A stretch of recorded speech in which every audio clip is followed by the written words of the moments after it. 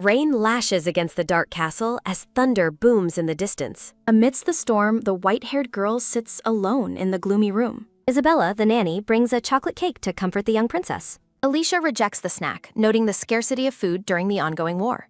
At only 9 years old, Alicia carries a weight far beyond her age. Isabella hopes for the emperor's return, but Alicia remains cold and silent. Born Alicia Drefite Seer, she reflects on the hollow nature of her royalty. Her father left for a never-ending war when she was only 6. She watches the rain, lost in thought as the storm continues to wail. Despite her indifference, Isabella remains certain that the emperor will return victorious. Isabella vows to protect her to the end, receiving only a tired sigh. Alicia broods on her sofa, her red eyes reflecting a deep, hidden sadness. She laments her lost magic, which could have ended the brutal conflict alone. In a past life, she reigned as the legendary and all-powerful White Knight Witch. Myths say the witch grants heartfelt wishes during the purity of white knights. Desperate souls once called upon her power, offering prayers for their deepest desires. Suddenly, she lost everything, awakening in this new and powerless existence. Reborn as the Tyrant's daughter, Alicia entered a world that offered no warmth. Abandoned by her father for 9 years, she lived in total isolation. She taps her fork against the cake, bored by the repetitive palace life. Only Isabella offered her the genuine love and care she desperately needed. Isabella notes the ferocious weather as the rain pours cats and dogs. The kind maid drapes a blanket over Alicia to ward off the chill. Alicia's eyes narrow as thunder rumbles, sensing a shift in the heavy atmosphere. Lightning arcs across the sky, illuminating the dark palace in a sudden flash. A deafening boom startles Isabella as a massive bolt of lightning strikes nearby. Isabella wonders when the war will end, unaware of the impending news. The sound of frantic, heavy footsteps echoes through the hallway. Ta! A heavy click signals someone is about to burst into the princess's sanctuary. A panicked knight stumbles through the door, gasping for his breath. Isabella scolds the intruder for his disrespect while he struggles to speak. The knight delivers the shocking truth. The emperor has fallen in battle. Now an orphan, a surge of magic crackles between Alicia's small hands. Though the war is won, the knight mourns the loss of his sovereign. Alicia calmly asks the messenger for his name, unfazed by the tragic report. The man identifies himself as Sir Isab, stunned by the princess's composure. Alicia rises with newfound purpose, shedding the blanket as she stands tall. She recognizes Sir Isab's rank and questions a grave error he has made. The knight is perplexed by her sharp tone and sudden commanding presence. She demands to know why he entered a royal chamber without a knock. Sir Isabeb is taken aback, never expecting such a bite from the child. He immediately drops into a deep bow, stammering out a sincere apology. Alicia makes it clear that being locked away doesn't diminish her status. With her father gone, she considers the sudden vacuum in the empire's leadership. Alicia marches out as Isabella calls after her, wondering where she is going. In the council hall, the nobles bicker loudly about the future of the throne. They argue over finding relatives, knowing the late emperor eliminated them all. The doors blast open with a violent bang, sending debris flying everywhere. The room is filled with smoke as the terrified nobles scramble for safety. Alicia steps through the mist, ready to claim what is rightfully hers. Alicia makes her grand entrance, coldly announcing her arrival to the startled council. In the grand hall, the ministers whisper frantically about the girl who just interrupted them. A noble shouts in outrage, demanding to know who dared to sit upon the throne. Alicia sits upon the massive throne with quiet authority, arms crossed and eyes cold. The nobles gasp in realization as they take in her striking silver hair. Her piercing red eyes and icy gaze bear an unmistakable resemblance to the late emperor. Recognized at last, Princess Alicia mockingly asks if they have only just realized her identity. An angry noble slams his fist down, declaring a woman empress to be absolutely unacceptable. He further insults her, claiming a sheltered princess who never left the palace cannot lead. Alicia fixes him with a chilling stare, asking which noble house he represents. With an expression of pure disdain, she demands that he state his name immediately. The room falls into a hushed, uneasy silence as the child's presence overwhelms the seasoned ministers. Marquis Dumers identifies himself, but Alicia instantly mocks the narrowness of his thinking. She questions the minister's competence as they see the late emperor's shadow looming behind her. Alicia asserts her royal lineage, asking if they simply wanted a puppet to control. Arnold Herdev steps forward, greeting her while calling the other cowering nobles pathetic. Despite his greeting, Arnold bluntly questions whether she possesses the actual ability to rule. Alicia listens with a calm, calculating expression as the noble continues his challenge. He points out the ruins of war, insisting the empire needs a leader who can take charge. Alicia rises, questioning if they truly doubt she has what it takes to be empress. A small, confident smirk plays on her lips as she prepares to prove them wrong. A sharp snap sounds as she manifests a brilliant spark of magic before her finger. She uses her power to lift a noble into the air, commanding him to bear witness. The ministers watch in pure shock as she performs high-level teleportation magic without a circle. They are stunned, noting her magical talent rivals her father's legendary sword skills. Isabella watches with wide eyes, amazed by the princess's incredible, almost freaky talent. The scene shifts to a desolate border village where crows circle over the war-torn ruins. Alicia and the nobleman suddenly materialize amidst the rubble and debris of the border region. Alicia notes her magic is working perfectly, though she wonders how it truly returned. The nobleman is horrified to find himself at the border, where the devastation is extreme. He asks her plan while a grieving mother huddles with her child in the ruins. A soft crunching sound follows Alicia as she determinedly walks toward the suffering villagers.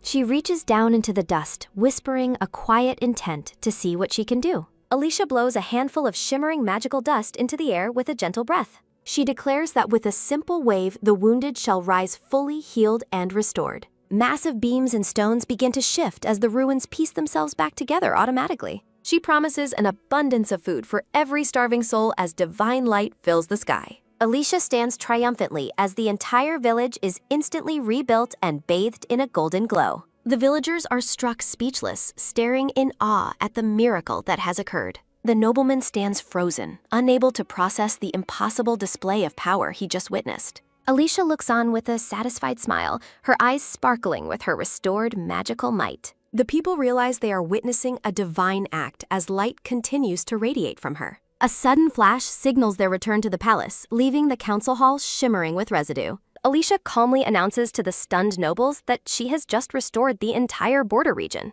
A minister stammers in disbelief, asking how she could rebuild everything in just one day. Marquis Dumers is visibly shaken, desperately seeking confirmation that such a feat is even possible.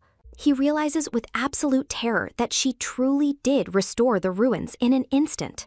Alicia watches the ministers descend into a panicked argument over her inexplicable, godlike powers. She smiles dismissively at their shock, noting they are making a fuss over something so simple. Isabella stands silently in the background, overwhelmed by the incredible display of her lady's strength. Alicia dismisses the noble's shock, telling them to prepare for much greater feats. Shimmering blue magic swirls among white flowers, signaling the dawn of a new era. Alicia gives a confident, knowing smile, her red eyes gleaming with hidden power. Alicia and Isabella walk down a grand palace hallway, their steps echoing in unison. Alicia observes Isabella's lingering shock, understanding why the nanny is so deeply unsettled. Isabella looks away thoughtfully, struggling to reconcile the child she knew with this princess. A flashback reveals baby Alicia, born into a life destined for hardship and sorrow. Isabella looks through a window, holding the infant rejected by her mourning fathers. Memories of a storm-lashed castle and angry citizens reflect the empire's deep-seated resentment. Isabella gently strokes the baby's head, vowing to be the family Alicia never had. Watching Alicia walk ahead, Isabella realizes she no longer truly knows the young girl. Isabella's green eyes narrow in doubt, questioning if this is the same princess she raised. Their hands entwine in a silent promise of support and unwavering loyalty between them. Alicia beams with a rare, pure smile that lights up her small, expressive face. Alicia teases Isabella about being shaken while mentally searching for a plausible explanation. Isabella offers a warm, relieved smile, happy to see a glimpse of the princess's joy. Alicia blinks in surprise, her red eyes widening at a sudden, unexpected comment. Warm sunlight floods the room as Isabella remarks on the beautiful weather outside. The two stand together in the golden glow, sharing a moment of quiet, peaceful connection. A text bubble affirms that Alicia's true identity matters less than the person she is. Alicia and Isabella laugh together joyfully among blooming roses and golden rays of light. Isabella's heart is full as she vows to remain by Alicia's side forever. The narration explains how everyone now bows to Alicia following her display of power. Workers have diligently restored the princess's palace, making it a place of grand splendor. Alicia sits at her grand desk, focused intensely on a book during her studies. An instructor lectures Alicia as her official imperial education begins in earnest within the palace. Alicia studies a tactical map while a silver-haired knight stands watch over the lesson. The image of the legendary White Night Witch looms behind Alicia as she continues learning. A firm knock sounds at the ornate doors of the princess's private office. Alicia remains focused on her book, calmly granting permission for the visitor to enter. Sinelt, the Emperor's blue-haired aide, enters the room to offer a formal greeting. Alicia notes Sinelt's impressive resilience for surviving 7 years under her father's harsh rule. Sinelt bows respectfully, acknowledging Alicia's new authority within the silent, sunlit office. Alicia identifies the aide, preparing to receive his report on the Empire's current state. Sinelt confirms that news of the Emperor's death has been successfully contained for now. Alicia leans on her hand, determined to prevent public chaos while the Empire remains unstable. Sinelt listens as the funeral postponement is confirmed, the weight of the secret hanging heavy. Alicia shifts her focus, asking if her magic instructor, Debiang, has arrived for lessons. Sinelt confirms the scholar's presence, keeping his posture stiff and formal behind the desk. Debiang Brook, the energetic magic instructor, introduces himself with an enthusiastic and cheerful greeting. Alicia teases Debiang for being on time while he theatrically proclaims his teaching dedication. Debiang unfurls a complex magical scroll, ready to begin the day's advanced lesson. A skeptical chibi Alicia crosses her arms, unimpressed by the instructor's overly dramatic presentation. Alicia glares with narrowed eyes, sensing the instructor might have a suspicious ulterior motive. Alicia firmly grabs the magic scroll, her patience wearing thin with Debiang's antics. She accuses the instructor of trying to take advantage of her rather than actually teaching. A spark of fire magic ignites in Alicia's hand, beginning to incinerate the magic scroll. Debiang screams in pure comedic terror as his precious teaching materials go up in flames. Debiang hurriedly holds up a new document, hoping to salvage the session with the princess. Alicia stares him down with an icy, demanding gaze, ordering him to hand it over. Alicia focuses on her paperwork, while Sinelt watches her work with a supportive smile. She reflects on her father's legacy as a world-renowned swordmaster who perished in battle. Sinelt notes that the news of the Emperor's sudden death caused a massive public uproar. Alicia listens intently as Sinelt mentions rumors that the enemy king used dark magic. A flashback shows the late Emperor facing a terrifying, overwhelming surge of dark magical energy. A massive explosion erupts on the battlefield, leaving nothing behind where the Emperor once stood. Sinelt recounts the devastating blast that engulfed the entire area during the final confrontation. Alicia processes the fact that her father was declared dead after search parties found nothing. Isabella bids her mistress goodnight with a warm smile as Alicia prepares for rest. Restless and filled with determination, Alicia suddenly sits up in her bed at night.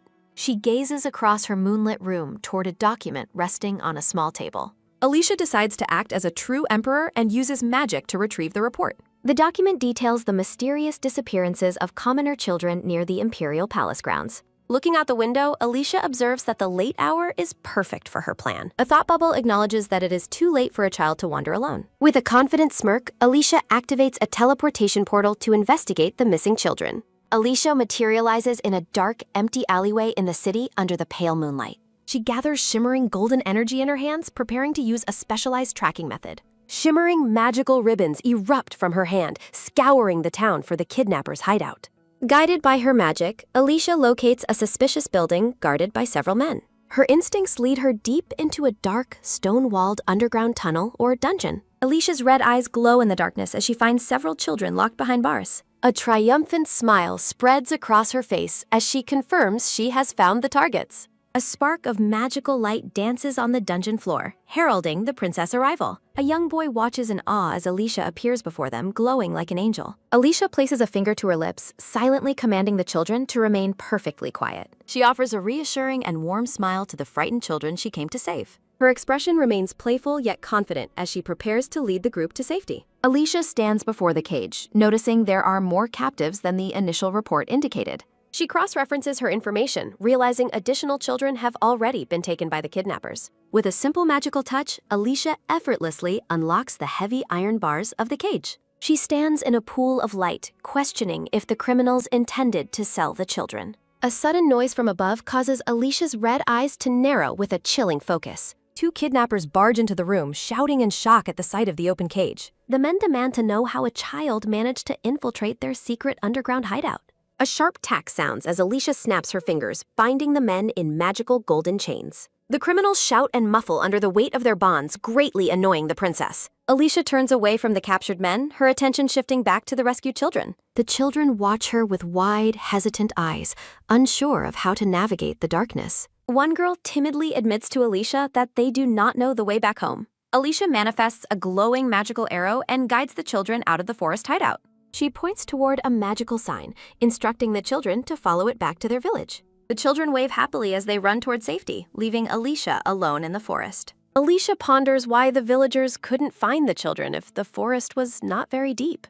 The scene shifts to the council hall, where nobles are buzzing with news about the princess. A noble reports that the princess has successfully apprehended the kidnappers for interrogation. Marquise Dumaris debates with another noble, arguing that the princess has solved a major imperial problem. The Marquis praises the princess for her amazing accomplishment in personally handling the empire's crises. He asks the council if there is any further reason to doubt Alicia's ruling abilities. The other nobles sit in stunned silence, unable to find any further excuse to challenge her. Alicia stands regally with her back turned, wearing a crown and a massive red cape. The captured kidnappers kneel in a dark cell, bound tightly by glowing magical golden chains. Alicia interrogates a kidnapper behind heavy bars, demanding he speak the absolute truth. The bound man denies any knowledge of illegal slave traders or their hidden imperial backer. Glowing red eyes pierce the shadows as Alicia offers the man one final chance. A sharp gasp sounds as the kidnapper trembles, overwhelmed by the princess's terrifying presence. He refuses to talk, fearing a fate far worse than death if he betrays his master. The prisoner mentions the extreme cruelty of a mysterious woman who orchestrates the entire operation.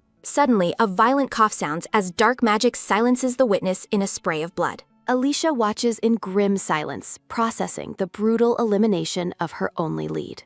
She finds the situation increasingly intriguing, her eyes glowing amidst a swirl of magical energy. Sunlight bathes the town square where citizens gather around a grand, ornate fountain. Disguised in a dark hooded cloak, Alicia walks unnoticed through the busy, sunlit city streets. Alicia adjusts her purple and black cloak, noting it will make her infiltration much easier. Shrouded in her dark hood, she blends seamlessly into the crowd while scanning her surroundings. Alicia identifies the large casino at the end of the shopping street as her target. She recalls reading the kidnapper's memories to pinpoint this illegal underground auction house location. She bumps into a passerby and offers a polite apology while maintaining her secret cover. Sensing dark magic, Alicia's eyes sharpen as she detects a familiar and sinister presence nearby. Alicia notes the unmistakable aura of dark magic mixed with a specific person's energy. Determined to investigate, Alicia decides the source of the magic is definitely her problem now. Her boots click against the stone as she walks with purpose toward the casino entrance. At the casino entrance, guards announce a mandatory magic tool inspection for all guests. Alicia scoffs at the primitive detection method,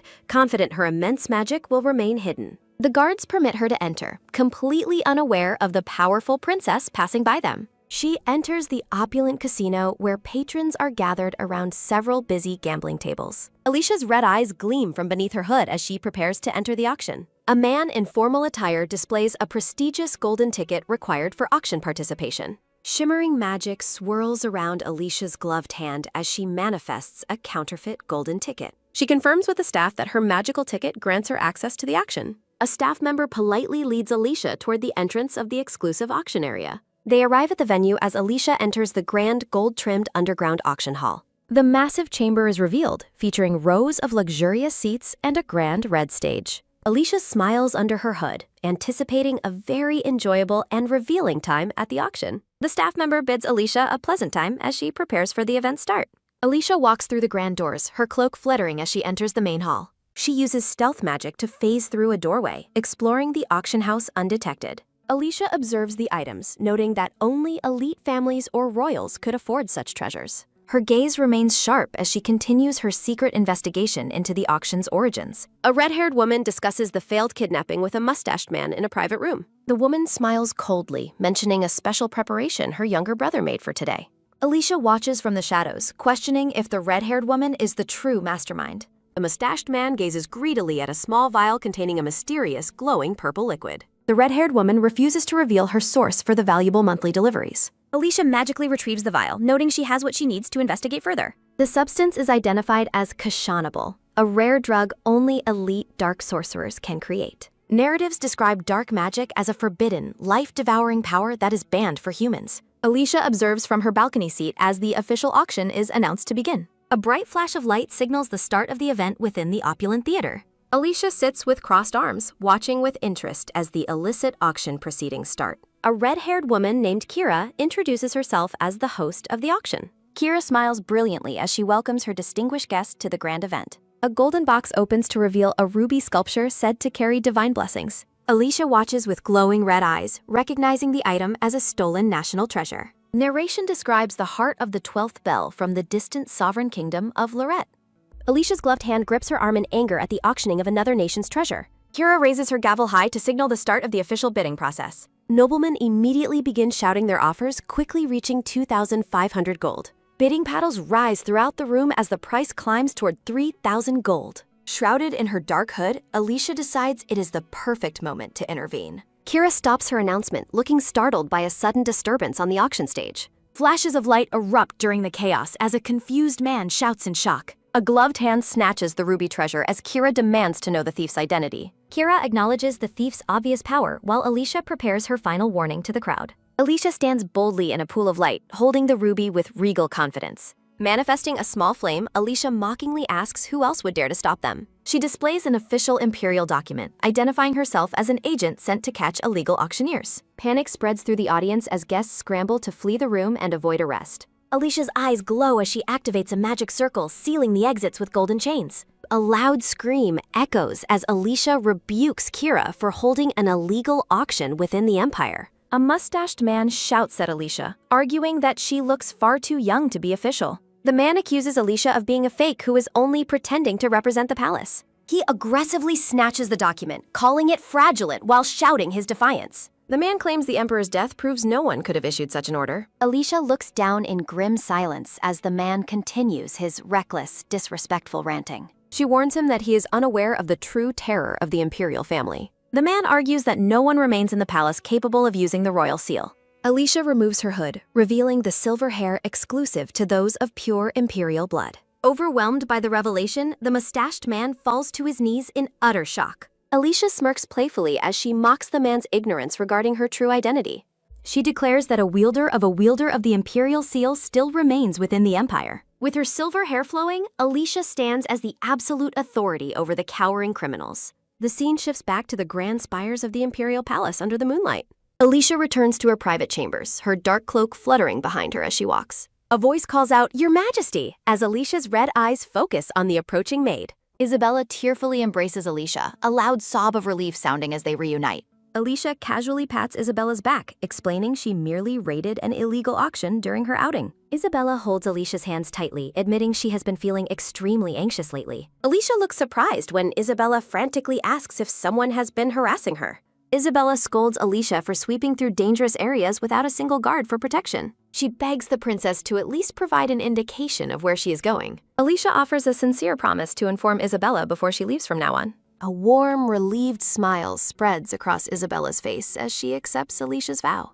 Isabella mentions that the advisor was searching for Alicia regarding an important discussion. In the library, the advisor Sedelt stands at his desk as Alicia finally returns. Sedelt informs Alicia that several ministers are currently waiting for her in the conference room. Alicia sits regally in a high-backed chair, questioning why the ministers have requested her presence. Sedelt explains that the council has urgent matters to discuss with the young ruler. Alicia looks towards Sedelt, asking for his personal opinion on the minister's request. Alicia's gaze sharpens with intense determination as she asks Sedelt if he will follow her. Alicia reflects on Cement's service during her illness, though his true loyalty remains a mystery. Alicia warns Cement to speak only the truth, claiming she can instantly detect any deception. Kneeling before Alicia, Cement vows to serve as a faithful follower of the imperial sun.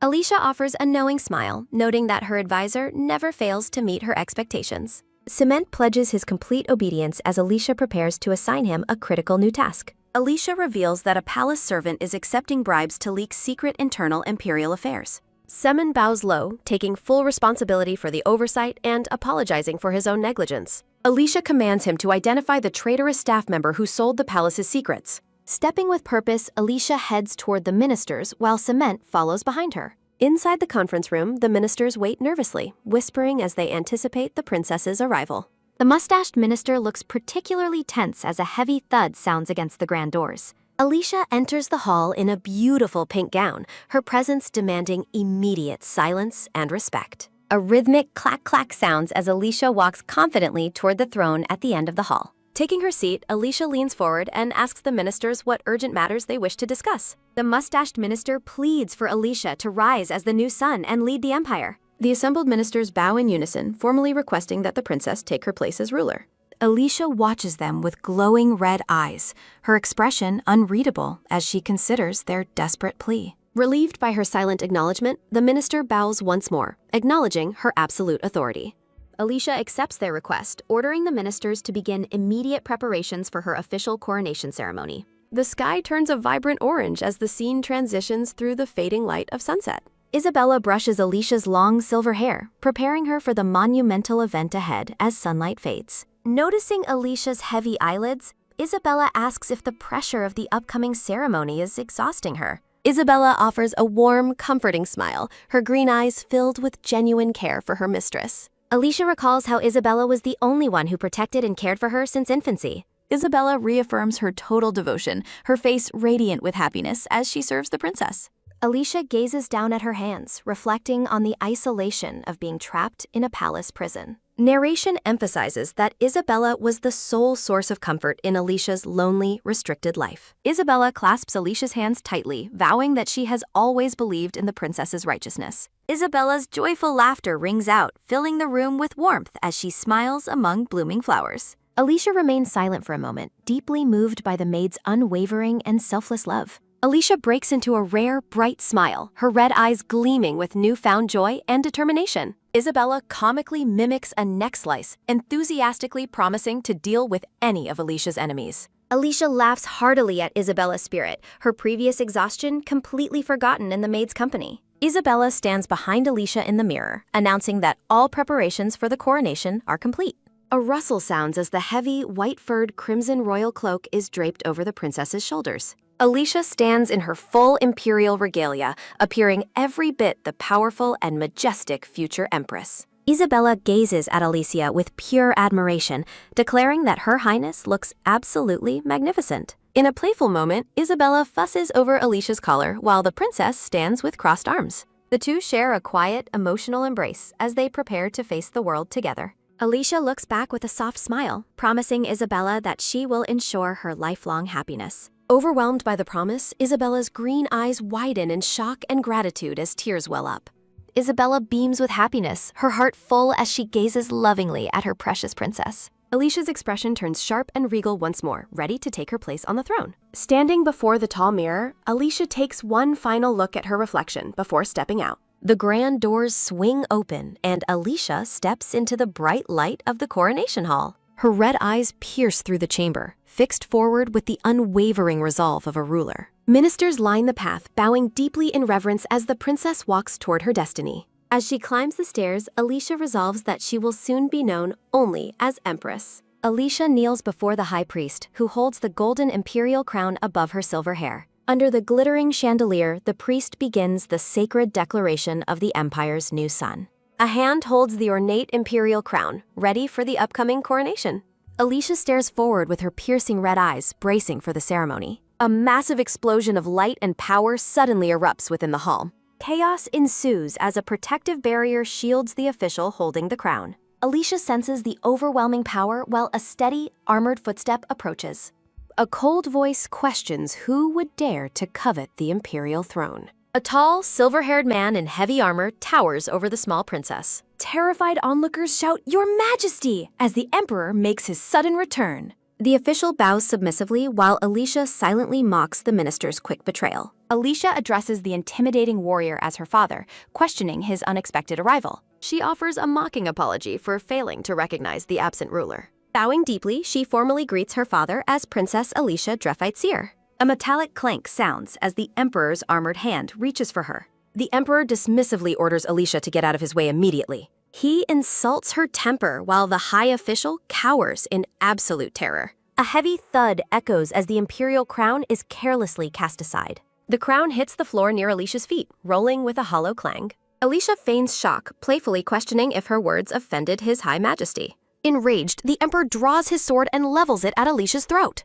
Alicia explains she only intervened to save the empire from its internal chaos. The emperor stares at his daughter, visibly intrigued by her lack of fear. Alicia smiles mockingly, telling her father he is quite amusing in his anger. She notes that he lacks the true intent to actually strike her down. Alicia suggests the emperor is merely exhausted after returning from his long war. She boldly advises him to step down from the throne and take rest. A sharp hiss sounds as the emperor threatens to sever her head. Alicia stands her ground, appearing every bit the majestic and defiant royal. Calling her a fool, the emperor demands she vanish from his sight. Later that night, Alicia sits alone in her dark chambers, deep in thought. She reflects on how her own magic faltered when facing her father's presence. The emperor's harsh words regarding her defiance echo through her troubled mind. Alicia recalls his accusations about leaving her palace and coveting his throne. Red sparks of magic crackle as Alicia clenches her hand in the dark. Resting in bed, Alicia contemplates the massive shift in the palace power dynamic.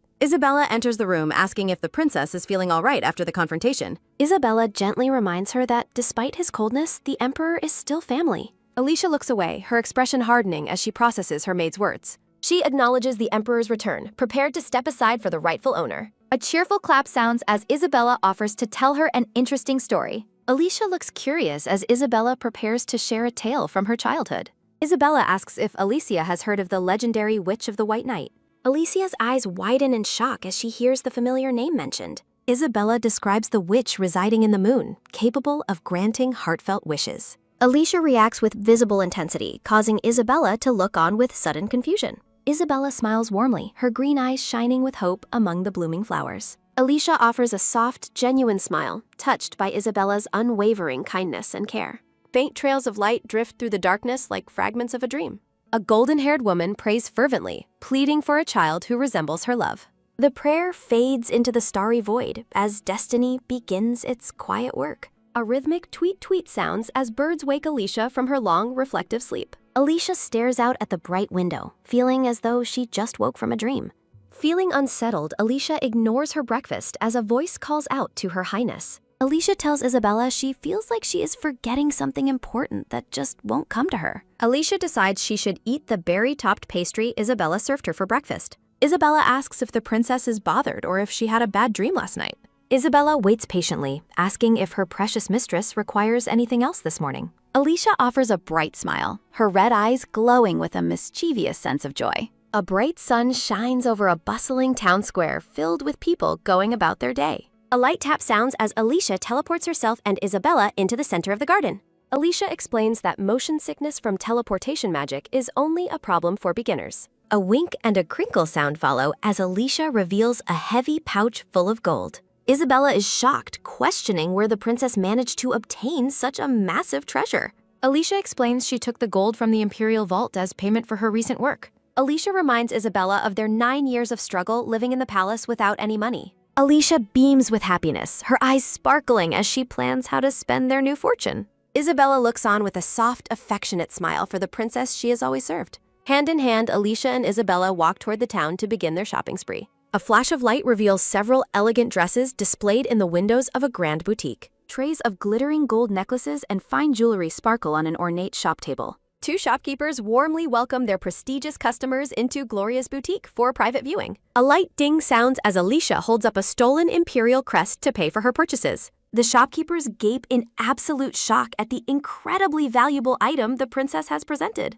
A quick swish sounds as they rush to escort Alicia and Isabella to the VIP room. Isabella whispers a worried question about the specific item Alicia handed over to the staff. Alicia reveals she paid with her father's armor crest, wondering what expression he will make. A montage shows Alicia and Isabella happily trying on new clothes and jewelry throughout the day. An official red seal is stamped on an invoice for the princess's many new palace deliveries. Settlement reports that some of the gold coins from the Imperial Vault have gone missing. He further reports that the Imperial crest attached to the Emperor's armor is also gone. Sitting at his desk, the Emperor stares intensely at the incredibly long luxury item invoice. A rhythmic knock-knock sounds as Cement wonders how someone bypassed 20 magical vault barriers. A creak sounds as two guards enter to report the princess's latest request for tea. The Emperor immediately and coldly refuses his daughter's request for a formal tea time. Isabella and Cement sweat nervously, noting the Emperor's complete lack of understanding regarding his daughter. A sigh escapes Cement as he finds the Emperor's grand office has been left suddenly empty.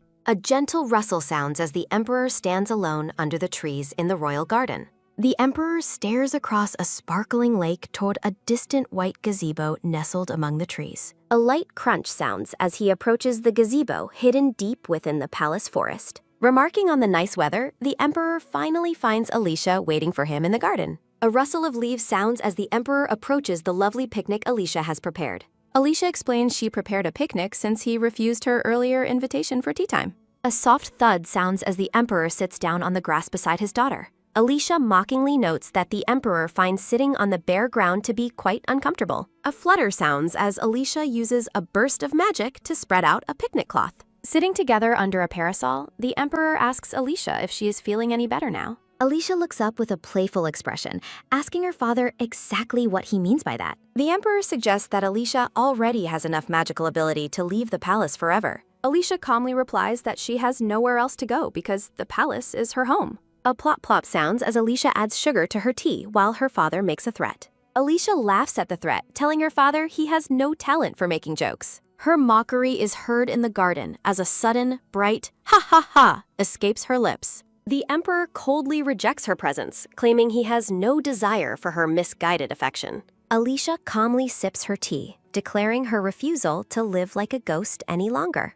He orders her to remain hidden, but Alicia firmly defies his demand for her seclusion. While Alicia finds the Empire's sights fascinating, the Emperor merely finds the entire situation bothersome. A golden glow surrounds Alicia as she uses magic to vanish, leaving her father behind. Shimmering particles drift through the garden air after the princess makes her sudden, magical exit. Alicia's piercing red eyes reflect a hidden resolve as she watches the lake's sparkling surface. Clenching her hand, Alicia releases a surge of magic while expressing her annoyance with the Emperor. Amidst dark, thorny flowers, Alicia reflects on how difficult it is to control her magic. During a formal meeting, Cement reports that the Empire's debutante ball is long overdue. Succumbent emphasizes that the noble lady's social introductions can no longer be delayed for any reason. The urgency of the debutante ball's return becomes the primary focus of the Imperial Council's discussion. History notes that the Emperor's long absence at war prevented these essential noble traditions for years. Cement suggests that the ball is the perfect opportunity to formally introduce the Imperial Princess. Adjusting his glasses, Cement worries that the ministers are recklessly testing the Emperor's legendary patience. Shocked murmurs fill the hall as the noblemen process the announcement regarding the princess's debut.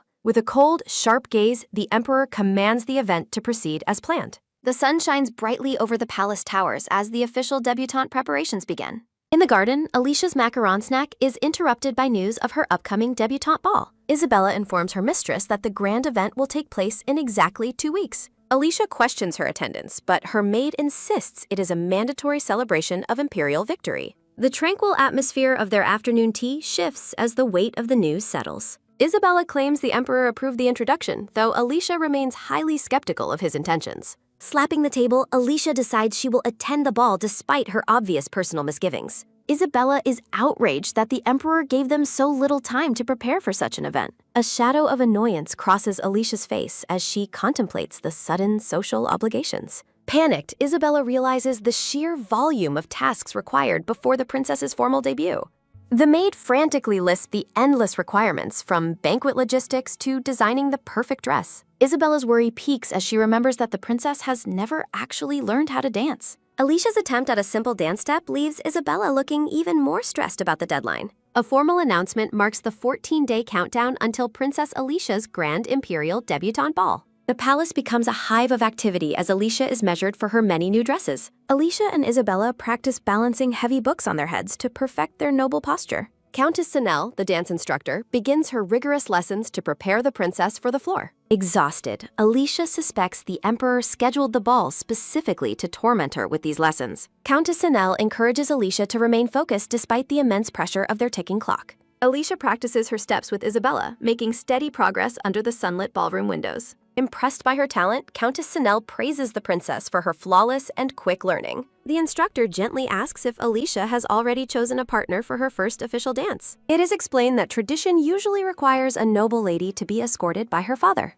Alicia pauses to think, considering who could possibly stand by her side during the grand event. To the shock of her attendants, Alicia boldly declares that her partner will be the Emperor. A pale moon hangs in a starry night sky as the palace falls into a restless silence. Tossing in bed, Alicia realizes the impossibility of her father actually agreeing to be her partner. She turns away, lamenting the cold and distant reality of her relationship with the absent ruler. In the dim light of her chambers, Alicia's red eyes betray her deep-seated frustration and loneliness. Alicia hides under her blankets, regretful of the time spent learning dances she may never use. A heavy sense of disappointment lingers as she dismisses her efforts as a complete waste of time. In the quiet of the night, a mother's ancient prayer for a child echoes through destiny. An ancient mother's prayer for her child's happiness reaches the White Night Witch among the stars. Shimmering particles and radiant light fill the room as the scene shifts to the princess's bedchamber. Alicia slowly opens her eyes, awakening from a deep and seemingly endless sleep into the morning. Bright sunlight streams into the quiet room while Alicia lies in bed, feeling dazed and unwell. Alicia's piercing red eyes flash with sudden intensity as she fully awakens to her surroundings once more. Sitting up, Alicia wonders why she feels so exhausted and why her face feels unusually swollen. A light swish sounds as Alicia prepares to step out of bed and onto the soft rug. Standing by the window, Alicia's silver hair flows as birds chirp outside in the warm sun. Alicia looks out the window with a serious gaze, reflecting on her strange fatigue and recent dreams. Her reflection in the glass stares back as she examines her tired appearance in the morning light. In a stylized panel, Alicia pokes her cheek, confused by the lingering swelling on her face. A splash sounds as Alicia washes her face to shake off the remnants of her long slumber. Alicia's attention is caught by a sudden panicked shout as someone calls out for Her Highness. Isabella stands in the doorway, looking relieved and tearful as she sees the princess is finally awake. A rapid thud-thud-thud sounds as Isabella rushes forward and throws her arms around a surprised Alicia. Sobbing uncontrollably, Isabella clings to the princess, her green eyes brimming with tears of overwhelming relief. Alicia hugs her maid back, gently asking if anything bad happened while she was unconscious. Isabella shocks Alicia with the news that she has been unconscious for nearly 10 full days. Alicia is horrified to realize she slept through most of her limited time to prepare for the ball.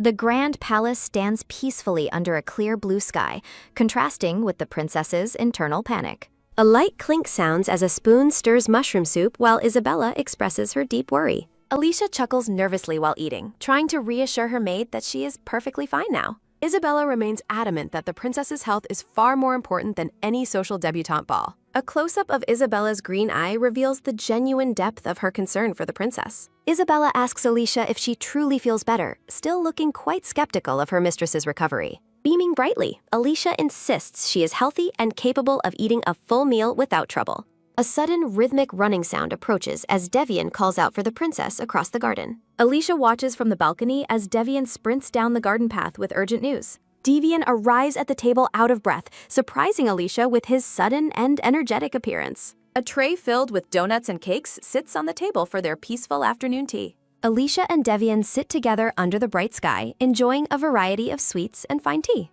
Sipping her tea, Alicia asks Devian why he has come to visit her without any notice. A light sniff sounds as Devian explains he was unable to send word during her illness. Alicia sets down her teacup, noting that her health wasn't the only reason for his visit. Devian looks slightly nervous as he prepares to transition the conversation to a more official magical matter. Devian invites Alicia to visit the magic tower, hoping her presence will inspire the other researchers. Alicia immediately and flatly refuses, knowing the mages will only bother her with difficult magical formulas. A light ping sounds as Devian adjusts his glasses, asking if she is curious about her subjects. Alicia remains unmoved as Devian emphasizes the importance of the researchers working for the Empire. Looking bored, Alicia stays silent as the phrase, "your subjects," echoes repeatedly in her skeptical mind. A thud sounds as Alicia argues she is too busy preparing for the upcoming debutante ball. Devian stands over Alicia, suggesting she could take a quick look at their magic circles while visiting. A bright flash sounds as Alicia finally agrees to go, taking Devian's hand to begin teleportation.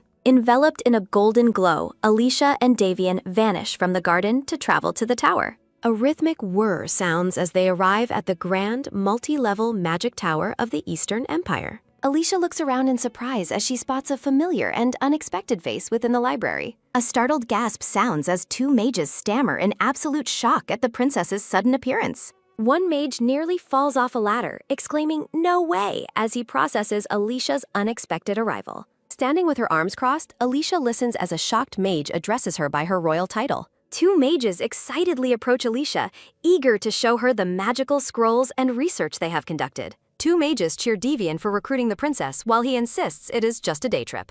A light giggle sounds as the two mages celebrate their success with wide, joyful smiles. With her arms crossed, Alicia stares at the giddy mages with a cold and unimpressed expression. The two mages sparkle with excitement, irritating the exhausted Devian standing beside them. A light huff sounds while Devian cheerfully offers the princess a proper tour of the tower. Devian leads Alicia through the hallway, explaining that the mages are focused on intensive research. A heavy sigh sounds as Devian laments the strange behavior of the researchers under his care. A sharp click sounds as a wooden door is opened, revealing a new section of the tower. Alicia stands in awe, noting the vast amount of magical scrolls stored within the Great Hall. Devian points out that all the scrolls on the wall are surprisingly designed for teleportation. A light tap sounds while the scene focuses on Alicia's yellow shoes as the tour continues. Alicia looks up thoughtfully while the complexity of maintaining magical formulas on paper is discussed. Surrounded by glowing scrolls, Alicia acknowledges Devian's pride in the tower's advanced technical achievements. Alicia's finger reaches out toward a specific, intricate scroll, questioning the purpose of its unique design. A light huff sounds while Devian explains the scrolls are contained to prevent accidental magical mishaps. A light shake sounds as Devian admits he has never dared to use the dangerous Dragon's Lair scroll. A light mumble sounds as Alicia recalls that the ancient dragon has been asleep for ages.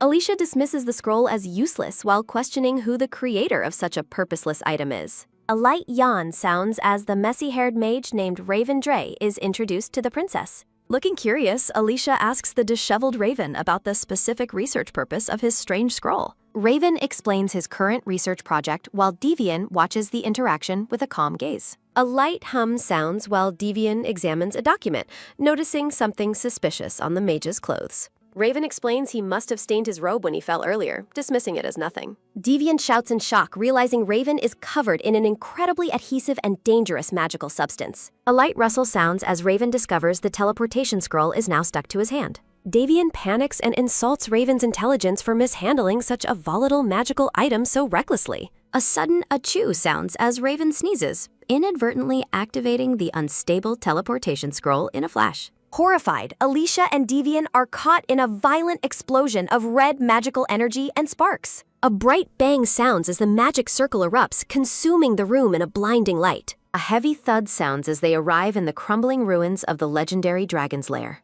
Sobbing hysterically, Devian and a fellow mage collapse onto the dusty floor in total despair. Alicia wanders through the ruins while the distraught mages blame Raven for their current deadly predicament. A light scuff sounds as Alicia's yellow shoes step precisely across the cracked stone floor. The red-haired mage looks up in confusion, wondering where the princess is going in the ruins. Alicia stands amidst the tall, ancient pillars of the lair as the mages watch her move. Looking back with a smirk, Alicia commands everyone to follow her through the dangerous territory. Alicia navigates the sunlit pillars as she leads the two bewildered mages deeper into the ruins. A loud wah sounds as Chibi, Devian, and Raven watch the princess lead them with confidence. The red-haired and dark-haired mages cheer Alicia on, amazed by her sudden change in demeanor. A light scuff sounds as Alicia leads the group up a set of ancient stone stairs. A light step sounds as Alicia pauses, her yellow shoe landing on a specific stone tile. Alicia warns the group to step exactly where she steps to avoid the many hidden traps. Alicia reflects on her past life, knowing they must pass through the Dragon's Gate to escape. Devian is amazed by Alicia's unexpected agility and grace as she navigates the dangerous ruins. Moving through the lair, Devian asks the princess if this forbidden place looks familiar to her. A light rustle sounds as Alicia remains silent, her focus entirely on the path toward the exit. A light tap sounds while Alicia's yellow shoe lands perfectly on the next stone step. Alicia's red eye glows with sudden intensity as she senses something ancient reacting to their presence. A light grab sounds as Alicia suddenly reaches out and catches Devian by his white shirt. A bright snap sounds as Alicia pulls Devian back just as a magical trap activates nearby. Alicia and Devian look back in alarm as a sudden sound echoes through the ruins. Climbing the stairs, Devian grumbles that Alicia should have shared her knowledge much earlier. Giggling, Chibi Alicia taunts Devian, claiming his reaction speed would have been too slow anyway. They reach the terrifying last gateway of the Dragon's Lair, dominated by a massive statue.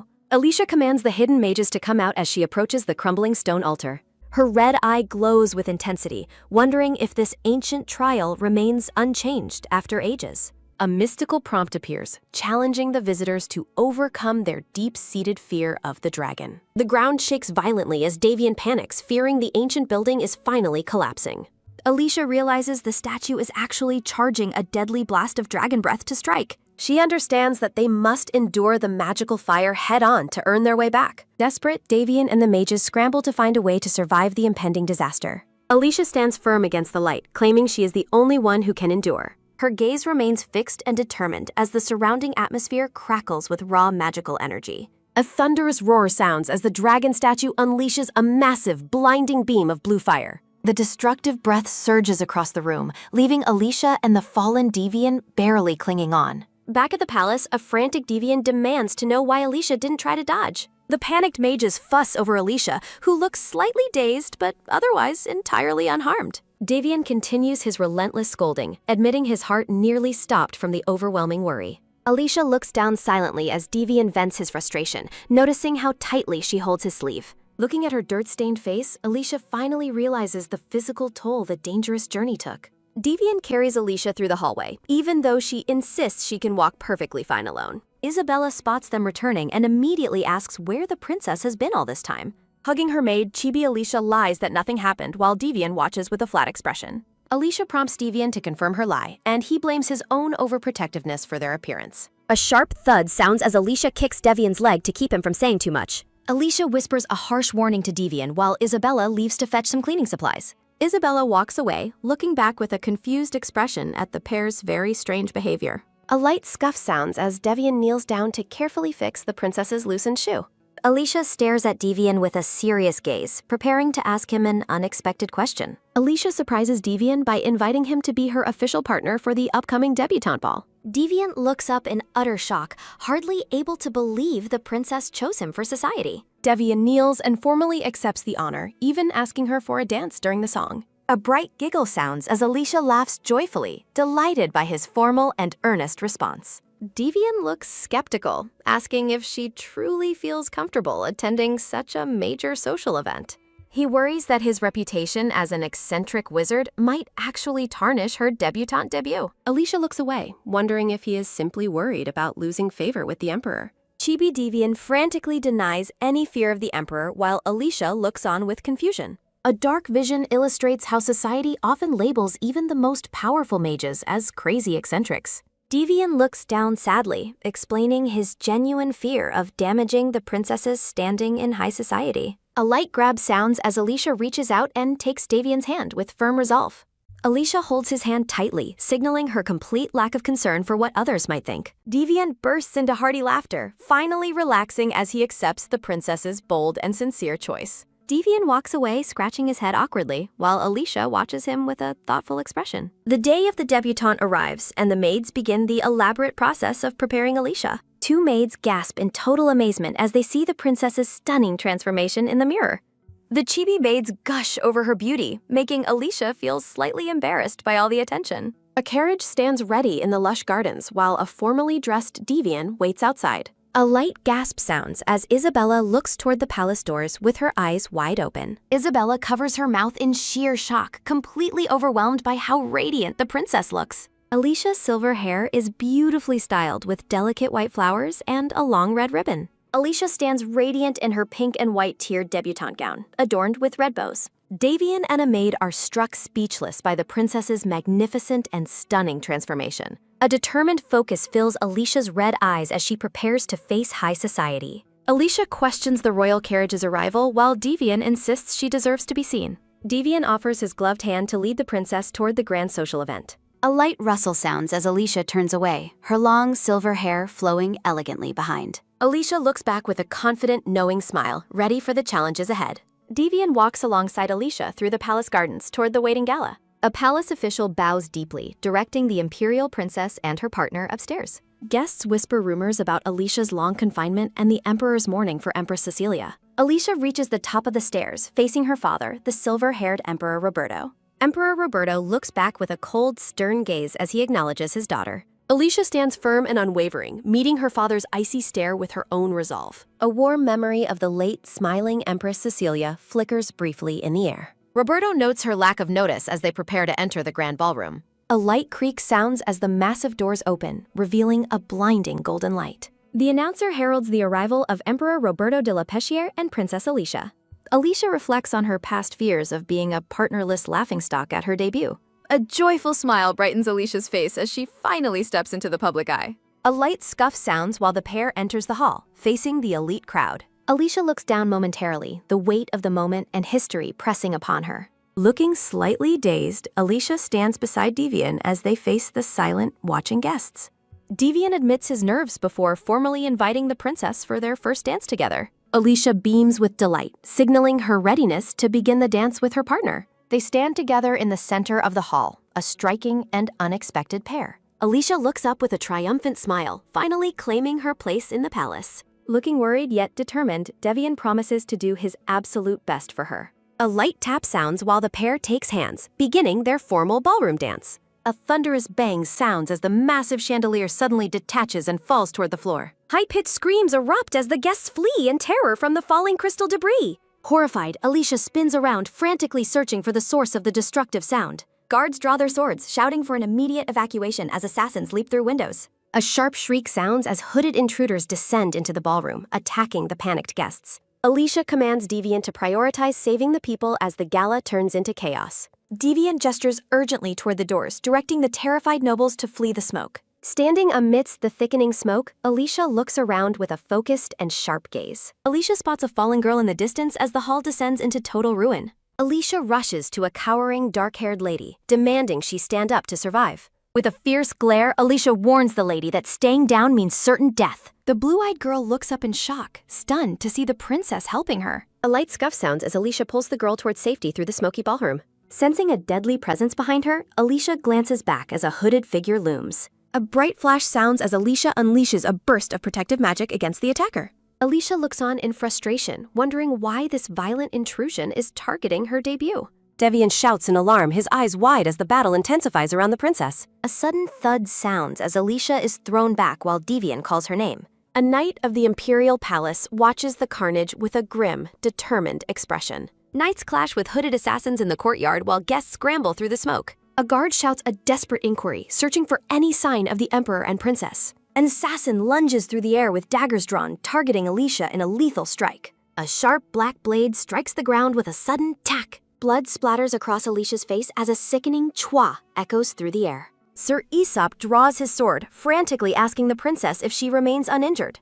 A cold shiver runs down the knight's spine as he witnesses the carnage. Alicia stands unfazed amidst the fallen, her calm demeanor defying her young age. Her intense red eye shifts with a mechanical degoul, scanning for hidden threats. She mentally notes the exact positions of the assassins lurking behind the stone pillars. Alicia calls out to Sir Aesop, who immediately responds with a nervous, loyal shout. A heavy sword tip scrapes against the floor with a harsh kagagak sound. Alicia struggles with her faltering mana, frustrated that her control has weakened since her past life. She exhales a steady hoo before gripping the sword with newfound magical intensity. Steeling her nerves, Alicia tells herself to trust in her own power to succeed. A thunderous quang sounds as a blinding explosion of blue energy erupts from the floor. Alicia focuses her remaining strength, demanding herself to trust the magic within. The air vibrates with a massive quang as the powerful blast levels the room. A giant crystalline snowflake forms, freezing everything as a shockwave repels the attacking assassins.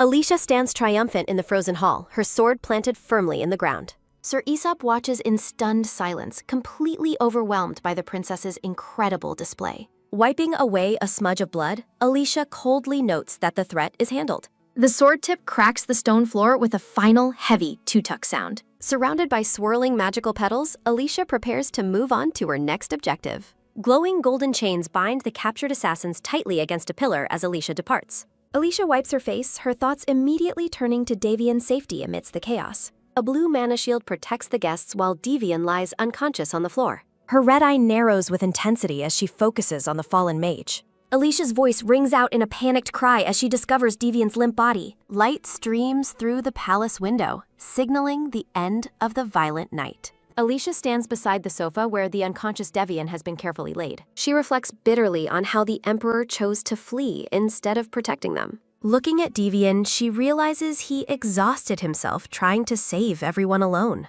Alicia extends her hand, releasing a warm, golden light to heal her fallen partner. The restorative magic bathes Devian in a soft glow, slowly mending his inner spirit. With a weary, Alicia pulls back, having done all she can for him. Seated in a grand chair, Alicia wonders why the Emperor is still nowhere to be found. A rhythmic tock-tock sounds at the door, and Alicia permits the visitor to enter. The silver-haired aide rushes in, gasping for breath as he delivers urgent, troubling news. Alicia looks on with a sharp, suspicious gaze as she mentions her missing father. Quiet settles over the decorated palace hallway as the sun begins to rise. Alicia and her attendants gather around the bed where Emperor Roberto lies in deep slumber. Alicia senses the lingering dark magic that has utterly weakened and corrupted the emperor. The doctor nervously explains that they must wait longer for the emperor to awaken. A terrifying shadow falls over Alicia's face as she stares down the trembling doctor. The doctor squeals in terror, blaming the emperor's condition on the long, exhausting war. Alicia's cold question forces the doctor to desperately pledge his absolute service to the crown. He drops to the floor in a frantic, prostrating bow before the intimidating princess. The aide leans in close, preparing to whisper a confidential secret to the princess. Alicia's eyes widen as he reveals that the dangerous Madame Kira has escaped prison. The aide insists that Alicia must manage the empire's affairs while her father is incapacitated. Chibi Alicia bluntly refuses, shocking the mages with her total lack of interest. Alicia feigns a terrified expression, claiming she's too scared of the emperor's potential wrath. Devian's previous management of state affairs highlights his deep loyalty and administrative expertise. Alicia questions Devian about the explosion's origin while her father recovers nearby. A sudden realization strikes Devian as he focuses intensely on the unfolding investigation. Devian reveals that the palace underground prison served as the staging ground for the attack. Alicia questions the security breach as she considers the implications of Madame Kira's escape. A sinister smile plays on Alicia's lips as she realizes a traitor lurks within. Alicia grows increasingly concerned about the combined threat of the escaped prisoners and Kira. Bright sunlight bathes the grand palace spires during a moment of temporary external peace. Lying on a sofa, Alicia studies a complex map to track Madame Kira's movements. Alicia's intense red eye narrows as she meticulously scans the map for hidden clues. A soft plack sounds as Alicia collapses onto the sofa, completely drained from the day. Alicia reflects on the daunting scale of the conspiracy while resting her weary eyes. Sitting up, Alicia worries that a restless emperor might create even more political complications. Alicia's hand glows with golden magic as she tests her current level of control. Alicia flops back down, her exhaustion weighing heavily as she struggles with her powers. A thoughtful "Heum" escapes Alicia as she examines the faint magical aura around her hand. Alicia monitors the sleeping emperor, determined to uncover the truth behind his weakened state. Two maids stand by with bowls and towels, looking surprised by the princess's presence. Alicia peeks into the room, signaling the maids to remain silent with a quick shh. A light chiok sounds as Alicia approaches her father's bedside to check his condition. Alicia's magic flickers unstably, reacting negatively to the emperor's presence with a faint susu. Frustration mounts as Alicia realizes her healing magic is being suppressed by her father's energy. In a lighter moment, Chibi Alicia pokes the emperor's face, amusing her loyal attendants. Alicia contemplates the mysterious, draining connection between her own magic and the emperor's health. Emperor Roberto lies in a deep, undisturbed sleep, unaware of the chaos surrounding him. Alicia is startled by a sudden sound, her eyes widening as she senses movement. A steady jobuck sounds while Alicia departs just as the emperor finally awakens. A sharp syrinx sounds as Emperor Roberto's red eye snaps open with newfound clarity. The emperor stares toward the door Alicia just exited, sensing a lingering presence. Sitting upright, Emperor Roberto listens intently as Devian begins a formal report on the attack. The emperor's stern expression remains fixed as he hears about the debutante ball disaster. Devian outlines the search for Madame Kira while the emperor processes the security failure. Devian notes the presence of a traitor, echoing Alicia's earlier suspicion of internal betrayal. Roberto remains silent, the weight of the empire's recent turmoil visible in his gaze. Devian finishes his report, marveling at how similarly the emperor and princess think. Roberto orders the investigation to continue, following the decisive path his daughter already set. With a respectful chuk, Devian acknowledges his sovereign's command to find the escaped prisoners. Shadows swirl in the murky darkness, signaling a shift to a more sinister location. A low ung-song sounds while a hooded figure stands watch in a gloomy, cobwebbed cellar. Two hooded conspirators confer in the dark, their faces hidden as they plot their next move. A sharp peal sounds as Madame Kira enters, looking elegant yet lethal in her finery. Sinister laughter echoes through the hideout as the villains celebrate their successful palace infiltration. Madame Kira gloats about her plan to seize control of the entire Eastern Empire soon. Now dressed in green, Alicia calmly reads an invitation to a prestigious social event. The green-eyed maid excitedly suggests a tea party while Alicia considers a specific noble house. Overjoyed at the prospect, the maid enthusiastically encourages the princess to socialize and mingle. Alicia recalls a noble family's history, wondering about the potential allies hidden among them. The maid sparkles with excitement, insisting that Alicia must start building her own social circle. Eyes shining, the maid pleads with Alicia to accept the invitation and attend the party. Alicia agrees to attend the tea party, sparking a joyful reaction from her loyal maid. Alicia looks up at Isabella, who responds with a questioning, confused look. Giving a mischievous, fangy smile, Alicia looks quite pleased with her secret plan. Isabella blushes and smiles back, completely won over by the princess's charming, bright expression. A serene view of flowers and pearls sets a peaceful mood for the day. Alicia and Isabella stroll through a breathtaking garden overflowing with vibrant roses and blue butterflies. Isabella grows anxious about running into the emperor, while Alicia holds her hand firmly. Chibi Alicia playfully asks if Isabella is truly terrified of her father's potential presence. Reassuring the maid, Alicia claims the emperor is as harmless as a glaring house cat.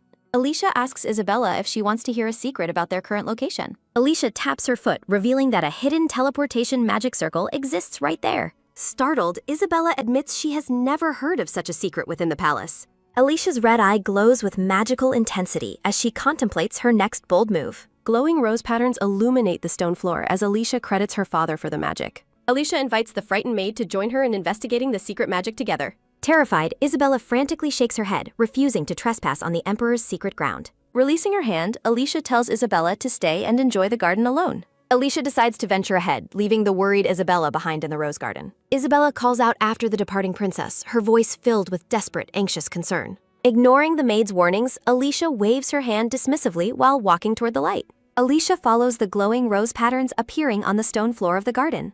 She pauses to examine the intricate magical lines illuminating the path beneath her feet.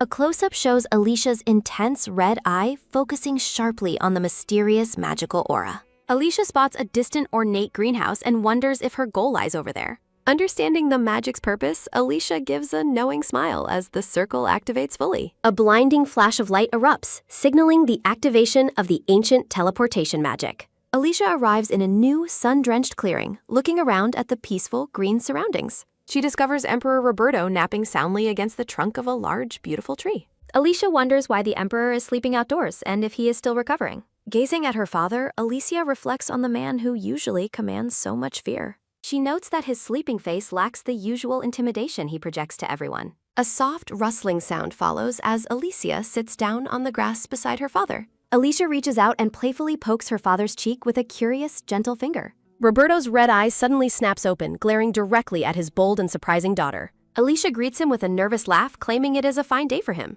Looking suspicious and annoyed, Roberto demands to know exactly how she entered this place.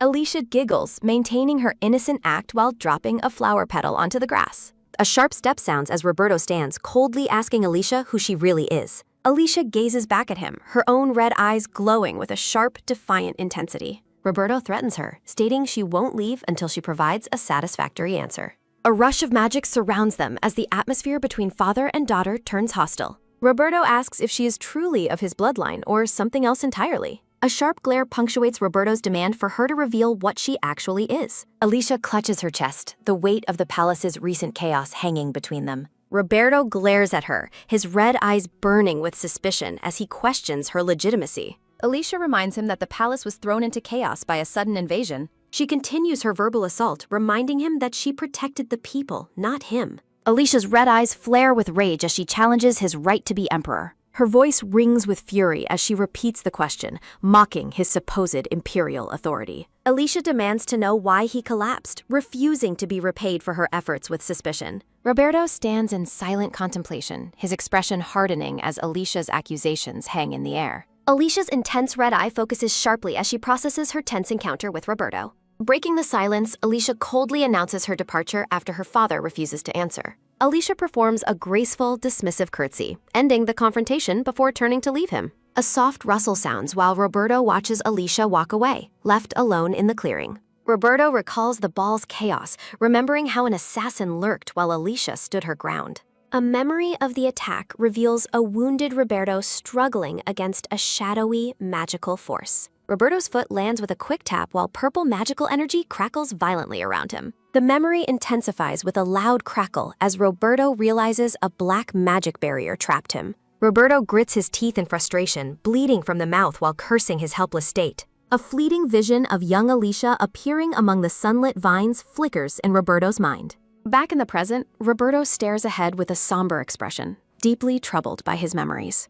His eyes narrow in quiet contemplation as he reflects on the complexity of his daughter's power. The scene shifts to a grand, sunlit noble estate where a new social gathering begins. A soft tap sounds as Alicia's pink-slippered foot steps onto the paved courtyard from her carriage. Dressed in a vibrant pink gown, Alicia accepts a servant's hand while arriving at the party. A young noble lady in blue bows warmly, expressing her sincere gratitude for Alicia's arrival. Alicia recognizes the girl from the palace debutante ball, recalling her presence during the invasion. A firm clasp sounds as the two girls join hands, sealing a sudden, friendly bond. Holding her hand tightly, the blue-eyed girl smiles brightly, clearly overwhelmed by meeting the princess. Alicia feels slightly awkward as the girl praises her courage for defending the citizens earlier. The girl gushes with admiration, convinced that Alicia must have been terrified despite her bravery. Blushing under the intense praise, Alicia struggles to maintain her composure amidst the girl's enthusiasm. With sparkling eyes, the curious noble girl asks Alicia exactly how she learned her magic. Alicia hums thoughtfully, explaining that she never actually received formal training for her magical abilities.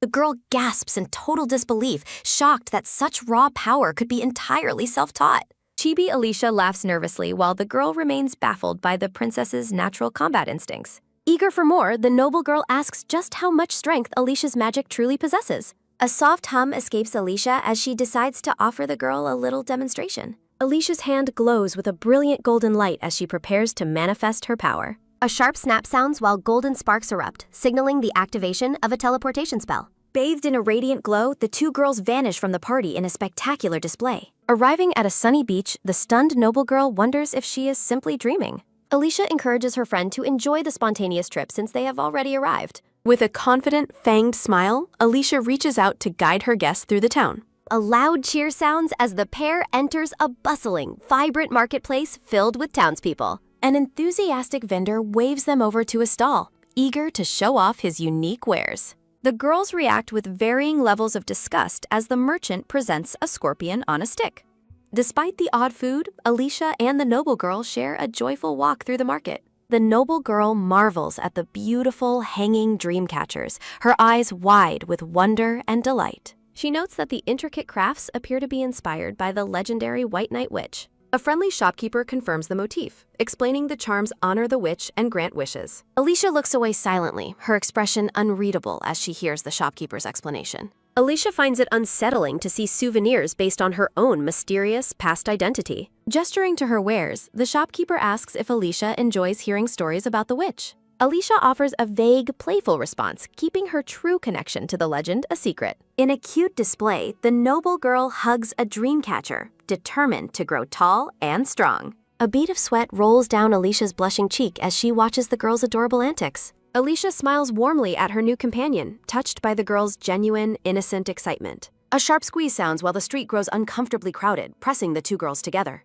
Looking distressed, Alicia worries about getting swept away and considers teleporting them out of the crowd. Alicia's intense red eyes scans the marketplace as a man carries a child nearby. A sudden wheek sounds as Alicia turns toward the voice of an approaching stranger. A holchuk sound follows as the scene shifts to the noble girl crying alone.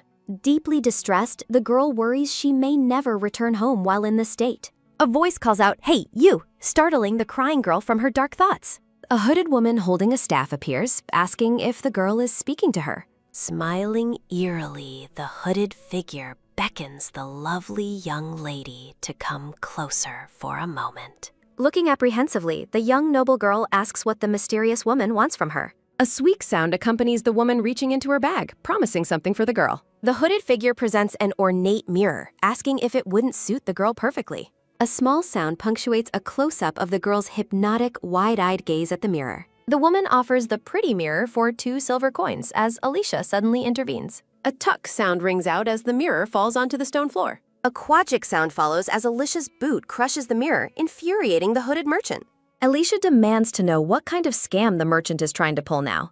Alicia's hand glows with golden magic as she glares at the merchant with intense fury. A soft sniffle sounds while the scene shifts to a peaceful, sunny tea shop exterior. A mournful sob sounds while the table is laden with pancakes and various sweet treats. The noble girl continues to cry, relieved to have hope of seeing her parents again. A sharp sook-suck sounds as Alicia cuts a piece of pancake for her friend. Alicia tells the girl to calm down and offers her a comforting bite of food. The girl stops crying immediately, happily eating the treat offered by the princess. Blushing, the noble girl expresses her deep gratitude and feels forever indebted to Alicia. Alicia stares ahead silently, her expression neutral as she processes the girl's emotional outburst. Alicia recalls the earlier confrontation, her foot still pressing down on the broken mirror. The merchant stammers, as Alicia continues her stern, magical interrogation. Claiming to know nothing, the merchant flees while Alicia reflects on the prevalence of black magic. Nearby, two noble women wonder if black magic use has suddenly increased within the empire. Alicia sits silently, her back to the camera as she listens to the surrounding gossip. The noble girl urges Alicia to try some of the delicious treats as well. A playful nam sounds as the girl feeds a pink macaron to a surprised Alicia. Savoring the flavor, a quiet nam sounds from the princess as she enjoys the treat. Alicia resolves to investigate the rising influence of black magic properly in the near future. A frantic shout of "Young Miss" echoes as an elderly butler runs toward them. The butler demands to know where they have been, explaining their desperate search. Reassured, the butler places his hands on the girl's shoulders while she claims she is fine. A soft swish sounds while the butler bows deeply, formally greeting Her Highness the Princess. Standing with other servants, the butler maintains a respectful, formal posture before the two girls. The noble girl excitedly claims they went to the sea and it was incredibly beautiful. Surprised by the mention of the sea, the butler listens to the girl's explanation. The noble girl curtsies gracefully, thanking Her Highness for the wonderful time shared today. Alicia bows her head slightly, hoping they can see each other again very soon. A quick tuck sounds as Alicia steps into an ornate carriage to return home. A sharp wheek sounds while Alicia looks back with a serious, contemplative expression. The noble girl and butler hold hands while watching the carriage depart for the palace. Alicia reflects that her only real family is Isabella, choosing not to feel terrible anymore. In a memory, a motherly voice hopes that the emperor learns love from his child. The vision continues, wishing for the young princess to become a child loved by everyone. A sudden umjil sounds while a brown-haired aide asks if Her Highness is all right. Alicia looks away, claiming she is fine, while the grand palace stands in the background. A mysterious question echoes through a dark, starry expanse of space. Cadell notes the princess is a magic-using monster, while his aide confirms the report. Cadell smiles darkly upon hearing the emperor has neglected the princess for 9 years. The red-haired king handles an hourglass as he hears Alicia now lives on her own. King Cadell Liventrees mocks the emperor's foolishness before dismissing his subordinate with a command. The aide departs while a soft, curious sound emanates from the palace chamber. With a respectful bow and a series of steady taps, the aide exits the room. A bright energy radiates as Cadell stands, his face lighting up with sudden excitement. Cadell's older sister, Princess Caras Liventrees, enters the room with a devious, knowing smile. A sharp clink sounds as the siblings toast her safe return thanks to his knights. Karase laments the emperor's survival while noting their recent efforts still yielded significant gains. Cadell sips his wine, acknowledging the deep rift between the emperor and the princess. Roberto appears weakened as Cadell schemes to flood the empire with more black magic. Cadell marvels at the emperor's decision to discard a powerful daughter over past grief. Karase smiles brightly, eager to exploit the growing divide between the emperor and Alicia. The siblings share a devious moment, anticipating the chaos their next move will bring. A sharp ringing sound cuts through the air as the scene begins to shift. Alicia sighs with boredom as a sudden, heavy presence announces itself in her room. Isabella reminds the princess of her recent trip to the sea while tending to chores.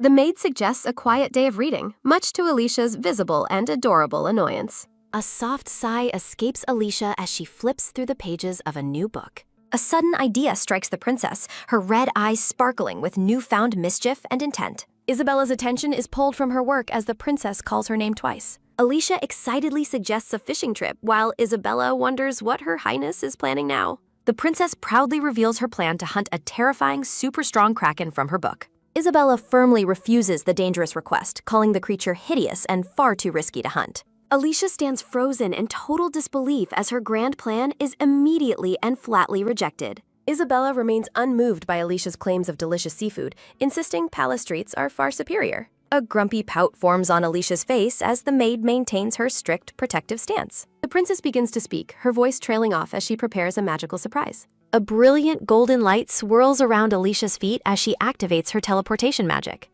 Isabella gasps in shock as a sudden bright flash signals the princess's abrupt departure. Alicia laughs triumphantly, bathed in a radiant glow as she escapes for her secret adventure. A sharp flash sounds as golden energy focuses into a powerful spell within the room. The scene shifts to the serene but mysterious Kraken Lake within the Western Empire's borders. Alicia stares at the vast water, marveling at the scale of her chosen hunting ground. With a quick tap, the princess's boots land firmly on the grassy edge of the lake.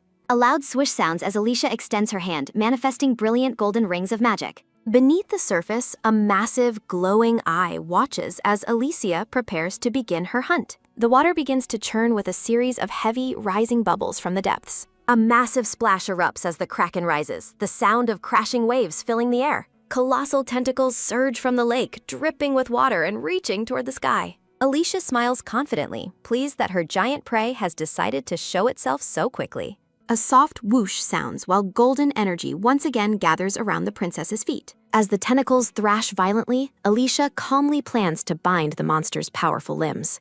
Bathed in golden flames, Alicia declares the upcoming battle will be a simple, easy catch. A loud rattle sounds as heavy golden chains manifest and tightly bind the thrashing Kraken. Floating effortlessly, Alicia grips the magical chains as she pulls the massive creature toward her. Alicia's expression turns cold and focused as she feels the Kraken beginning to struggle. A heavy boom echoes as the chained Kraken glares at Alicia with its glowing eyes. Alicia observes the dark energy swiveling around the Kraken's massive, writhing tentacles.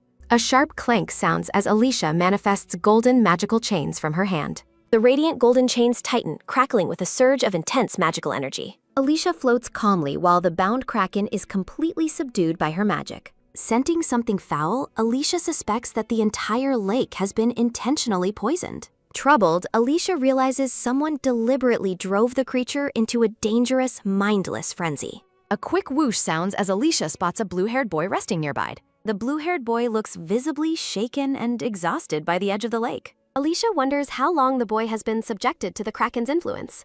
Alicia approaches the boy, noting with relief that the poison spread remains limited. A crisp snap sounds as Alicia activates her magic with an effortless flick. The golden chains haul the defeated Kraken toward the shoreline with incredible force. A heavy thud sounds as Alicia drops the beast before the startled boy. Alicia decides against bringing the poisoned Kraken home to her protective maid, Isabella. A soft rustle sounds as the blue-haired boy sinks down onto the grass. Overwhelmed with gratitude, the boy formally thanks the princess for saving his life. Alicia sternly warns the tearful boy to stay far away from the lake. Alicia looks away, her expression softening after her display of great magical power. The boy watches from behind, mesmerized by the departing princess's mysterious presence. Still catching his breath, the boy stares up in total amazement at his savior. The scene shifts to the palace, where sunbeams stream through grand curtained windows. Inside the chamber, Isabella and another servant pace back and forth with anxiety. A sudden wheek sounds as a portal of brilliant golden light opens. Isabella cries out, "Your Highness!" as Alicia emerges from the radiant magical gate. A soft pook sounds while Isabella catches the princess in a desperate, relieved hug. Isabella sternly reminds Alicia of her promise not to go off on dangerous adventures. Alicia makes excuses while Isabella maintains her tearful and protective hold on her. Clinging to the princess, Isabella begs to be taken along wherever Alicia goes next. A mournful sniffle sounds as Isabella expresses her deep worry for her lady's safety. Alicia agrees to Isabella's request and asks where they should plan their next trip. Alicia is startled when a tall, brown-haired attendant suddenly appears in the room. The attendant suggests visiting Rena Lake, promising it is a beautiful spot for fishing. Alicia stares at the man, wondering if she ever truly had such an attendant. The man describes the lake's crystal-clear waters and its popularity among the nobility. Alicia considers the suggestion, her red eyes narrowed with curiosity about the new proposal. The attendant closes his eyes respectfully, waiting for the princess to make her decision. Alicia excitedly decides to visit the lake, eager for another adventure with her companions. The attendant smiles knowingly as the scene transitions to a bright, clear sky. Alicia, Isabella, and the attendant teleport to a lush green field by the water. The attendant marvels at the teleportation magic, while Alicia casually dismisses it as basic. A quick tuck sounds as Alicia's yellow shoe steps firmly onto the soft grass. Alicia smiles with pure joy, delighted by the beautiful landscape of Rena Lake. Isabella cheers enthusiastically as Alicia successfully catches a fish with her new rod. A steady jack-jack sounds as the attendant claps for Alicia's impressive fishing skill. The attendant is thrilled to see the princess's claims about her abilities were true. Alicia glows with happiness, savoring the peaceful moment by the lakeside with her friends. The attendant curiously asks if Alicia can also walk on the surface of the water. Alicia nonchalantly replies that walking on water is as easy as walking on land. A sharp gasp sounds as Isabella and Alicia are struck with shock at the question. The group shares a lighthearted moment while Isabella worries about more of Alicia's feats. Alicia asks if they really want to see her walk on water that badly. The brown-haired attendant excitedly encourages her, his eyes shining with anticipation for her display. A soft splash sounds as Alicia's yellow shoe gently touches the lake's shimmering surface. Bathed in a radiant golden glow, Alicia stands calmly atop the water's surface. Alicia takes confident steps across the water, her reflection crystal clear beneath her feet. A quick swish sounds as Alicia turns back, asking if her display is impressive. Isabella cheers enthusiastically while the attendant respectfully acknowledges the princess's incredible magical feat. Isabella claps her hands together, her green eyes wide with genuine wonder and admiration. Alicia's expression suddenly turns serious as a mysterious thought occurs to her. A massive purple magic circle erupts as the attendant reveals the entire kingdom is a trap. Alicia smiles knowingly amidst the swirling magic, unaffected by the sudden hostile activation. Isabella is struck with shock, while Alicia remains composed despite the unfolding magical threat. The scene reiterates the shocking revelation about the kingdom's secret, territory-wide magical circle. Alicia calmly confirms her prior knowledge of the trap, her expression cold and calculating. The brown-haired attendant reveals his true colors, questioning Alicia's opinion of the trap lake. Alicia notes the subtle difference in his accent, realizing she was intentionally lured away. Powerful sleep and teleportation magic activate, surrounding the princess in a vortex of energy. Alicia begins to lose consciousness, realizing the king has completely lost his mind. Isabella reaches out in a desperate, tearful panic as Alicia is whisked away by magic. Alicia's final thought before fading away is how much this will worry her dear Isabella. In the Eastern Empire, two men work quietly in a sunlit, grand office chamber. The silver-haired emperor looks up from his work, his expression stern and unwavering. A frantic servant rushes in, breathlessly announcing the princess is currently in the kingdom of Liventrees. A heavy thud sounds as the servant collapses in terror before the emperor's desk. The blue-haired aide with glasses urgently calls out, sensing the gravity of the report. A crisp snap sounds as the emperor's hand slams down, his patience finally exhausted. The emperor sternly orders his subordinates to gather the substitutes immediately for an urgent response. King Cadell of Liventrees laughs maniacally, celebrating his successful scheme to capture the princess. Cadell mocks Alicia's pride, dismissing her as a simple child who fell for a trap. A metaphorical vision shows Alicia trapped like a bird in a gilded, heavily chained cage. The aide confirms that the princess's nurse was sent back to the empire as planned. A steady tap sounds as Cadell leans back in his throne, looking completely satisfied. Princess Cuirasse enters the room, noting it's time for their captive little princess to wake up. Cadell prepares to depart, questioning if the princess truly resembles her father, the emperor. Cuirasse recalls meeting Alicia, noting her atmosphere was very similar to her father's. A composite image highlights the striking resemblance between the emperor and his daughter. Cadell and Cuirasse share a devious moment, anticipating the chaos their next move brings. Alicia awakens in a dark dungeon, her wrists bound by glowing red magic ceiling shackles. A firm step sounds as Cadell approaches the magic circle where Alicia is held captive. Alicia remains motionless, her eyes closed as her captor draws closer to her chair. Cadell looms over her, expressing his deep disdain for her signature silver hair. A soft thud sounds as Alicia groans, coming to her senses under Cadell's mockery. Alicia's chibi form expresses pure annoyance at being called a little princess by her captor. A quick flutter sounds as the tied-up princess struggles, while Cadell watches with amusement. Cadell bursts into cruel laughter, enjoying the sight of the bound princess's futile struggle. Cadell mockingly warns her that a sharp tongue won't solve anything in her current situation. Alicia glares back, questioning if he thinks sealing her magic makes her truly helpless. Cadell brushes his hair back, telling her to wait for the fun about to begin. A sharp hiss sounds as Cadell grins darkly, asking if she's curious about the future. Alicia stares ahead as Cadell wonders if the emperor will care about his daughter's danger. Alicia looks away as a steady tap sounds through the dark and quiet room. Cadell strides away as Cuirasse watches the princess with a cold and calculating gaze. A quick smirk sounds as Karase greets the princess, who expresses her utter confusion. Cadell activates a magical video message of the Emperor before the bound and silent Alicia. Alicia recognizes her father's aide, Sidelt, within the glowing purple orb's magical transmission. A firm step sounds as Cadell mockingly addresses the Emperor through the magical message. Cadell gestures to Alicia's binding circle, questioning the Emperor's feelings about his captive daughter. A sharp snap sounds as the Emperor demands to know Cadell's true scheme immediately. Cadell laughs as the Emperor notes the villain's personality hasn't changed a single bit. A steady tap sounds as Cadell walks past the bound and motionless princess's chair. Cadell holds a blade to Alicia's throat, vowing to end her life this very day. Alicia remains unfazed by the knife, internally dismissing his threats as total nonsense. Cadell offers to delay the execution if the Emperor personally comes to save her.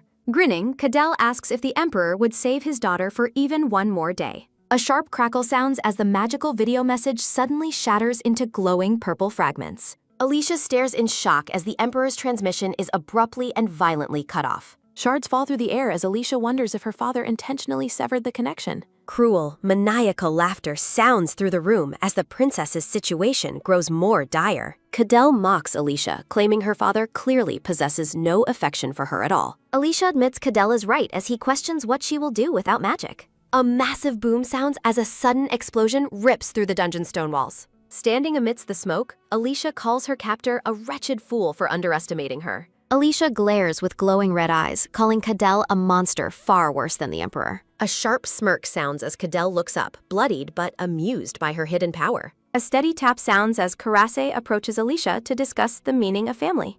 Karase questions Alicia's loyalty to a father she has barely known throughout her life. Alicia remains silent, her expression troubled as she considers her relationship with the Emperor. Karase urges Alicia to abandon the cold Emperor and join their side for survival. Karase formally invites the princess to pledge her loyalty to their kingdom instead. Alicia narrows her eyes, dismissing Carissa's proposal as completely absurd and insulting nonsense. Karase asks why Alicia clings to a father who has clearly discarded her already. Leaning in close, Karase continues her psychological manipulation to break the princess's resolve. A soft slap sounds as Alicia's shoulder is gripped, punctuating Karase's desperate proposal. A sharp smirk sounds as Karase smiles warmly, confident her words have reached the princess. Cadell explains they only want to borrow Alicia's immense magical strength for their own needs. Cadell demands a choice while a knife gleams dangerously near the bound princess's face. The memory of the Emperor's shattered image haunts the scene as the threat intensifies. Back at the palace, officials are stunned that the spirit mirror shattered on its own. The Emperor stares forward with cold intensity, his hand resting firmly on the table. The Emperor questions Cadell's plotting while Sidelt waits for his master's next command. The council erupts in argument, debating if saving the princess is worth another devastating war. A minister suggests the matter might resolve itself, much to the anger of his colleagues. An official shouts that the kidnapping is a declaration of war against the Empire's power.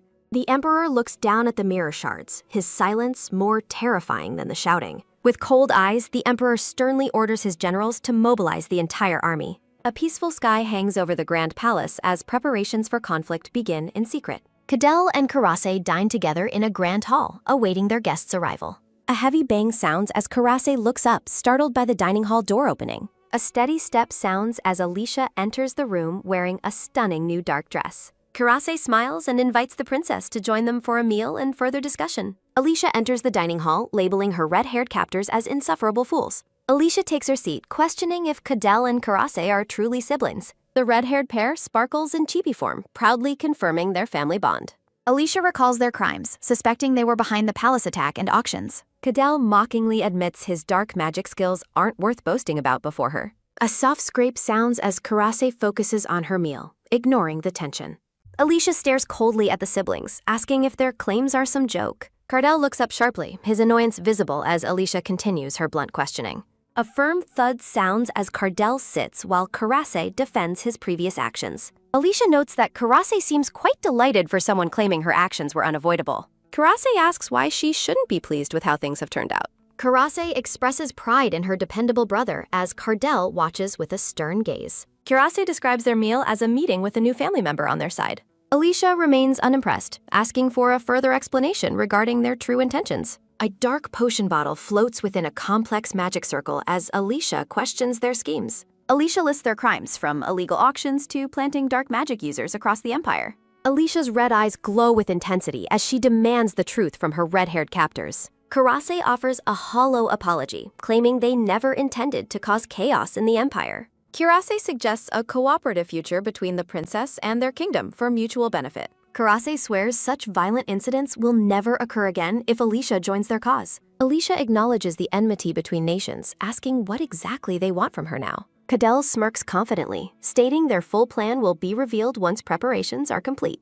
A quick slide sounds as Alicia places her gloved hand on the table, accepting their game. Alicia offers a devious, sharp-toothed smile, ready to face whatever their plan entails. In a dark dream, Isabella sinks through deep water, lamenting her failure to protect Alicia. Isabella reaches out desperately in the blue depths, wishing she hadn't left her princess behind. A sharp gasp sounds as Isabella bolts upright, realizing she was only having a nightmare. Alicia leans over the bed, worriedly asking if Isabella had a bad dream. Relieved tears prick Isabella's green eyes as she looks up at her safe princess. A soft rustle sounds as Isabella pulls Alicia into a tight, emotional hug. Alicia gently checks on Isabella, asking if she is all right or injured anywhere. Alicia lets out a bright, genuine laugh, amused by her nurse's intense reaction. A soft sigh sounds as Isabella finally relaxes, her panic fading in Alicia's presence. Isabella looks around the grand room, questioning their current location and surroundings. Alicia reveals they are in the Kingdom of Reentries and will stay for a while. A gentle pat sounds as Alicia rests her hand on Isabella's, offering quiet comfort. Alicia offers Isabella the chance to return to the Empire if she truly wishes. Alicia smiles warmly at her nurse, her expression filled with genuine affection and care. Alicia continues her offer, looking confident and happy despite being in enemy territory. Isabella stares at her princess, stunned by the suggestion of leaving Alicia alone. A firm grasp sounds as Isabella takes Alicia's hands, refusing to abandon her princess. Isabella insists she will stay, fearing for Alicia's safety in an enemy nation. Framed by white flowers, Isabella declares she will be fine as long as she's with Alicia. Isabella smiles with her eyes closed, her loyalty to the princess stronger than ever. Isabella's chibi form expresses deep worry about the king's rumored use of dark magic. Alicia's chibi form nonchalantly suggests they just kill the king if things go south. A joyful laugh sounds as Alicia smiles amidst a field of blooming white flowers. Isabella gazes at Alicia with a soft smile, heartened by the princess's cheerful mood. The silver-haired emperor sits alone in his office, his expression heavy with silent thought. The emperor's red eye glows with fury as he stares at the shattered mirror shards. Summoning the army causes an uproar as council members debate the kidnapper's incredible skill. Ignoring warnings of grave danger, the silver-haired emperor decides to face the enemy alone. Sidelt looks on in total disbelief at his master's reckless and solitary rescue mission. A firm step sounds as ministers protest the emperor's return to the battlefield alone. Staring at mirror shards, the emperor finalizes his decision to set out at dawn tomorrow. Fueled by a disgusting feeling of provocation, the emperor's red eye glows with cold fury. He worries for Alicia, picturing her weeping and helpless inside a glowing magical binding circle. A soft knock-knock sounds as a maid prepares to serve tea within the palace. Relieving the maid, Sidelt takes the tray to personally attend to his brooding master. Sidelt informs the emperor that he will dismiss the arguing ministers immediately while tea is served. A sudden, violent cough splatters blood across the emperor's hand, revealing a dire internal ailment. Panic ensues as Sidelt calls for a physician while the emperor's bloody hand grips his arm. Collapsing under the weight of dark magic, the emperor struggles as shadows cloud his vision. A bright, clear sky hangs over the grand palace as the scene shifts to Reentries. Cadell and Karase host a tense breakfast, facing the silver-haired princess across the long table. Alicia glares through a wineglass, clearly disgusted by seeing her captors' faces so early. Grinning, Cadell announces that all preparations are finally complete for their grand and dark scheme. Cadell invites Alicia to join them today, planning to borrow her immense strength for their cause. Reaching out, Cadell emphasizes that the princess's role is the most vital part of their plan. Alicia remains stoic and cold, her sharp red eyes fixed on her red-haired tormentors. A soft rustle sounds as Cadell pulls a mysterious purple vial from his coat pocket. Alicia recognizes the vial as Kashanubal, a substance Cadell holds with a devious and mocking smile. Cadell explains that the drug acts as a lethal poison under certain magical conditions. A chilling smile spreads as Cadell reveals he has already fed the poison to the emperor. Total shock washes over Alicia as she processes the horrific news of her father's poisoning. Purple energy swirls around a floating vial as the dangers of dark magic are explained. The poison devours the soul, causing fatal internal injuries and instant death to any human victim. Having barely survived previous exposure, the Emperor faces certain doom from this final dose of Kishenabule. Alicia's expression hardens into a mask of pure hatred as she demands the plan's final details. Cadell looks to Karas, deciding it is time to reveal the rest of their treacherous plot. A glowing teleportation circle has been secretly drawn beneath the Emperor's very bed over many months. Time is running out as the unconscious Emperor's own magic begins repelling the dark energy. With a cruel smirk, Cadell explains the Emperor will soon be teleported directly to their location. Cadell leans forward with a murderous gaze, ordering Alicia to personally finish off her own father. Alicia recoils in horror, asking if he truly expects her to commit such a heartless atrocity. Cadell sneers, reminding Alicia that her father never showed her love and deserves only her resentment. He mocks her perceived lack of affection, questioning if the Emperor truly means anything to her. An oppressive silence fills the dining hall as the three face each other in a stalemate. Isabella bursts into the room, desperately shouting for her princess to refuse the wicked proposal. Annoyed by the interruption, Cadell reminds the brown-haired nanny that he is speaking with the princess.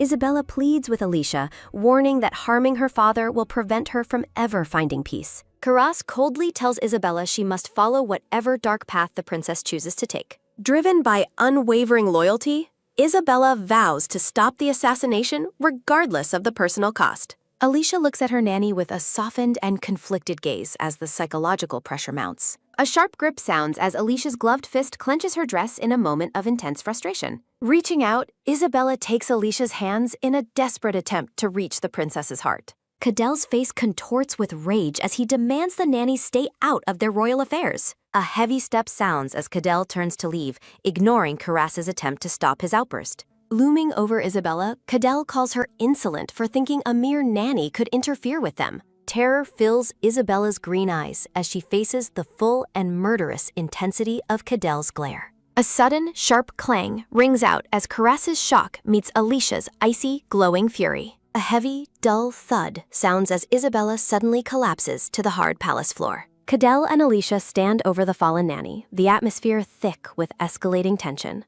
Her red eyes burning with internal rage, Alicia asks if Cadell just struck Isabella. Cadell dismisses the violence, claiming the nurse was being far too impudent toward royalty. A soft hum sounds as golden magical energy begins swirling around Alicia's tensed arm.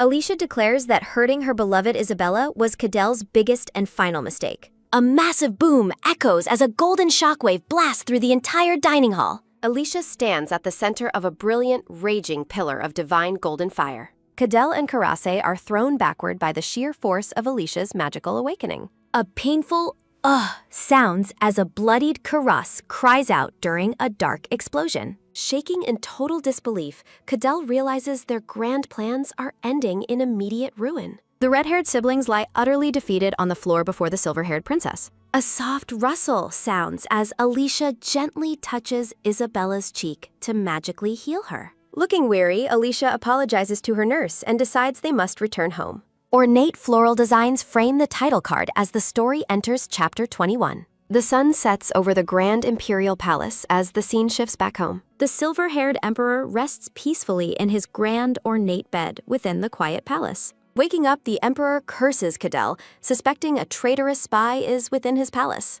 A sharp tap sounds as the emperor's bare foot unknowingly activates a teleportation circle. Sudden surprise flashes in the emperor's red eyes as the magical trap is triggered. The emperor's breath catches as the bright, swirling magical energy begins consuming the room. In a sudden flash, the emperor vanishes from his bed, leaving only lingering light. Bound and exhausted, the emperor wakes in a dark, cobwebbed dungeon cell far away. A soft slide sounds as the emperor looks up to see an approaching figure. The emperor's gaze hardens as he assesses his grim surroundings and his mysterious captor. Alicia stands in the shadows, reflecting on how she never had an ordinary childhood. Alicia notes that an ordinary child would have already become a cold, forgotten corpse.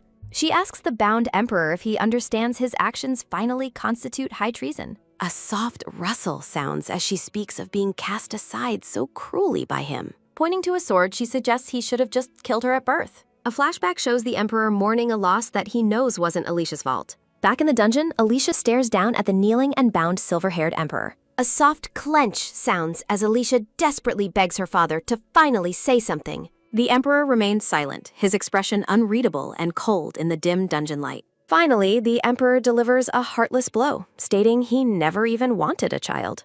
A soft squeeze sounds as Alicia grips her dress tightly at his cold rejection. He continues, claiming he never once held expectations for trivial things like paternal love. Her eyes wide with shock, Alicia asks if he truly never wished for love. A sharp clash rings out as Alicia suddenly grabs the sword from the cold floor.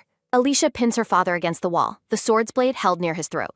She admits she once wanted his love, but those feelings have finally withered away. A heavy clatter sounds as Alicia drops the sword, relinquishing her hatred and hope.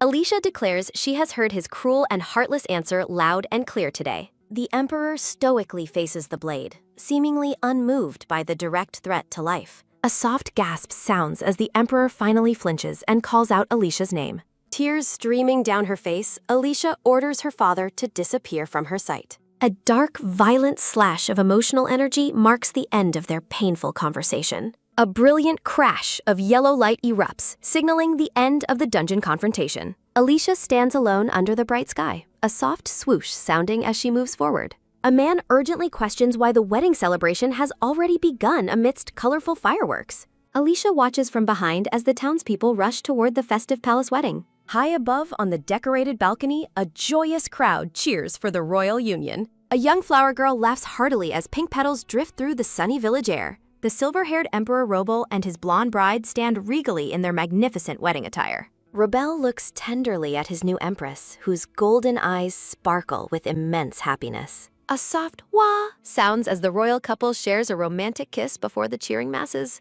Alicia stares in stunned silence, her red eyes reflecting the bittersweet memories of her parents. A soft swoosh sounds as Robel playfully covers Cecil's eyes to reveal a special surprise. A bright blue flash accompanies the activation of a glowing magical teleportation circle on the floor. In a garden of red roses, a brilliant sphere of light marks the destination of their journey. Reaching out, Cecil asks if this beautiful, sun-drenched forest is the surprise he intended to show. A massive weeping willow adorned with red roses hangs over a lush green meadow. A soft shh sounds as the memory reveals Robel once found peace resting under this tree. Alicia's expression remains solemn as she continues to witness the deep love of her parents past. Embracing tightly, Cecil thanks Robel for the beautiful sanctuary he has created for them. A heavy patter sounds as rain streaks against the palace window during a dark, somber night. A physician delivers the crushing news to the royal couple that the Empress is infertile. Cecil sits in the shadows of her grand bed, her gaze downcast and filled with sorrow.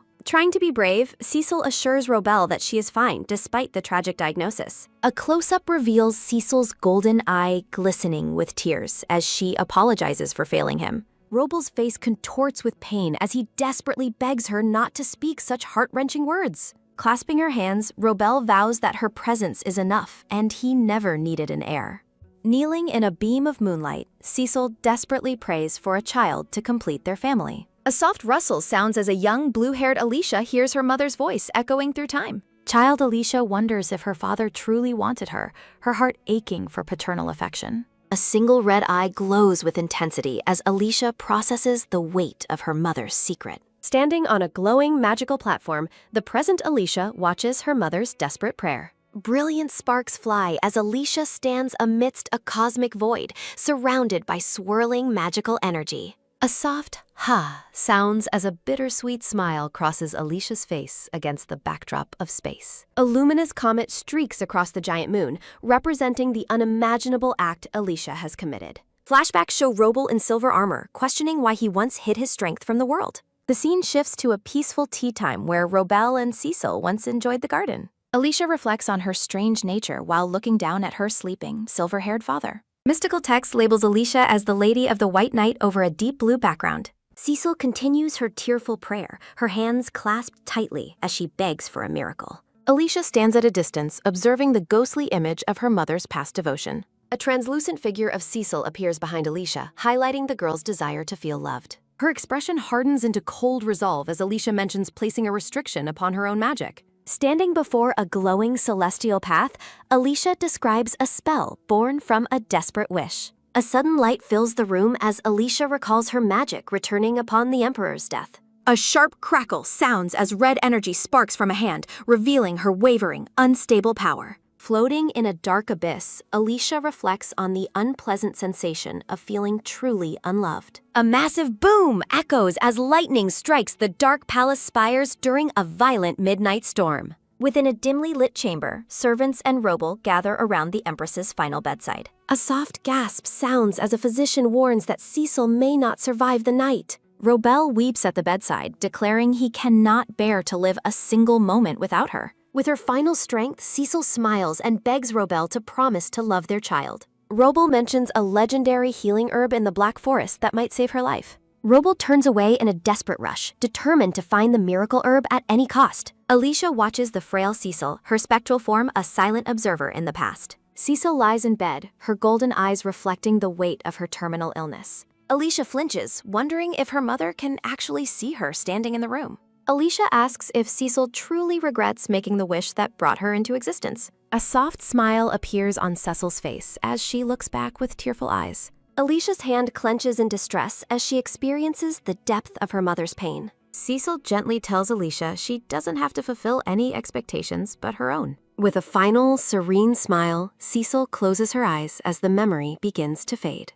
Golden chains of divine energy suddenly bind Alicia as her latent power surges forth. In the present, physicians report that Princess Alicia is in perfect physical health. The head physician explains that Alicia likely fainted due to extreme emotional shock. A dark shadow falls over Emperor Robel as he looks down at his unconscious daughter. A painful flashback shows young Alicia tearfully ordering her father to leave her sight. Robel wonders how he could love the child who was exchanged for his beloved Cecil. The image of a silver-haired baby sleeping peacefully fills Robel's mind with bitter memories. Robel recalls his initial hesitation to hold the infant born from Cecil's sacrifice. Overcome with grief, Robel finally pulls the small infant close to his chest. The palace stands silent under a vast starry sky as Robel reflects on his choices. Robel admits he feared resenting the child, so he always watched Alicia from afar. Young Alicia laughs in the garden while her father observes her lonely play from a window. Stoic and distant, Robel remains in the shadows, unable to bridge the emotional divide. Upon returning from war, Robel noticed Alicia's eyes were no longer those of a child. Alicia's cold, red-eyed gaze seemed devoid of any desire for her father's paternal love. Alicia's hand clenches her dress, a silent testament to the hidden pain she endured. Robel realizes too late that he completely misinterpreted Alicia's desire for his affection. The Emperor realizes that beneath her cold exterior, Alicia was always yearning for love. Regret washes over Robel as he stares at his daughter's pale, unconscious form. A heavy, dark aura surrounds Robel as he sits by Alicia's bedside in the dim light. Robel's eyes burn with rage as he questions why Alicia won't finally wake up. The physician trembles, repeating that Alicia is healthy despite her inability to awaken. Robel loses his temper, preparing to strike the physician for his perceived incompetence. A hand suddenly catches Robel's arm, stopping the Emperor from committing a violent mistake. Seldelt urgently warns Robel that killing the only doctor present will not help Alicia. Robel demands to know why he shouldn't vent his fury on the failing physician. Seldelt argues that this position is their best hope for understanding Alicia's unique condition. Gritting his teeth in frustration, Robel listens as Seldelt makes his desperate plea. A heavy clang sounds as Robel throws his sword down, relenting to his advisor's logic. Seldelt looks at the sleeping Alicia, questioning if dark magic is at play. The blue-haired man confirms there is currently no known way to resolve the princess's state. A close-up shows Alicia's serene face as the grim reality of her condition sets in. Robel stands silently by the bed, his expression unreadable and cold once again. Robel orders Seldelt to gather all mages capable of drawing teleportation circles immediately. The Emperor declares his intention to travel to the Western Empire for a cure. Seldelt is shocked, reminding Robel that the war is currently moving toward that empire. A sudden flash of light signals Alicia's eyes snapping open as she abruptly awakens. Alicia sits up, clutching her aching head as she wonders where she is. Looking up with glowing red eyes, Alicia is startled by her unfamiliar surroundings. Seldelt and the physician panic, looking like they've seen a ghost now that Alicia's awake. Alicia tries to remain calm, asking the two men to first explain the current situation. Alicia is stunned to learn her father threatened the physician's life during her long sleep. The brown-haired maid checks on the princess, while Chibi Alicia confirms she feels fine. Alicia questions her father's whereabouts, surprising Seldelt and the maid with her direct inquiry. A soft gulp sounds as Alicia hydrates, wondering why the Emperor ventured into dangerous territory. The maid reveals the Emperor is searching for a rare magical healing herb to save her. Alicia's red eyes narrow as she realizes her father has risked the deadly Black Forest once again. In a dark forest, Robel and Seldelt arrive through a glowing, intricate magical teleportation circle. A soft wah sounds as Seldelt yawns while Robel orders him to stay and wait. Robel walks into the shadows, his arrival marked by a subtle rustle from the nearby trees. Robel reflects on the mysterious force that once barred his entry into this forest years ago. Snarling wolves surround the Emperor, their teeth bared as they prepare for a feral attack. A sharp slice sounds as Robel draws his sword, cutting down the wolves in a flash. Robel stands blood-splattered and calm, noting his successful entry while more beasts growl from the darkness. A wet squish sounds as Robel slaughters giant insectoid monsters that attempt to block his path. Wiping blood from his cheek, Robel notices a brilliant light shining from deep within the forest. He finally locates the legendary herb, its glowing purple leaves radiating a powerful, shimmering magical aura. A soft patter sounds as Robel reaches toward the magical plant, his goal finally within reach. Robel is startled as a sudden force attacks, realizing the sacred herb is fiercely protected. His eyes glow with resolve as he prepares to battle the unseen guardian of the miracle cure. A heavy clang sounds as Robel's blade strikes a powerful, invisible barrier defending the legendary herb. The ancient trees of the forest groan and shift, reacting violently to the Emperor's intrusive presence. With a determined leap, Robel charges forward to claim the herb before his strength fails him. A fierce whish sounds as Robel swings his blade with the desperate might of a father. A massive boom echoes as an explosion of blue energy hurls the silver-haired Emperor backward. Despite his tattered clothes and bloody wounds, Robel lands firmly, his gaze fixed on the herb. Sensing a lethal, ancient presence, Robel's expression becomes one of cold, calculated survival and alarm. Robel realizes he might die before saving Alicia if he continues, sensing the proximity of death. A quick tap sounds as Robel begins his tactical retreat, forced to leave the herb behind. Red energy strikes the ground as Robel sprints through the forest, narrowly avoiding the lethal magic. Seldelt waits at the teleportation site as Robel arrives with a sudden dash into the clearing. A final boom sounds as Robel activates the circle, demanding an immediate return to the palace. Back in safety, Alicia eats her meal quietly, the silence broken only by a soft munch. Alicia suddenly pauses, her eyes widening as if sensing a great, impending change in the atmosphere. Robel returns through a portal, his battered and bloodied state leaving the palace staff in shock. Alicia watches him coldly, noting his appearance doesn't match someone returning from a simple errand. Robel gasps Alicia's name, his relief at seeing her awake clashing with his exhaustion and pain. A violent rumble shakes the palace as a catastrophic event begins to tear through the air. Panic spreads as Seldelt and the maid mistake the catastrophic tremors for a massive earthquake. Alicia remains eerily composed amidst the tremors, her red eyes burning with a dark, knowing intensity. With a stern voice, Alicia asks if Robel dared to touch the forbidden world tree. Chibi Alicia desperately begs him to deny it, her small face filled with dread and worry. Seldelt observes the Emperor's grim face, realizing that a terrible doom has been unleashed upon them all. A deafening crackle fills the sky as a massive bolt of lightning strikes the palace spires. Servants scream in terror as the palace walls begin to crack under the pressure of magic. Alicia orders an evacuation as a massive boom signals the palace structure starting to collapse. A dark-haired boy with pointed ears watches the ruin, mocking Robel for fleeing like a coward. Alicia unleashes her magic, creating a vast golden hexagonal shield to protect the fleeing palace staff. Seldelt marvels at the power, noting he hasn't felt such lunar energy from her in years. The servants huddle behind the barrier, terrified and confused by the story behind Alicia's immense power. As the energy surges, Robel asks if Alicia intends to tone down her deadly aura. The pointed-eared boy sneers, mocking Robel's foolish choices while the palace burns in the background. Alicia's eyes widen in horror as she learns her father dared to strike the sacred world tree. Seldelt grimly warns that the Emperor's reckless actions could trigger the total collapse of their empire. The dark-haired boy with pointed ears declares he has come specifically to finish off the Emperor. Chibi Alicia insists on protecting her blood relative, but the pointed-eared boy mocks her childish state. Alicia realizes she must lure the boy into a confrontation to distract him from her father. A sinister smile plays on Alicia's lips as she realizes her opponent has fallen into her trap. A massive boom echoes through the palace as a violent explosion of purple magical energy erupts. Hovering above the ruins, the dark-haired boy notes with satisfaction that the palace has been evacuated. Alicia narrows her red eyes, revolted by the overwhelming stench of the boy's foul dark magic. Surrounded by swirling golden energy, Alicia prepares to unleash her true power against the arrogant intruder. Concentrated light gathers in Alicia's palm, the air humming with the intensity of her divine lunar magic.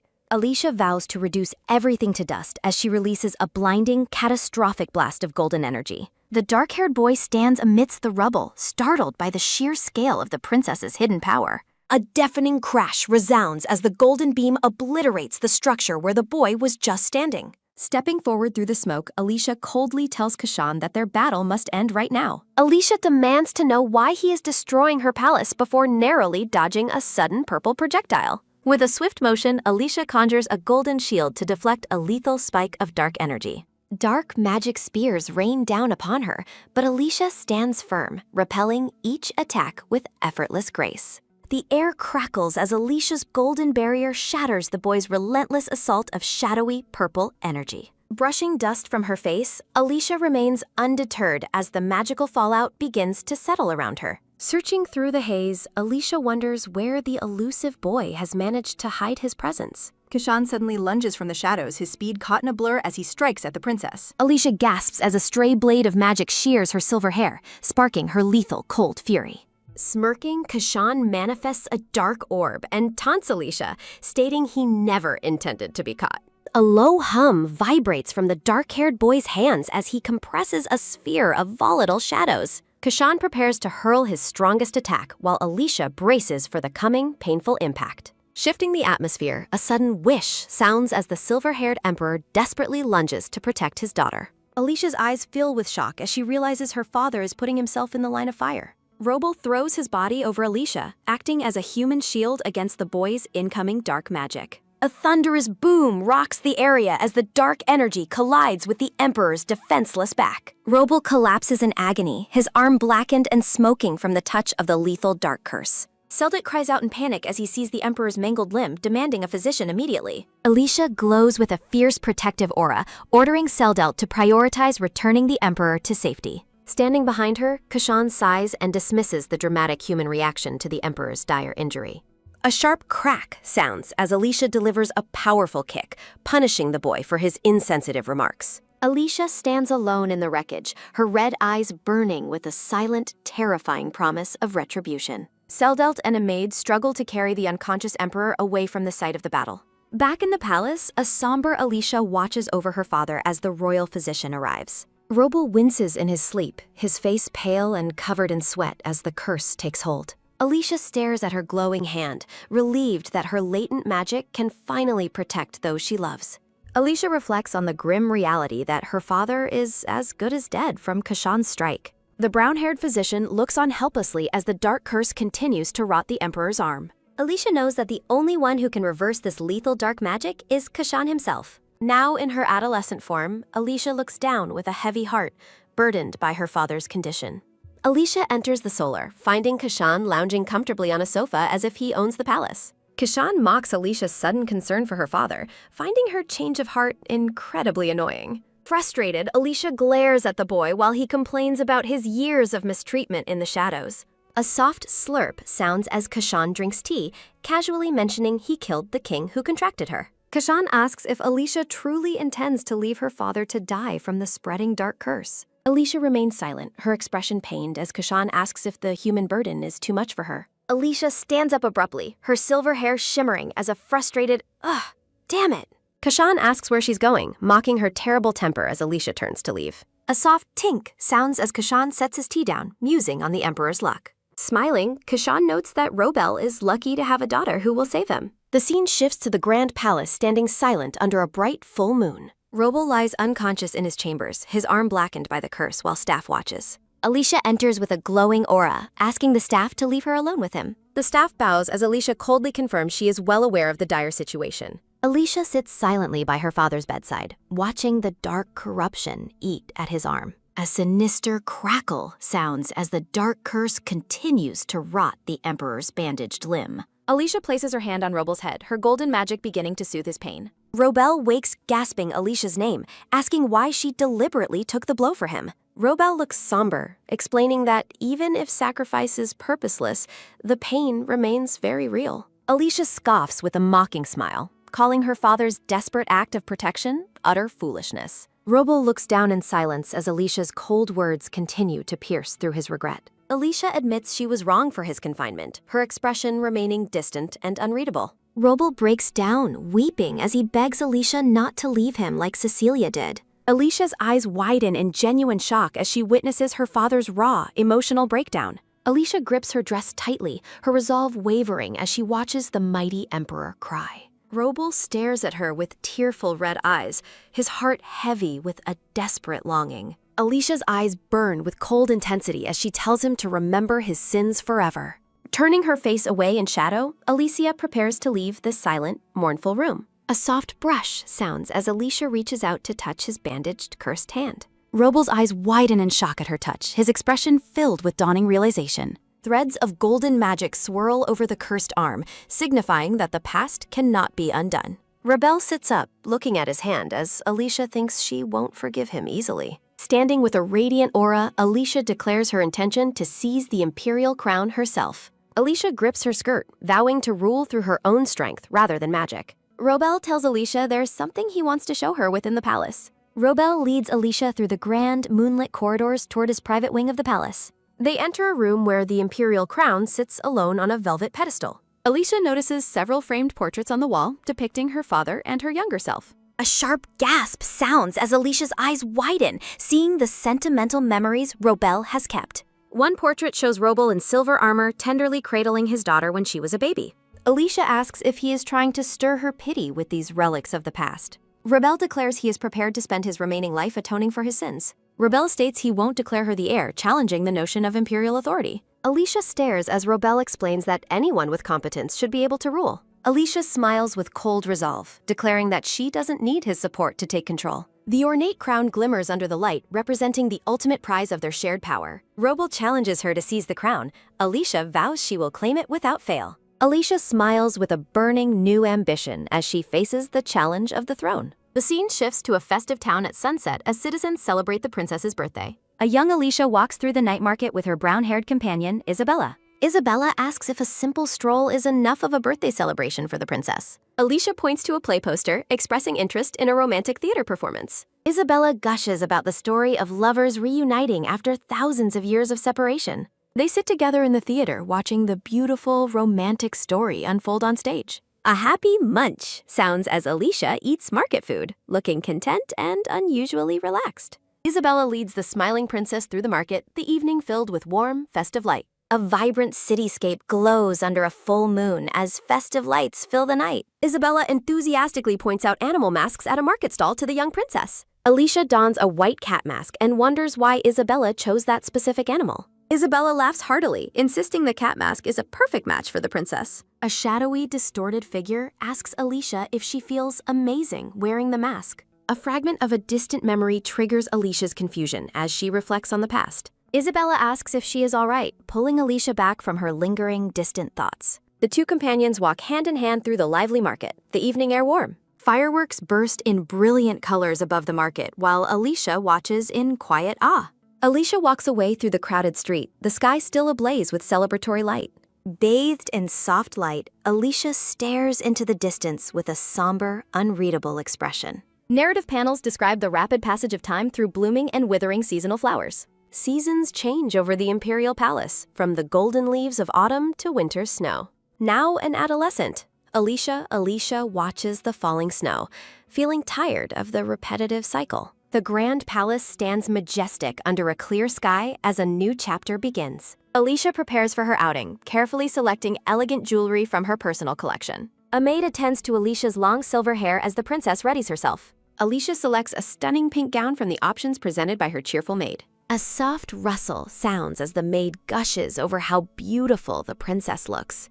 Alicia stands regally in her pink dress, her elegance drawing praise from her staff. The maids wonder if the emperor will host a grand birthday celebration this year. A chibi flashback depicts a silent, awkward meal shared between Robel and his daughter. Maids anticipate a mountain of gifts if the palace hosts a formal birthday party. A maid asks Alicia if she has prepared a special gift for the emperor. Alicia is visibly stunned, realizing she hasn't considered a gift for her father at all. Alicia and Elizabeth exit a shop as a bell rings, concluding their afternoon shopping. Elizabeth, heard of, asks if Alicia is truly satisfied with her choice for the gift. Alicia clarifies her choice as they stroll through the palace gardens in the sunlight. Elizabeth asks about Alicia's trip with her fiancé, and the princess confirms it went well. Elizabeth blushes while gushing over a bouquet of blue roses, lost in romantic thoughts. Alicia smiles gently to herself, her expression softened by a moment of rare peace. Elizabeth asks if the princess has any thoughts about her own upcoming marriage prospects.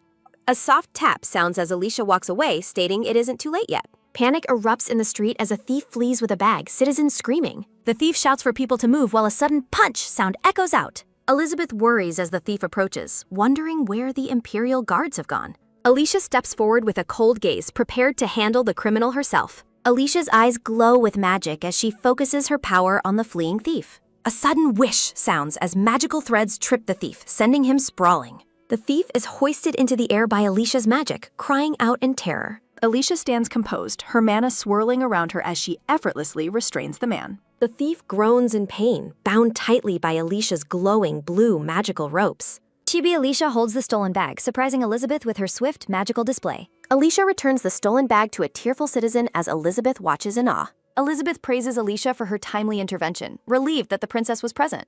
Alicia asks Elizabeth to step ahead for a moment, her eyes fixed on the criminal. A sharp thud sounds as Alicia drops the bound thief roughly onto the cobblestones. Alicia smirks with cold intensity, vowing to hand the thief over to the authorities. The Grand Imperial Palace stands silent and imposing under the light of the stars. Robel and Alicia eat dinner in silence, the tension between father and daughter palpable. Alicia dines in somber silence, mentioning news she has recently heard regarding the city. Robel cuts his steak, noting the reports of a recent commotion on Central Street.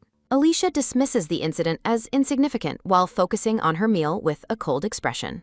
Flashback shows Alicia questioning if the Imperial Knights are truly competent enough to protect her. Robel inquires about the princess's decision to dismiss the Baron managing the constabulary. Memories reveal the Baron begging for mercy before Alicia ruthlessly fired him for embezzling funds. Alicia continues eating, privately noting she spared his life by only choosing to fire him. Alicia challenges her father, asking if her unilateral actions as a princess have displeased him. Robel maintains a calm demeanor, simply stating he is not upset with her bold decisions. A heavy silence hangs between them as Alicia reflects on the lingering, unspoken tension. A soft clink sounds as the narration notes the Western Empire's delegation arrives in 6 days. Robel announces the upcoming birthday party, catching Alicia by surprise during their quiet dinner. Alicia feels a quiet sense of relief for having already secured her father's birthday gift.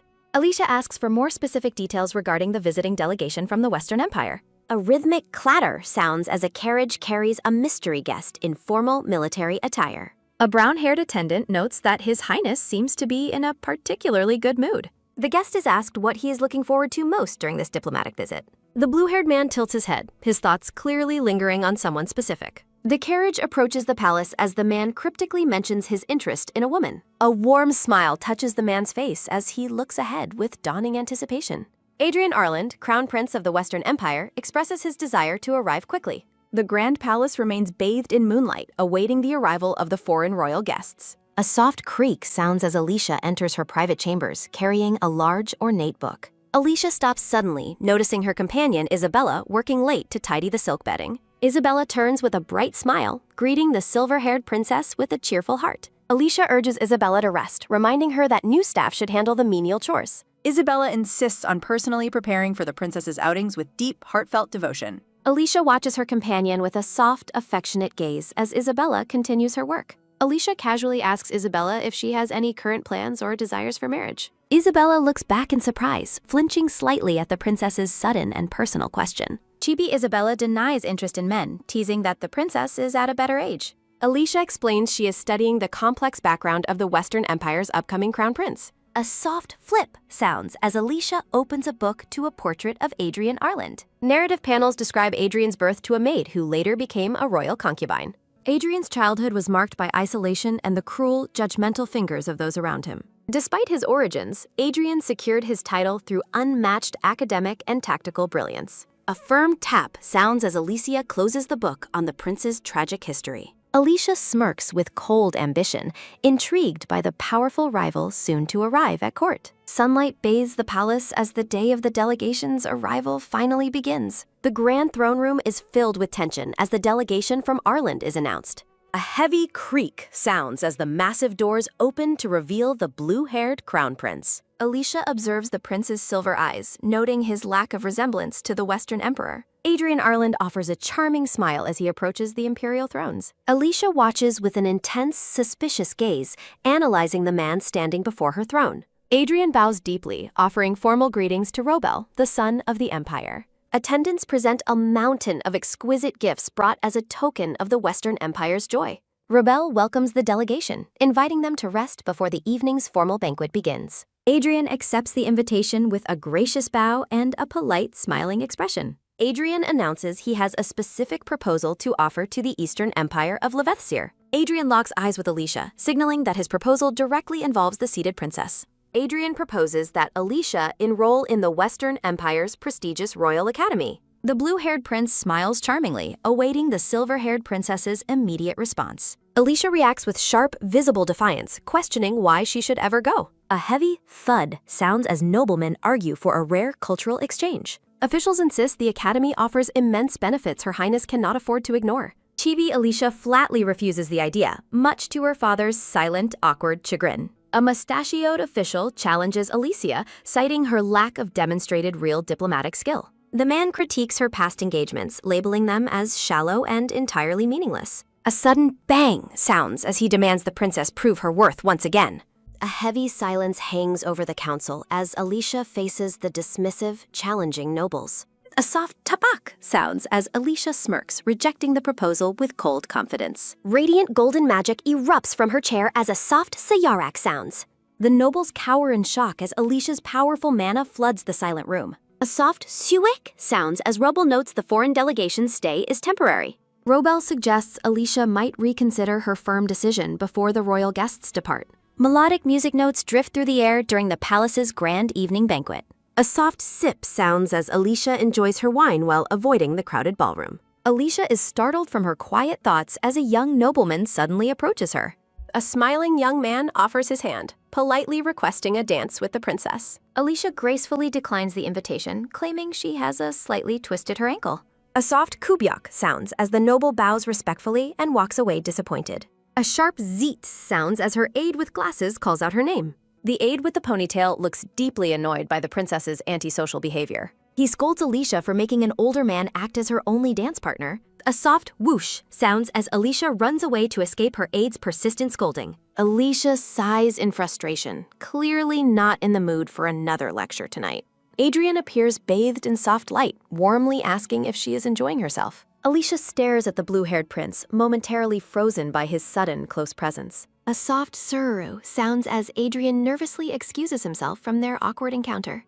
Adrian wonders privately if Alicia could possibly remember their fateful childhood meeting. The two royals stand together in the ballroom, the silence between them growing heavy. Adrian watches Alicia with eyes full of hope and a lingering, unspoken fear. Memories reveal Adrian's tragic childhood as the bullied, unloved son of a maid. Adrian resolved to claim the throne to protect his mother from cruel isolation. 9 years ago, the young prince stood alone and despondent at Kraken Lake. Young Adrian felt the crushing weight of failure as he faced the impossible test. A terrifying kraken rose from the waters, threatening the terrified young prince's life. Adrian felt like a subject of mockery until magical golden chains suddenly appeared.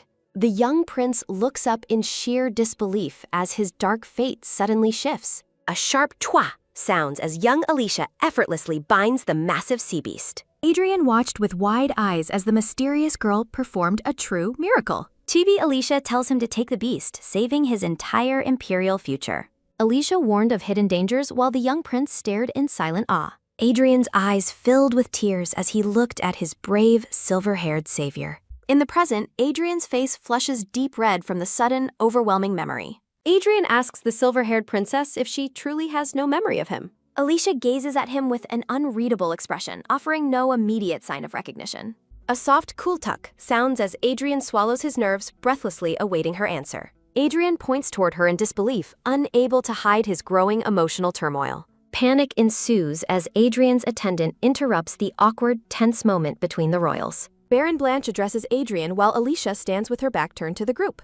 Baron Blanche introduces himself as an attendant of the Western Empire's delegation with a bow. The brown-haired baron informs the blue-haired prince that others are searching for him elsewhere. Adrian bids the silver-haired princess farewell, and Alicia politely wishes him a pleasant time. Alicia watches with a cold gaze as Baron Blanche and Adrian walk through the hall. Turning back, Baron Blanche condescendingly questions Alicia about her lack of a gift for Robel. TB Alicia panics internally for forgetting, but outwardly lies about giving the gift early. The mustachioed baron remains skeptical, mockingly curious about what a princess could possibly offer. Alicia's eyes flash with irritation at the Baron's thinly veiled insults regarding her worth. Baron Blanche makes a sexist remark, suggesting diplomatic efforts are too difficult for a lady. Alicia smirks dangerously, claiming there is no better gift than the fur of a wolf. A sharp tuck sounds as radiant light erupts during Alicia's sudden, magical teleportation. A soft whick sounds as the Baron frantically turns, realizing the princess has vanished. Stunned silence follows as the realization that Alicia utilized powerful teleportation magic sinks in. The Baron grabs Adrian's arm in shock as a dark, heavy energy fills the ballroom. Alicia reappears instantly, standing triumphantly atop the massive carcass of a slaughtered mountain wolf. Noble guests recoil in sheer horror at the sight of the bloodied monster inside the palace. Standing before the trembling Baron, Alicia coldly asks if he finds her gift satisfactory now. The princess's red eyes glow with malice as she challenges the Baron's earlier disrespectful assumptions. Alicia reflects on her refusal to back down from a fight or ignore a challenge. Later in the garden, Adrian bows deeply to apologize for the Baron's boorish behavior. Alicia dismisses the apology, noting the prince isn't responsible for his subordinates' lack of manners. Adrian looks at her with hope, asking if she truly intends to visit his empire. Standing under the moonlight, the blue-haired prince wonders why she is suddenly interested in coming. The scene shifts to the bright moon shining through the dark silhouettes of the trees. Adrian looks at the princess with a soft, affectionate expression and a slight, nervous blush. Placing a hand over his heart, Adrian reveals his feelings have persisted for quite some time. Alicia's red eyes widen in genuine surprise as she processes the prince's unexpected emotional confession. Adrian offers a gentle, genuine smile that reaches his eyes, revealing his true, warm nature. Alicia stares at the prince, her typical cold composure replaced by a look of bewildered curiosity. The moon remains high in the sky as a voice asks where she is going.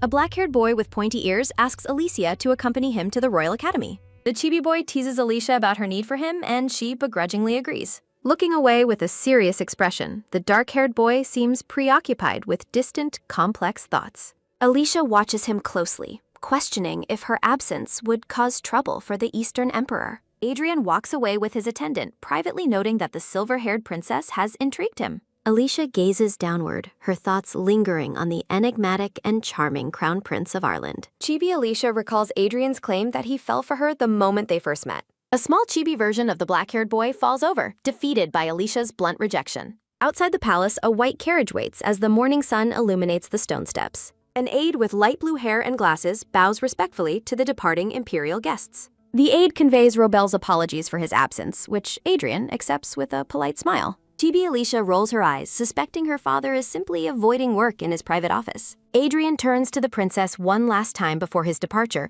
calling out her name softly. Alicia offers a cheerful, exaggeratedly polite farewell while wondering if her act is too transparent. Adrian reaches out, his gloved hand moving toward Alicia's in a bold, lingering romantic gesture. The blue-haired prince leans down toward the surprised princess, his silver eyes filled with intensity. Adrian presses a gentle kiss onto the back of Alicia's hand, shocking the silver-haired princess. The prince gazes at her with a look of pure devotion, his silver eyes shining brightly. Alicia stands frozen in place, her red eyes wide with shock at the prince's parting affection. Alicia and Adrian share a quiet, lingering moment before the scene shifts to the palace. In his grand office, Robel focuses intently on a stack of official documents. A hand holds the formal admission proposal for the prestigious Imperial Academy. Alicia's red eyes glow with determination as radiant blue mana swirls around her. A sudden talk sounds as Alicia teleports directly into her father's private office. Startled, Robel looks up from his desk to see the princess standing before him.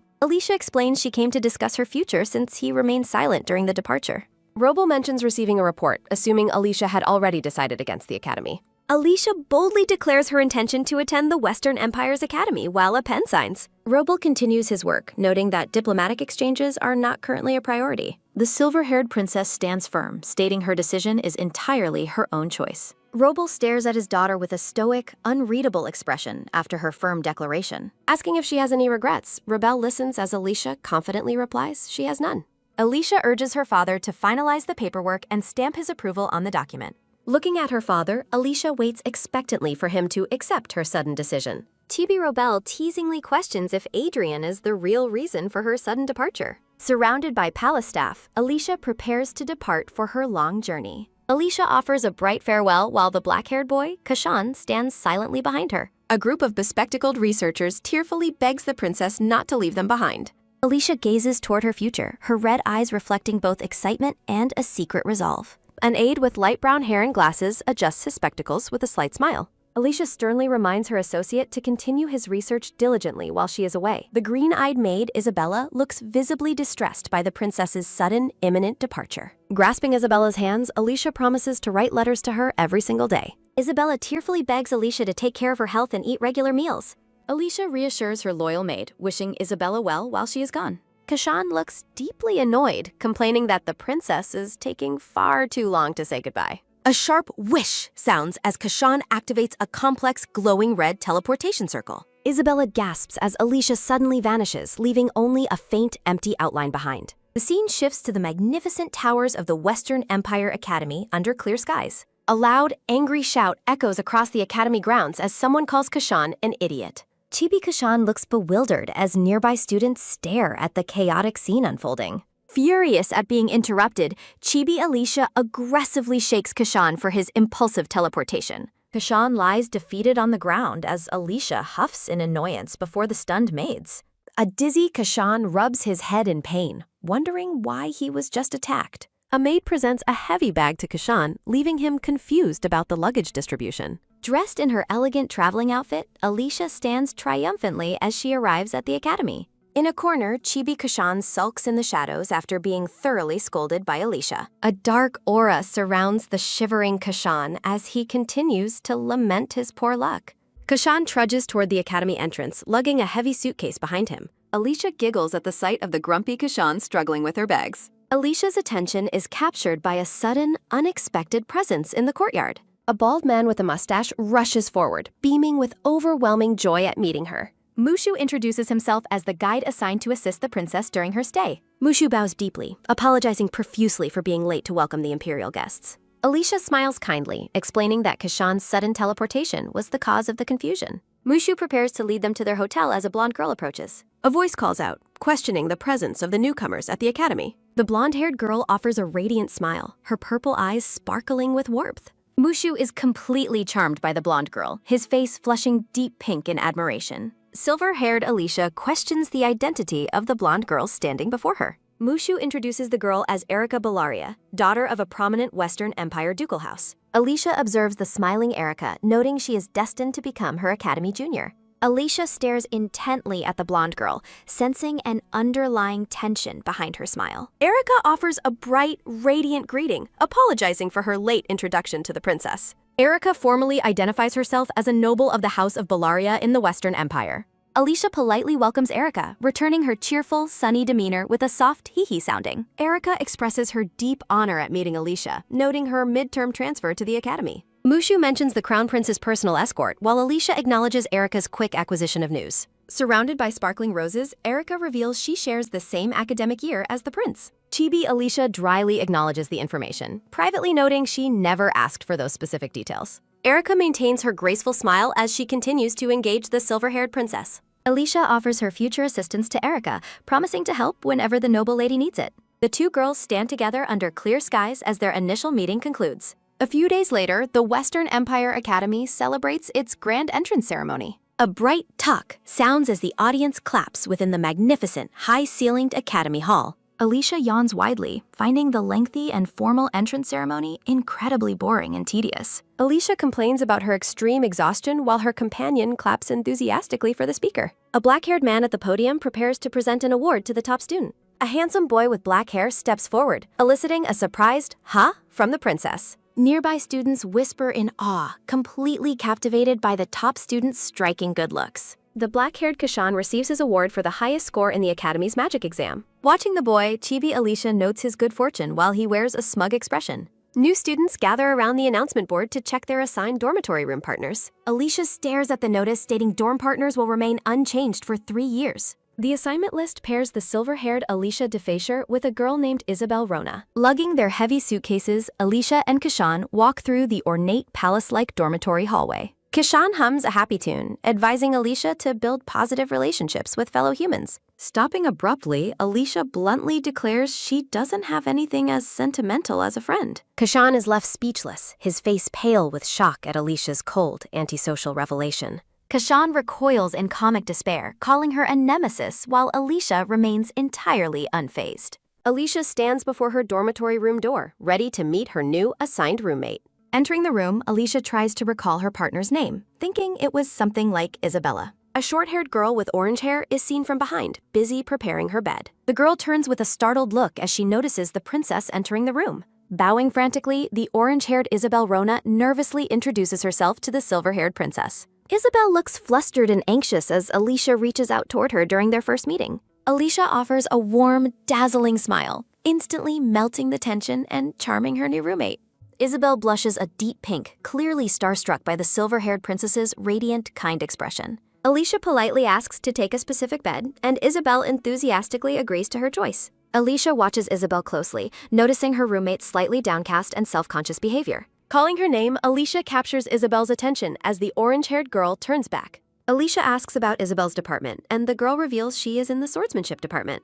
Sitting on her bed, Alicia offers a kind compliment, saying the department suits Isabel. Isabel looks down shyly, doubting her own suitability for the physically demanding swordsmanship path. Alicia notices her roommate's sudden drop in confidence as Isabel sits dejectedly on her bed. Alicia leans in with a serious gaze, firmly stating that Isabel suits being a swordswoman. The princess offers a genuine, supportive smile to her flustered and appreciative new dorm partner. Isabel is visibly moved, her eyes wide with shock and newfound devotion toward Alicia. Isabel thanks the princess as sunlight fills the room, marking the start of their bond. Startled by the sudden address, the silver-haired Alicia turns toward her nervous roommate. Fidgeting on her bed, the orange-haired Isabel asks Alicia to call her Bet. Alicia offers a kind, warm smile while agreeing to use the nickname Bet. Overwhelmed by the princess's beauty, Bet blushes deeply while covering her mouth. The grand dormitory building stands silently under a starry sky filled with glowing butterflies. Students gather in the Academy's ornate dining hall for their evening meal. 2 menacing male students loom over a sitting girl, making uncomfortable comments. Daisy looks disgusted, lamenting that she encountered these creeps instead of the handsome prince. A hand reaches out to touch Daisy's shoulder, increasing the tension in the room. The taller man leers at Daisy, suggesting they move to a private location together. A sharp talk sounds as a glass is slammed down with sudden, deliberate force. A sudden chua sounds as Daisy splashes water directly into the faces of the harassers. Daisy looks shocked by her action as the man begins shouting at her in rage. The enraged man raises his hand to strike while Daisy cringes in fear. A quick tat sounds as a hand firmly intercepts the man's wrist mid-swing. The man looks back in shock, his face dripping with water and confusion. With a powerful burst of light, Alicia slams the man's head into the table. Alicia stands over the groaning man as stunned students whisper in the background. Daisy stares up at the silver-haired princess, her eyes sparkling with immediate, intense admiration. Alicia remains stoic and elegant, surrounded by a radiant, flowery aura of authority. High in the Academy Tower, a formal voice announces the conclusion of a meeting. The blue-haired council president sits at his desk reviewing documents under the candlelight. The handsome blue-haired boy looks up, his expression calm and focused. Erica Baleria presents her completed work, receiving a brief compliment from the president. The blue-haired boy offers a soft, gentle smile toward his diligent vice president. Erica expresses her loyalty before the two prepare to finish their duties for the night. Watching him walk away, the blonde-haired Erica considers asking the prince to dinner. Erica calls out tentatively, stopping the prince as he prepares to exit the room. Blushing, Erica invites the prince to dinner, hoping for a moment of his time. Erica pauses, wondering what has captured the prince's attention through the distant window. From the tower, Erica watches as Alicia walks outside with the rescued student, Daisy. The blue-haired prince lets out a soft ah as he spots a familiar figure. Distracted by the view outside, the prince asks Erica to repeat her previous question. Erica dismisses her invitation with a strained smile, hiding her true disappointment. The prince abruptly decides to leave, citing an urgent matter that suddenly arose. Erica watches silently as the prince walks away, his attention clearly elsewhere. Standing alone by the window, Erica gazes out at the dark academy grounds. Erica's eyes narrow as she thinks about the princess from the Eastern Empire. Outside the gazebo, Daisy expresses her heartfelt gratitude for the princess's intervention. The brown-haired girl formally introduces herself as Daisy Innocence with a respectful curtsy.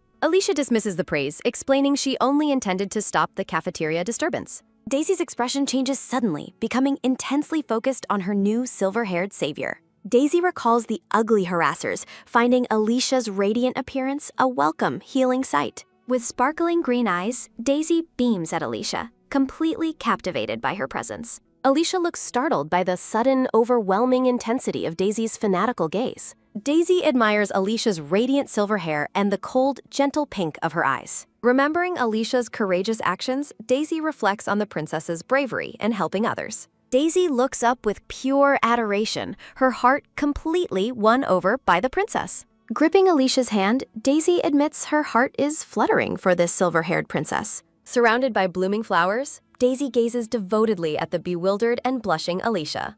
Daisy cheers wildly with an enthusiastic yak while the silver-haired princess remains calm. Alicia enjoys being praised while Daisy is overcome with emotion in the corner. Daisy looks deeply moved, her face flushed as she gazes at her silver-haired savior. With a dramatic whoosh, Daisy poses energetically, completely won over by the princess's presence. Alicia maintains a composed, slightly distant expression as she contemplates her next steps. The blue-haired crown prince offers a gentle greeting, noting it has been some time. While the prince explains his busy schedule, Chibi Alicia offers a bored, indifferent meh response. The handsome blue-haired boy offers a soft, hopeful smile toward the silver-haired princess.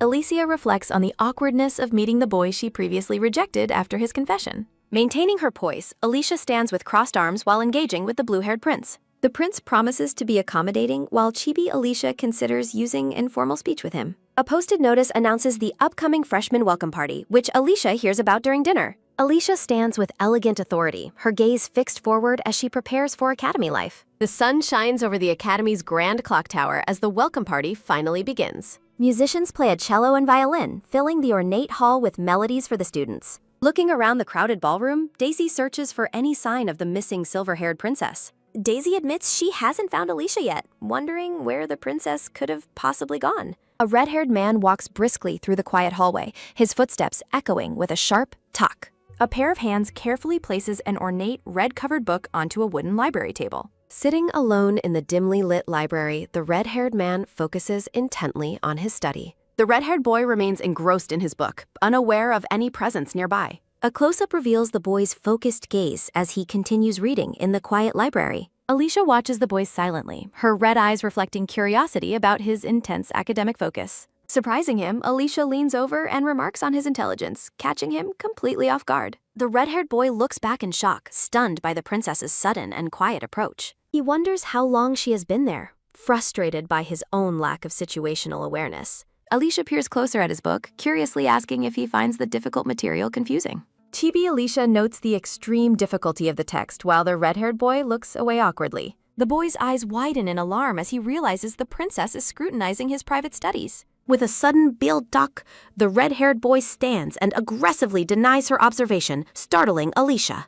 The boy flees the library with a frantic kwang, leaving a bewildered Alicia standing alone. Alicia remains composed, though slightly puzzled by the red-haired student's explosive and sudden departure. A faint, amused smile plays on Alicia's lips as she reflects on the boy's strange reaction. Watching him walk away, Alicia considers the encounter before turning back to her own business. Standing amidst a floral aura, Alicia exudes grace and mystery as she navigates the academy grounds. A loud yawn echoes through the empty library, signaling Alicia's growing boredom with the festivities. Sitting alone on a high ledge, Alicia kicks her feet while wondering when the party ends. Alicia recalls refusing the prince's invitation just to avoid the hassle of the social gathering. A voice suddenly calls out to the princess, interrupting her moment of quiet, bored solitude. The orange-haired Isabel, known as Bet, happily announces that she has finally found her roommate. Bet questions why the princess is hiding away instead of enjoying the grand welcome party. A hand reaches out and firmly grabs Alicia's arm, urging her back toward the main event.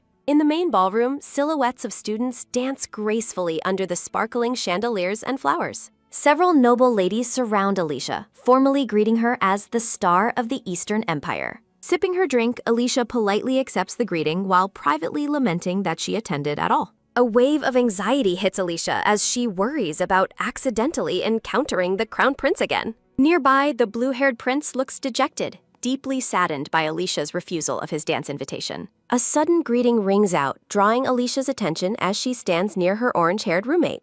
The blonde Erica Baleria appears with her companions, offering a bright and formal greeting to Alicia. Erica prepares to introduce her group to Alicia, maintaining her role as a prominent noble lady. Erica introduces Lady Francie, an orange-haired magic student, to the silver-haired Princess Alicia. Erica suggests that Francie could be a valuable ally if Alicia ever needs help. Erica persists in her offer while Alicia listens with a polite but distracted silence. A soft ah escapes Alicia as she notices a familiar face across the ballroom. Alicia recognizes the red-haired boy from the library moving through the festive noble crowd. Chibi Alicia is completely distracted by the boy while Francie watches with confusion. Erica asks the princess to repeat herself, noticing her sudden and obvious lack of attention. Alicia offers a polite but distant response to the girl's offer of academic assistance. Maintaining her royal grace, Alicia formally thanks Erica for her persistent and insincere concern. Alicia inwardly scoffs at the idea of Francie being of any actual help to her. A student plays a violin with intense focus, the rhythmic music filling the ballroom hall. Daisy excitedly notes the beginning of the ball as couples take to the dance floor. Erica gazes around the ballroom, wondering where the blue-haired crown prince could possibly be. A sudden greeting stops Alicia and Erica in their tracks as the prince finally arrives. The handsome blue-haired crown prince offers a hopeful smile while greeting the silver-haired princess. Erica blushes, hopeful that the prince's attention is finally turning toward her own presence. To Erica's dismay, the prince approaches Alicia and asks for her hand in a dance. Alicia realizes she must accept for appearances, despite her strong desire to turn him down. Sparkling chandeliers and floral decorations create a grand atmosphere as the first dance begins. The prince and Alicia begin their dance, captivating the entire crowd in the ballroom hall. Alicia bluntly reminds the prince that she had already rejected his previous dance invitation. The prince asks if he made her uncomfortable, while Alicia maintains a cold, distant expression. Erica watches the couple from behind, her long blonde hair cascading down her back. A dark shadow falls over Erica's face as she trembles with intense, barely contained rage. Erica's eyes burn with malice as she seethes over Alicia's success at the welcome party. Francie blushes as the red-haired boy from the library walks past her in the ballroom. Alicia dances with practiced grace, her silver hair flowing as the prince leads the step. The red-haired boy looks back with a dazed expression, seemingly affected by a sudden illness. The pair dances elegantly while gossip begins to spread about the Eastern Empire's rising star. The prince addresses the silver-haired princess during their dance, his expression unreadable from behind. A cry of frustration echoes over the academy building as the ballroom gossip continues. Several noble ladies whisper about the prince's choice, confused by his preference for Alicia. Erica seethes with anger over Alicia snatching her spotlight while drinking her tea alone. Attempting to maintain her dignity, Erica tells her friends to calm down and remain composed. Erica forces a bright, benevolent smile to hide the darkness and envy growing within her. The noble girls praise Erica's mercy, unaware of the calculated hatred behind her beautiful smile. Francie suggests they must do something about the princess before she gains even more influence. Francie proposes a public humiliation for Alicia, her expression turning mischievous and cruel. Erica and Francie sit together, the atmosphere turning cold as they contemplate their next move. Erica watches her reflection in the tea, her mind fixed on eliminating her new rival. Erica firmly rejects the suggestion, stating that such crude methods do not fit their noble standards. Erica lectures Francie on dignity while the orange-haired girl apologizes for her rash, improper idea. Erica's eyes glow with dark intent as she agrees that the sprout must be crushed. A splash sounds as the tea ripples, mirroring Erica's cold determination to destroy the princess. The sun shines over the academy's grand courtyard during a peaceful and quiet afternoon. Alicia lets out a long yawn while reflecting on the boring tranquility of her life. Alicia reviews her past chaotic adventures, concluding that a life with nothing happening is best. Sitting on a ledge, Alicia's gaze suddenly snaps toward a disturbance in the nearby garden. Alicia's sharp red eyes narrow as she focuses her attention on a figure moving below. The red-haired boy stumbles through the trees, clutching his head in sudden, agonizing physical pain. The red-haired boy sits on a garden bench, deeply engrossed in his book. A single green leaf drifts down, landing softly upon the pages of his open book. Pausing his study, the boy looks up as he notices the small, natural disturbance. Alicia suddenly appears before him, her quiet approach catching the boy completely off guard. Beaming with a radiant expression, Alicia offers a bright and cheerful smile to the student. Chibi Alicia gleefully asks if her stealthy arrival was amazing, startling the wide-eyed boy. Alicia reflects on how she successfully used her abilities to mask her presence earlier. Blushing from the sudden interaction, the red-haired boy looks away with a flustered expression. Alicia observes his reaction, privately noting his shy and curious personality as she stands nearby. Looking at the text, Alicia realizes he is even more studious than she initially believed. Alicia gazes at the boy with a soft, knowing look, her silver hair catching the light. The boy quickly answers her, his face heating up as he maintains eye contact with her. Alicia asks what book he is reading, offering to share information if he tells her first.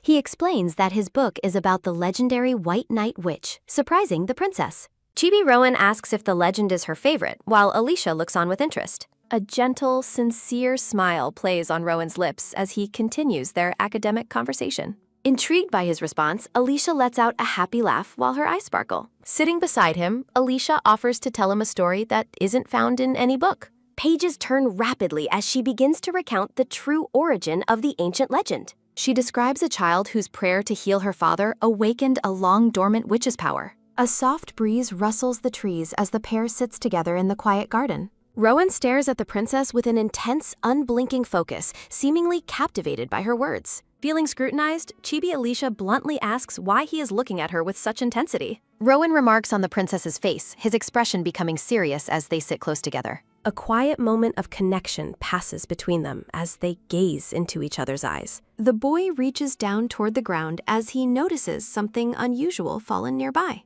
Formally introducing himself, Rowan Orfel offers a respectful greeting to the silver-haired princess. Alicia remains composed and curious, watching Rowan with her arms crossed over her chest. Rowan looks toward the trees, his attention suddenly diverted by a movement on the ground. A look of mild concern crosses his face as he investigates the source of the noise. Rowan senses that something has dropped from the branches above, breaking their quiet moment. The pair walks through the sun-dappled grass, searching for whatever fell from the tree. Rowan stops and looks down, his expression turning to one of surprise and pity. Alicia follows his gaze, curiously asking what he has found hidden in the garden. Rowan carefully cradles a small, soaking wet bird in his palms, showing it to Alicia. He confirms that the creature is indeed wet, looking bewildered by its strange condition. Both wonder why the bird is wet, considering it is a bright and clear day. They scan their surroundings, noting the lack of rain or any nearby water source. Alicia ponders the mystery of the damp sparrow, her hand held thoughtfully to her chin. Rowan decides to take the bird to the dorm to dry its feathers and help it. Alicia interjects, her hand glowing with golden magic as a soft swah sounds in the air. Warm magical energy surrounds Rowan's hands, gently drying the bird's feathers in an instant. A close-up reveals the bird's feathers twitching as the moisture disappears under Alicia's magic. The sparrow stands fully dry and revived in Rowan's hand, chirping with newfound energy. With a quick flutter, the bird takes flight, soaring away into the bright garden trees. Rowan watches the bird depart, his eyes wide with amazement at Alicia's effortless magical skill. Alicia offers a pleased smile while Rowan looks at her with a profound sense of wonder. Looking directly at her, Rowan speaks softly to the princess, his expression full of admiration. Rowan leans in very close to Alicia, catching her by surprise with his sudden proximity. Reaching out, Rowan gently moves to pick a stray leaf from Alicia's long silver hair. Rowan gazes tenderly at Alicia as she rests against a soft floral-patterned background. Alicia stares intensely into Rowan's eyes, causing the red-haired boy to blush and look away. The pair stands together in the sun-drenched woods, surrounded by lush green academy foliage. Rowan bows in a flustered apology while Alicia watches him with a perplexed expression. Rowan's face flushes a deep red as he struggles to maintain his composure after their contact. Alicia's striking red eyes fixate on the boy, her expression calm and unreadable. Rowan awkwardly suggests returning now, and Alicia gives her blunt and casual agreement. As they walk, Alicia's gaze snaps toward a sudden, rustling disturbance in the nearby trees. Alicia pushes Rowan aside as a massive surge of blue magic erupts from the forest. A huge splash of water hits the ground exactly where the two had been standing. Rowan looks back in alarm, noticing Alicia's hand is dripping with water from the spell. Rowan frantically asks if the princess is all right while she remains perfectly calm and composed. Alicia looks at her wet hand, dismissively noting that it is just a bit of water. A green-haired student rushes forward, shouting a frantic apology for his failed magical practice. The green-haired boy explains his spell went astray, while Chibi Alicia watches with suspicion. Alicia offers a blunt lecture on water magic, leaving the green-haired student stunned and confused. Alicia effortlessly conjures a perfect orb of swirling water to demonstrate the correct mana flow.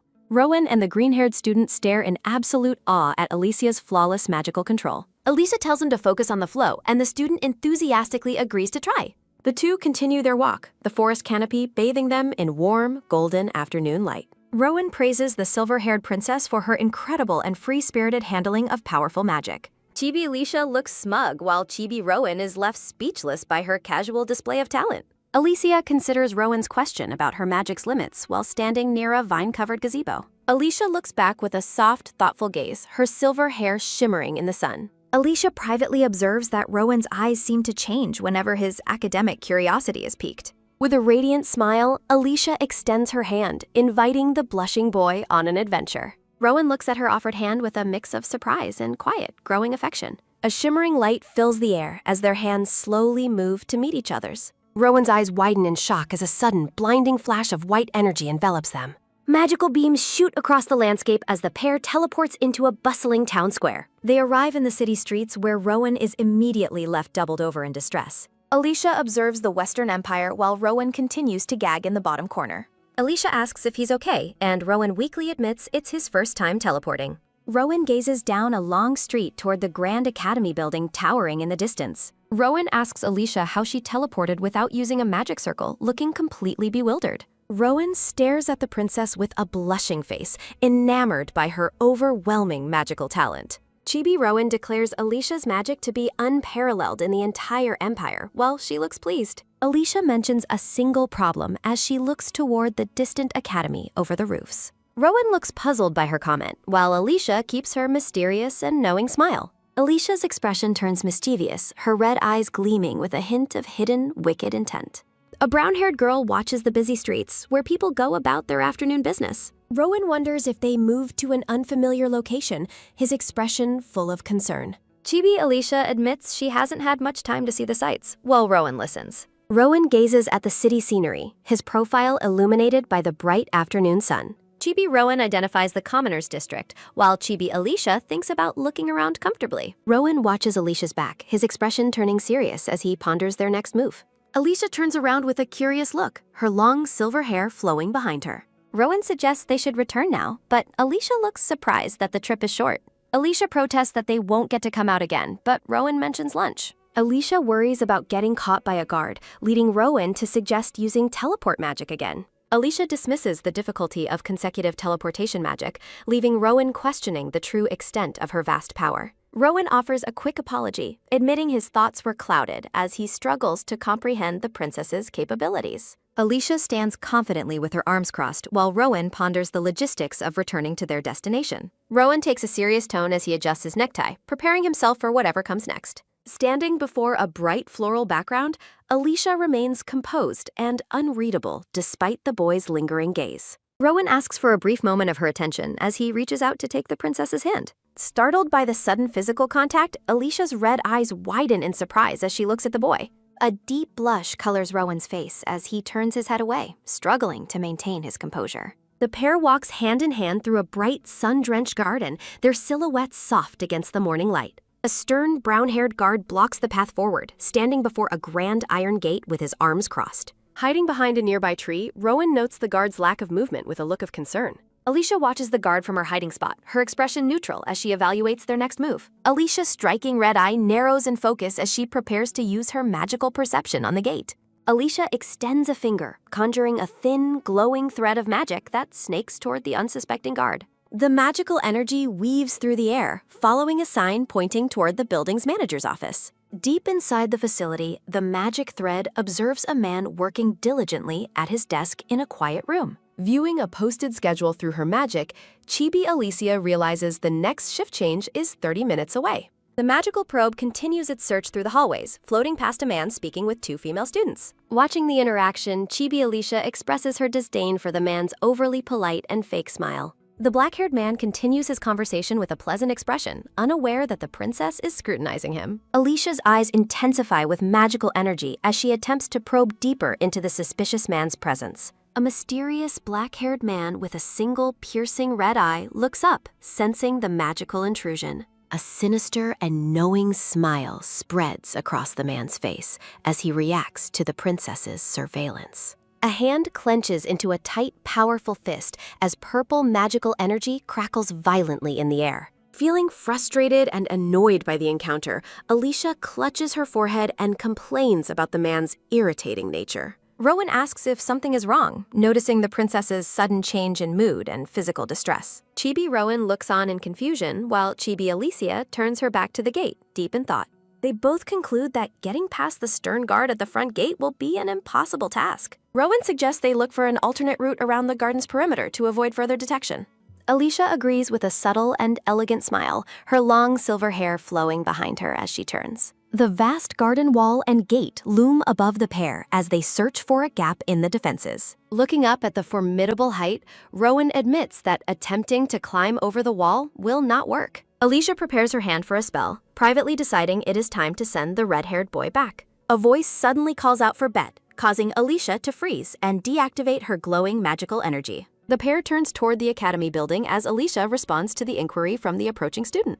Chibi Bet reports that Lord Kashan sent her to check on them, much to Alicia's annoyance. Bet looks up curiously toward the wall and offers to bring a rope to help them climb. A sudden, loud shout from a guard startles the duo, demanding to know who is hiding in the garden. Alicia urgently tells Bet to retreat as she grabs Rowan's hand to prepare for a quick escape. Their hands lock together tightly as the princess prepares to use her powerful teleportation magic once again.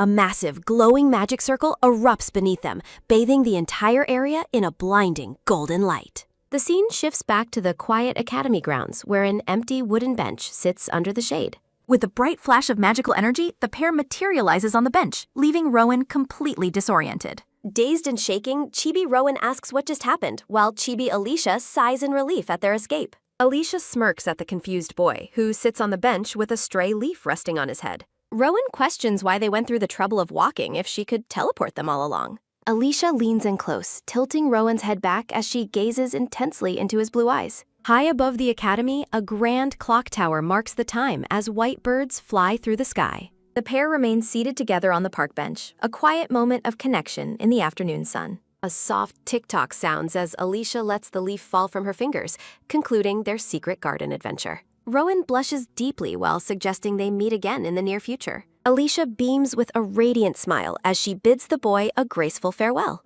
The scene shifts to the academy lecture hall where Kashan approaches Alicia.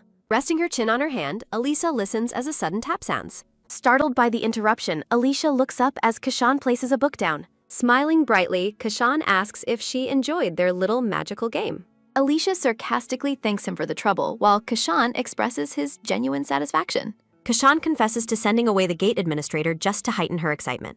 Alicia's expression turns to outrage as she realizes Kashan's reckless meddling. Surrounded by magical flames, Alicia threatens Kashan while he mentions sending Elizabeth too.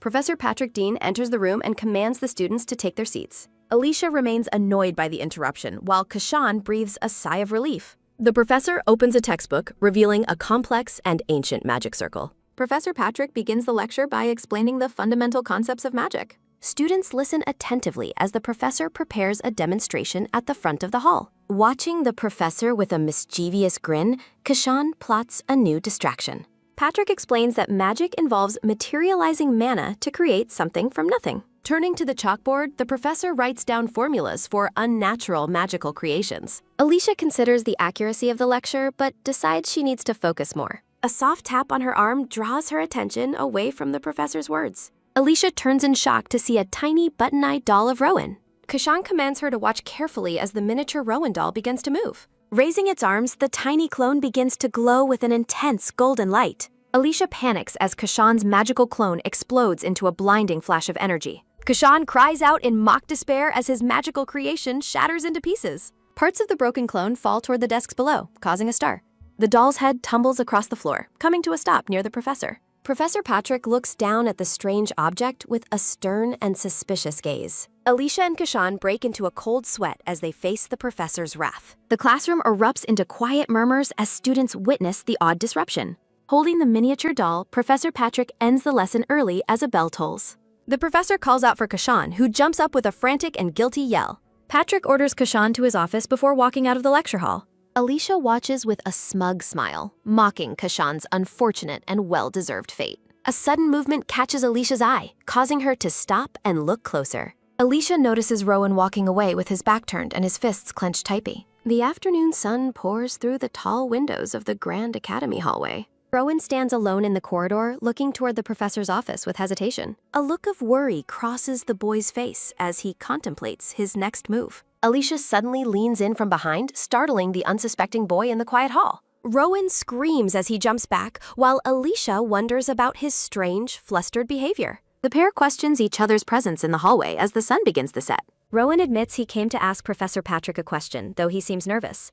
Alicia finds it suspicious that a politics major would seek out a magic professor. The princess offers a knowing smirk, clearly seeing through the boy's flimsy excuse. Alicia offers to explain the magic lesson, but Rowan quickly declines her assistance. Alicia is surprised by the refusal, confident she could explain it more accurately anyway. Looking away, the boy insists that his business with the professor is not important. Rowan covers his face in embarrassment, unable to look the princess in the eye. Alicia's frustration boils over as she shouts at the stubborn and flustered boy. Rowan's face turns beet red as Alicia firmly pinches his cheeks in the hallway. Alicia demands to know why the flustered boy has been avoiding her gaze lately. Rowan begs the princess to let go while someone watches them from a distance. Alicia continues her intense questioning, unaware that she is being observed by a newcomer. The crown prince approaches, his dark blue hair catching the light in the grand hall. A bead of sweat rolls down Rowan's blushing face as the prince asks their business. Alicia explains they had some business as the three students stand together in the hall. Rowan reacts with a start, noticing the sudden and intimidating presence of the crown prince.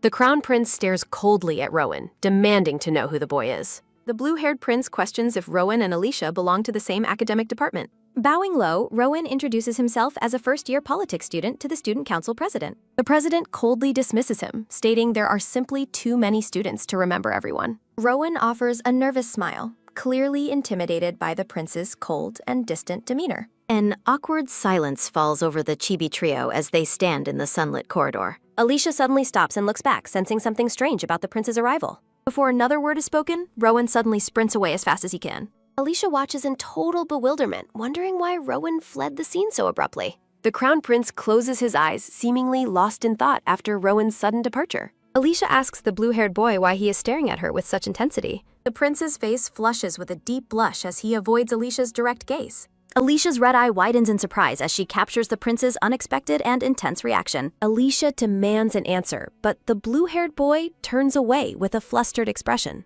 Confusion fills Alicia as she wonders what she did to trigger the prince's sudden jealousy. A door swings open suddenly, interrupting the princess's internal monologue with a sharp movement. Kashan enters the hallway, curiously asking the pair what they are doing together. Chibi Alicia beams with delight, claiming Kashan arrived at the absolute perfect time. Shouting in protest, Kashan is dragged away by Alicia as the blue-haired boy watches. The crown prince stands alone in the hallway, looking dejected after Alicia's quick exit.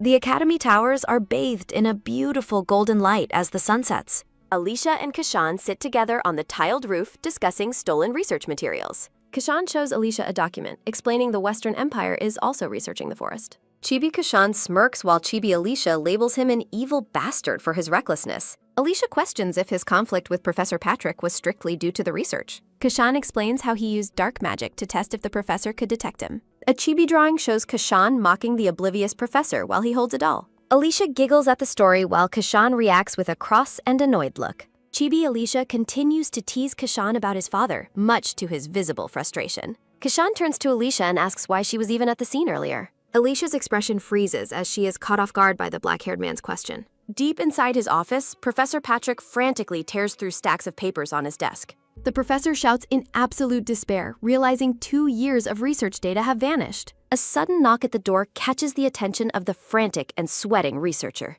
Rowan pushes the door open and steps into the office with a look of concern. Rowan is startled by the professor's radiant and glowing face as he offers a greeting. Bowing politely, Rowan introduces himself as a political science student to the distracted professor. Professor Patrick sits back in his chair, disappointed to learn his visitor is not a magician. Rowan explains he has a specific question he wanted to ask the renowned magic professor. Rowan recalls a memory of Alicia effortlessly casting magic without using any magic circles. He remembers her talented boast, wondering just how she managed such an impossible feat. Professor Patrick turns around with a sharp look, surprised by the student's unexpected line of inquiry. Professor Patrick denies Rowan's claims, asserting that casting magic without circles is impossible. Patrick coldly dismisses the boy, telling Rowan to leave his office immediately. Despite Rowan's protests, the frantic professor slams the door, claiming he's too busy. Rowan sulks in his wolf-like chibi form after a loud "Kong" sounds from the door. Watching through a window, Rowan observes the professor's distress as a magic orb appears.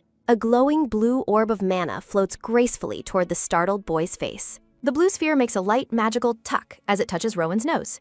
Rowan is suddenly engulfed in a powerful vortex of blue magical energy. The boy screams as he is whisked away through the Grand Academy hallways. Magical trails spiral through the air as the sun begins its evening descent. A flash of light deposits Rowan onto the tiled roof of the Academy towers. Disoriented, the boy looks around the rooftop and wonders how he got there. A bright spark marks Rowan's sudden appearance atop the massive, sprawling Academy building. Alicia appears beside the startled boy, assuring him that she won't let him fall. Kashan waves from his seat on the roof, introducing himself as the top-ranking student. Alicia explains she summoned Rowan after seeing him get flustered by the pathetic professor. As Rowan and Alicia argue, Kashan watches them, labeling their interaction as simple play. Surrounded by a radiant aura, Alicia vents her fury over Rowan's poor treatment. Rowan stands speechless, taken aback by the princess's intense and unexpected defense of him. Against a sunset sky, Alicia instructs Rowan to feign ignorance when the professor arrives. A sly and knowing smile spreads across Alicia's face as her plan takes shape. Arms crossed, the white-haired princess stands triumphantly amidst a shower of flower petals. Alicia vows to protect Rowan, calling him her cat, while Kashan watches with disdain. Professor Patrick marches through the blue-lit corridors with a look of grim determination. The professor realizes he must report the discovery of circleless magic to the chairman.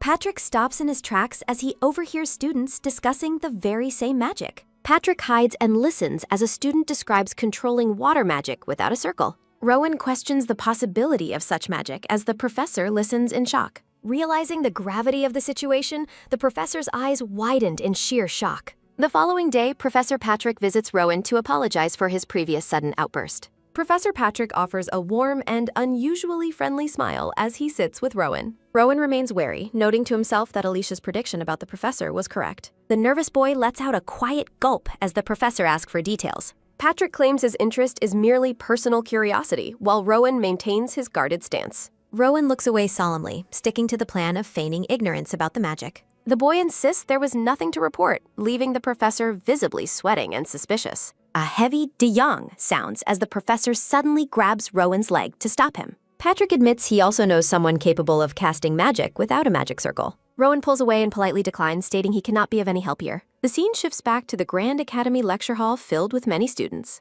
Several students turn their heads in curiosity as a sudden announcement of duet sounds. Alicia giggles at her desk, having enjoyed observing Rowan's interaction through her magic. Chibi Alicia continues laughing, while Chibi Rowan worries if he was being too rude. A student's hand slides a large, leather-bound book onto Alicia's desk with a soft sound. A cheerful girl with brown pigtails introduces herself to the princess as Francie Stain. Alicia greets her with a polite smile, though she privately admits she doesn't remember her. Professor Patrick enters the hall looking exhausted, ordering the students to take their seats. Alicia's intense red eye narrows as she watches the professor with a calculating gaze. Standing at the front of the class, Patrick prepares his materials for the next lecture. The professor announces to the attentive students that they will be practicing fire magic today. Professor Patrick activates a fire magic circle, instructing his students to follow suit. While students struggle, one girl successfully conjures flames at her desk with a focused expression. Resting her head, Alicia looks bored while her classmate, Francie Stain, remains diligently attentive. Francie Stain mocks the princess, wondering aloud if her highness is unable to create fire. Alicia remains unfazed as Francie explains that simply gathering mana in the hand isn't enough. Francie triumphantly displays a small flame in her palm, hoping to outshine the bored princess. Stunned, Francie's eyes widen as Alicia manifests powerful fire without using any magic circle. Alicia explains that magic requires guiding the flow of mana rather than relying on theories. Alicia raises her hand, letting a vibrant pillar of fire erupt effortlessly from her fingertips. A massive explosion sounds with a loud pong as Alicia's overwhelming magic fills the hall. Students watch in stunned silence as the remnants of Alicia's magical display sparkle above them. Alicia asks Francie if it was easy, leaving the girl utterly stunned and visibly sweat-dropping. Professor Patrick approaches Alicia, commending her for going beyond simple magical force control. Patrick offers a nervous, sweat-beaded smile, secretly celebrating that he has finally found her. Alicia watches the professor depart, her calm expression hiding her true thoughts about his interest. A devious and charming smile spreads across Alicia's face, her red eyes gleaming with intent. The scene shifts to a serene blue sky where birds soar gracefully above the clouds. The sprawling towers of the Magic Academy are bathed in the bright light of midday. A chibi Francie looks around nervously, sensing a strange and uncomfortable pressure nearby. Alicia eats peacefully while Professor Patrick peeks over the dining table with a suspicious glare. Patrick continues to stalk Alicia through the library, hiding in the shadows behind a bookshelf. Sunlight filters through the garden as Kashan walks with Alicia while Patrick watches from a tree. Kashan wonders why it feels so hot behind him while Alicia remains perfectly cool. Kashan demands that Patrick leave the princess alone, noting the man's intense and suffocating pressure. Kashan labels the professor's constant following as diabolical, while Alicia walks away humming a tune. Hiding behind a tree, Patrick desperately wonders how to approach Alicia without her avoiding him. Patrick looks sulky, lamenting that Alicia is intentionally denying him any chance to speak. Patrick decides he must change his approach and ask her directly to help with research. A student raises a heavy, leather-bound book high, ready to strike the oblivious, stalking professor. Alicia and Kashan turn back, startled by a sudden noise erupting from the garden greenery. Shaking with pain, Patrick clutches his head after being caught by the angry student.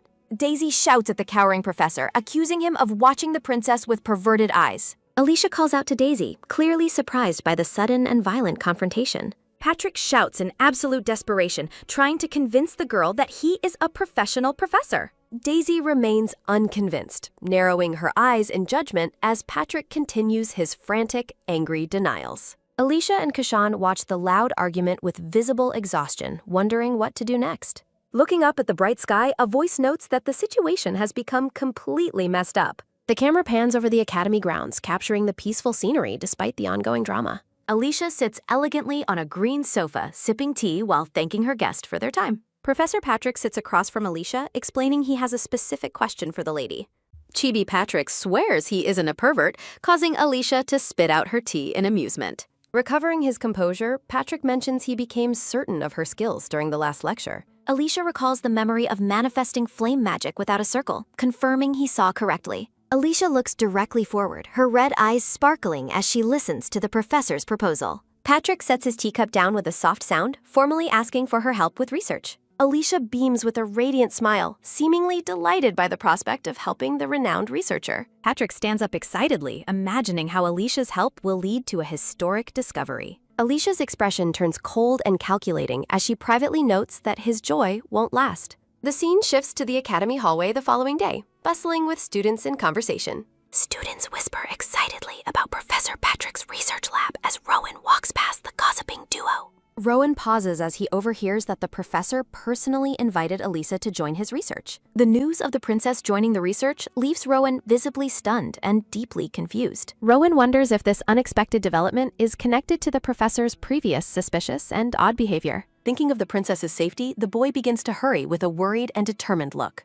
High on the roof, Alicia enjoys the sunset and suddenly asks Rowan to stop the wind. Alicia's intense red eyes meet his as she repeats her mysterious request for a moment of silence. A sudden, loud pwah sounds as Alicia bursts into laughter at the boy's dramatic, serious reaction. Rowan grumbles in annoyance while Alicia continues to giggle uncontrollably at his stern demeanor. And mocking voice questions what kind of melodramatic daydream the boy was just having to himself. Rowan shouts in frustration as the princess playfully teases his serious attitude atop the academy roof. Alicia's gaze softens, her red eyes gleaming with a hidden, calculating, and slightly mischievous depth. Below, Rowan searches the academy grounds, wondering where the elusive and unpredictable princess has gone. The boy looks up, still searching for her presence amidst the sprawling towers of the academy. A sharp "tuck" sounds as Alicia snaps her fingers, igniting a sudden surge of blue mana. Rowan lets out a startled "ah" as he is suddenly swept up by the princess's magic. Landing gracefully, Rowan finds Alicia waiting for him with a knowing, playful question about his search.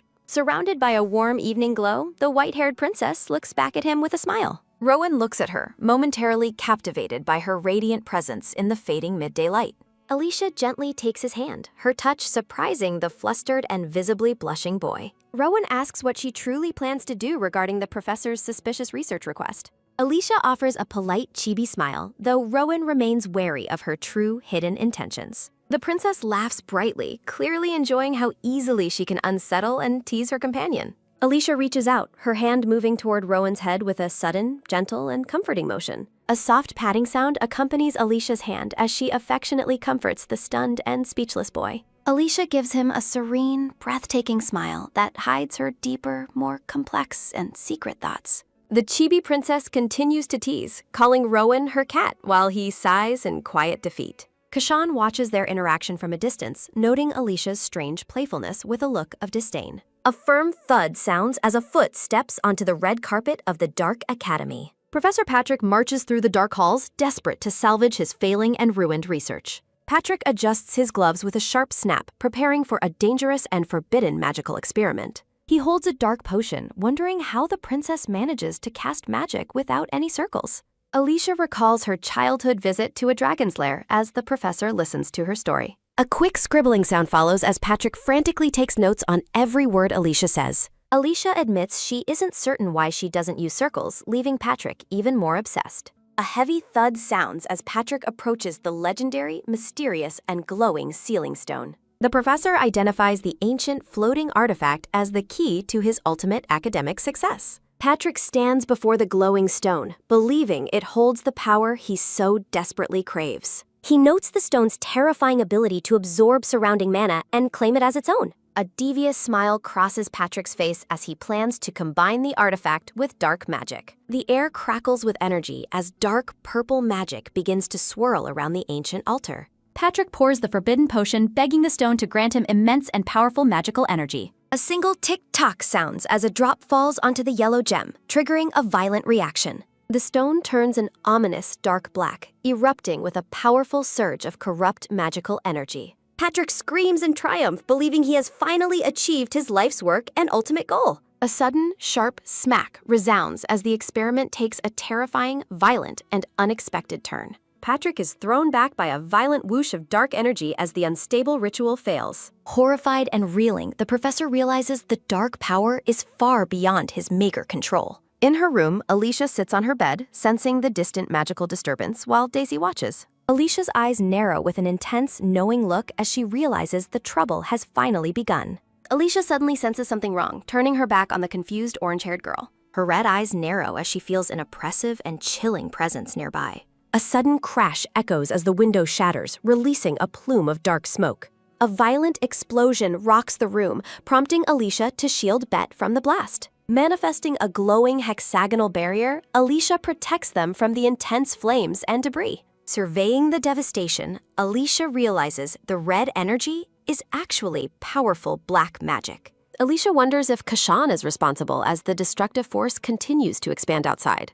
Staring at the massive red vortex, Alicia fears the scale of the destruction is catastrophic. Alicia instructs Bet to stay safe before snapping her fingers to ignite her magic. She launches herself into the air, flying toward the center of the magical disaster. Bathed in golden light, Alicia prepares to confront the swirling red and black energy. Alicia watches in alarm as the growing vortex begins greedily absorbing all nearby mana. Kashan suddenly appears, looking grim as Alicia reacts to his unexpected arrival. The pair demands answers, but they quickly realize neither of them caused this catastrophe. Alicia notes the purity of the black magic, confirming it wasn't Kashan's doing either. Chibi Kashan tells her not to blame him, suspecting another idiot's failed experiment. Their bickering stops as the massive core continues to swell with terrifying power. Panicked students like Rowan flee as heavy debris rains down onto the academy grounds. Alicia decides to take the direct path, manifesting a sphere of golden flame. Kashan charges his own dark energy, determined to enter the core of the storm.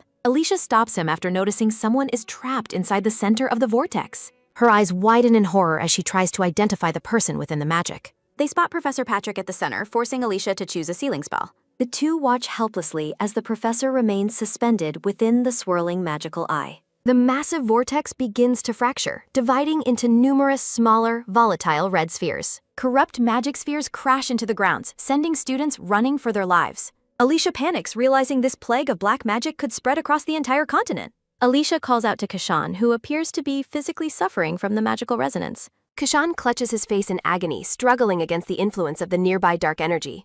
Kashan notes the black forest is also being drained of its vital mana. He looks up with a sharp glare as more spheres prepare to rain down. Kashan grabs Alicia's hands, explaining he must depart immediately to save the forest. He tells the princess to handle the academy's mess while he handles his own duty. A flash of purple light signals Kashan's departure, leaving Alicia behind in a daze. Alicia realizes sealing the fragments is easy, but tracking their various locations is impossible. The red spheres spread across the sky as Alicia desperately wishes for a tracker. Rowan stands nearby holding a book, looking confused as the chaos unfolds around him. A chibi Alicia snaps her fingers, realizing the brown-haired boy is her only hope. Alicia rushes to Rowan, shouting for him to be careful in the dangerous environment. She checks him for injuries, relieved when he confirms he is thankfully unharmed. Alicia pulls him along, ordering him to stay close while she deals with the magic.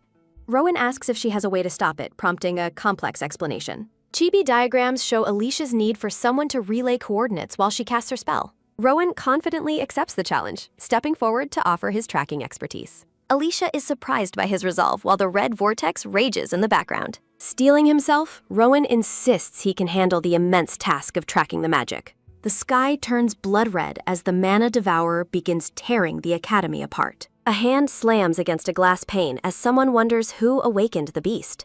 An old man with a long white beard stares out at the literal mana-eating monster. Ancient narration reveals the disaster is the direct result of the ancestors' failed experiments. Narrative text identifies the glowing red vortex as the mana devourer, a creature that consumes all mana. A sharp bam sounds as Adrian Arland announces himself while bursting into the headmaster's office. Stepping forward, the blue-haired crown prince declares he will take command during this dire emergency. The headmaster bows respectfully as Adrian orders him to summon all available magic professors immediately. Adrian and his aide gaze out the window, realizing they must act before the disaster escalates. A bead of sweat rolls down Adrian's face as he witnesses something shocking through the glass. A loud "pwah" accompanies the sudden realization that someone is already attempting a massive sealing ritual. Blinding golden light pours through the window, signaling the start of a powerful magical intervention. The crown prince looks on in awe, his face flushing at the sheer scale of the power. A hand reaches out as golden mana swirls and sparkles beautifully in the evening air. Beneath a colossal golden magic circle, Alicia and Rowan stand together to confront the chaos. A cheerful chibi mascot appears while the golden mana continues to dance and shimmer above. Alicia and Rowan prepare their next move as the sky is dominated by the massive seal. Amidst the magical intensity, a concerned Alicia asks Rowan if he is holding up all right. With a firm nod, the determined brown-haired boy confirms he is ready to face the danger. Chibi Alicia explains that hundreds of mana fragments are currently scattered across the entire Western Empire. Chibi Rowan looks overwhelmed as a dizzying array of coordinates begins flashing through his mind. Alicia looks him in the eye, sternly questioning if he can truly calculate every single location. Rowan resolutely accepts, while Alicia finds his serious kitten face surprisingly new and endearing. Alicia gives the signal to start, trusting Rowan to keep the coordinates in his mind. Corrupt red spheres of magic float through the ruins, waiting to be neutralized by the princess. Alicia's massive magic circle unleashes a barrage of golden light beams toward the scattered targets. Alicia notes with a smirk that Rowan is already sending coordinates as fast as they appear. Rowan kneels in deep concentration, proving his worth as an essential partner in the ritual.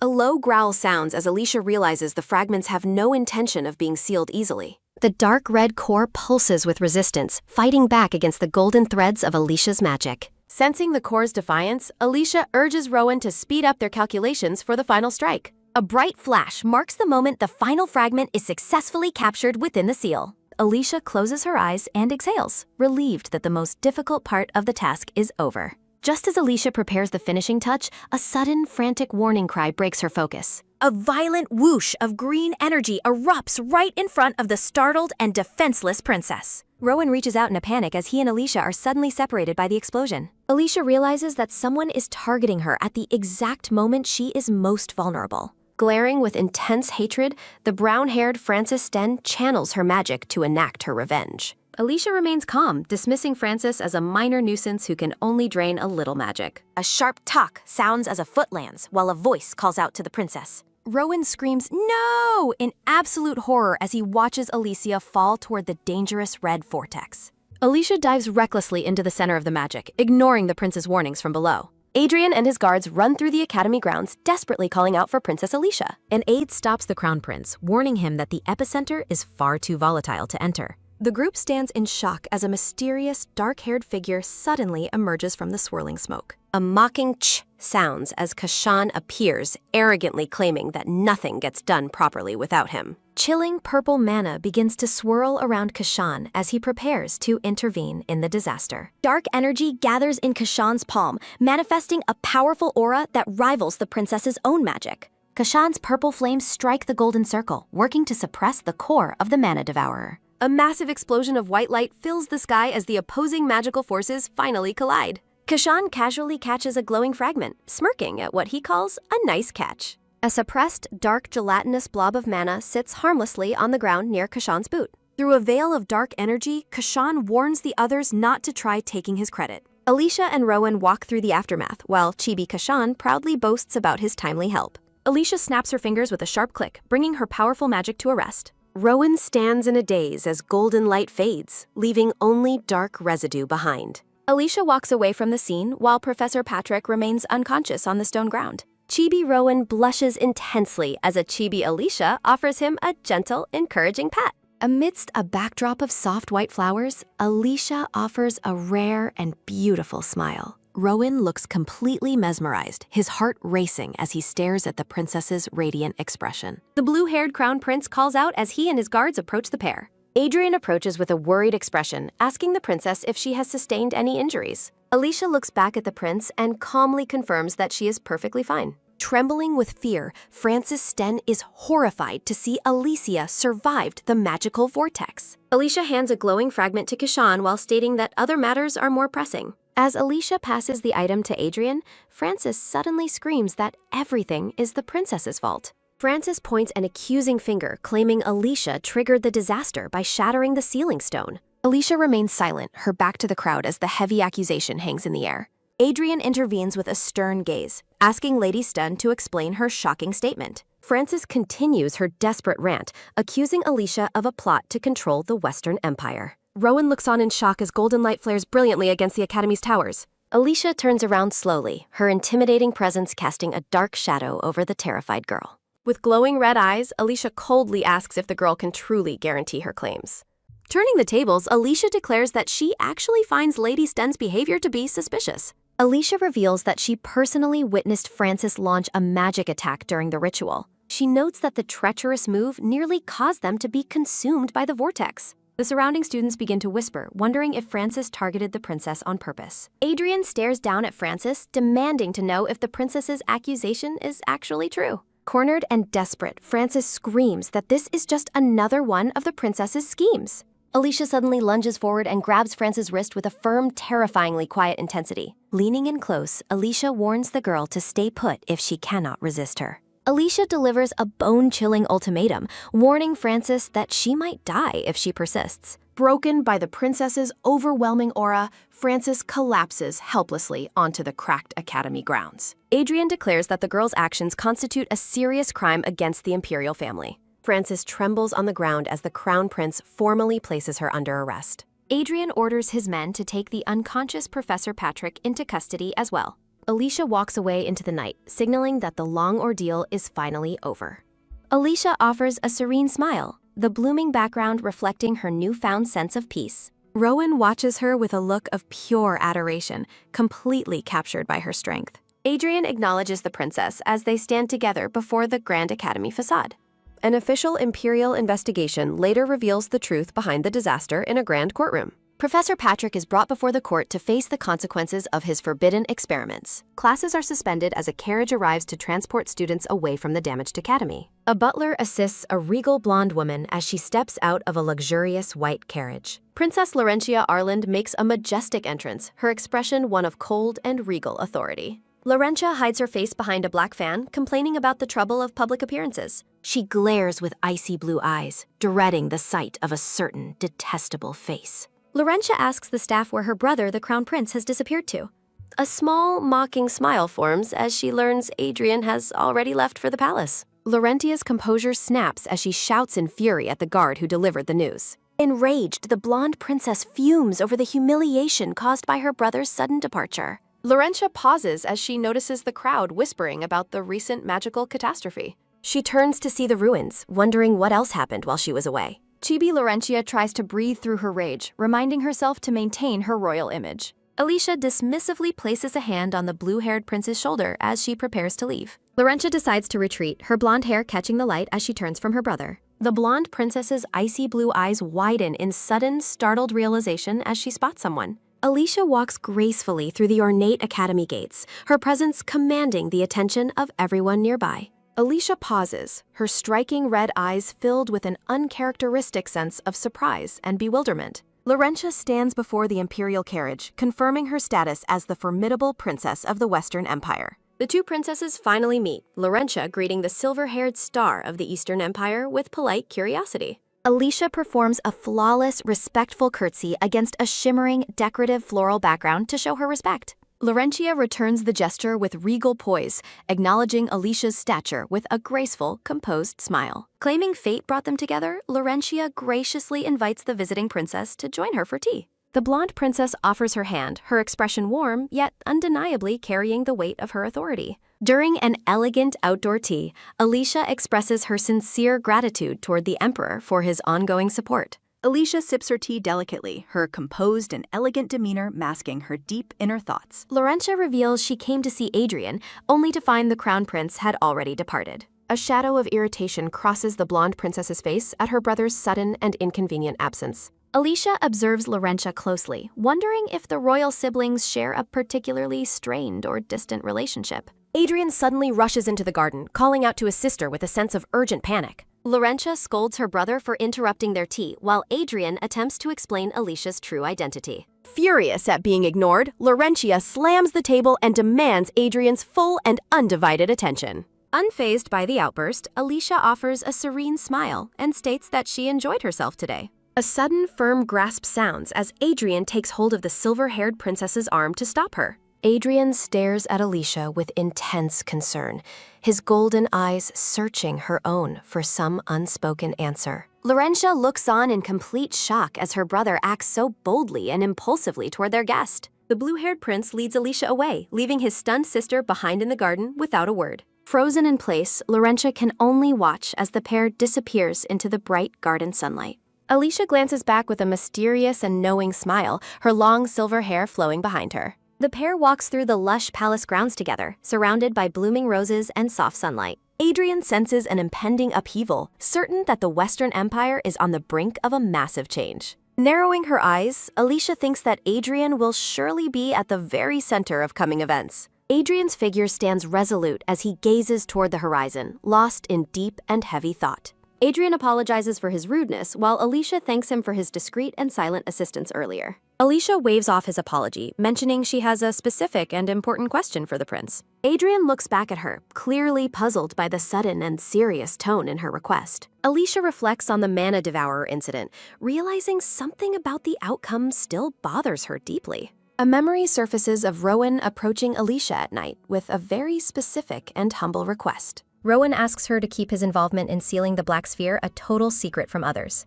Confused by his secrecy, Alicia tilts her head and simply asks why he would want that. Rowan avoids her gaze, his expression tense as he refuses to reveal his true motives for hiding. Alicia wonders why the brown-haired boy is so desperate to hide his incredible magical abilities from everyone. Returning to the present, Alicia asks Adrian if he knows anything about the prestigious Orfel family. Adrian explains that the eldest son, Rodan Orfel, is highly favored to become the next prime minister.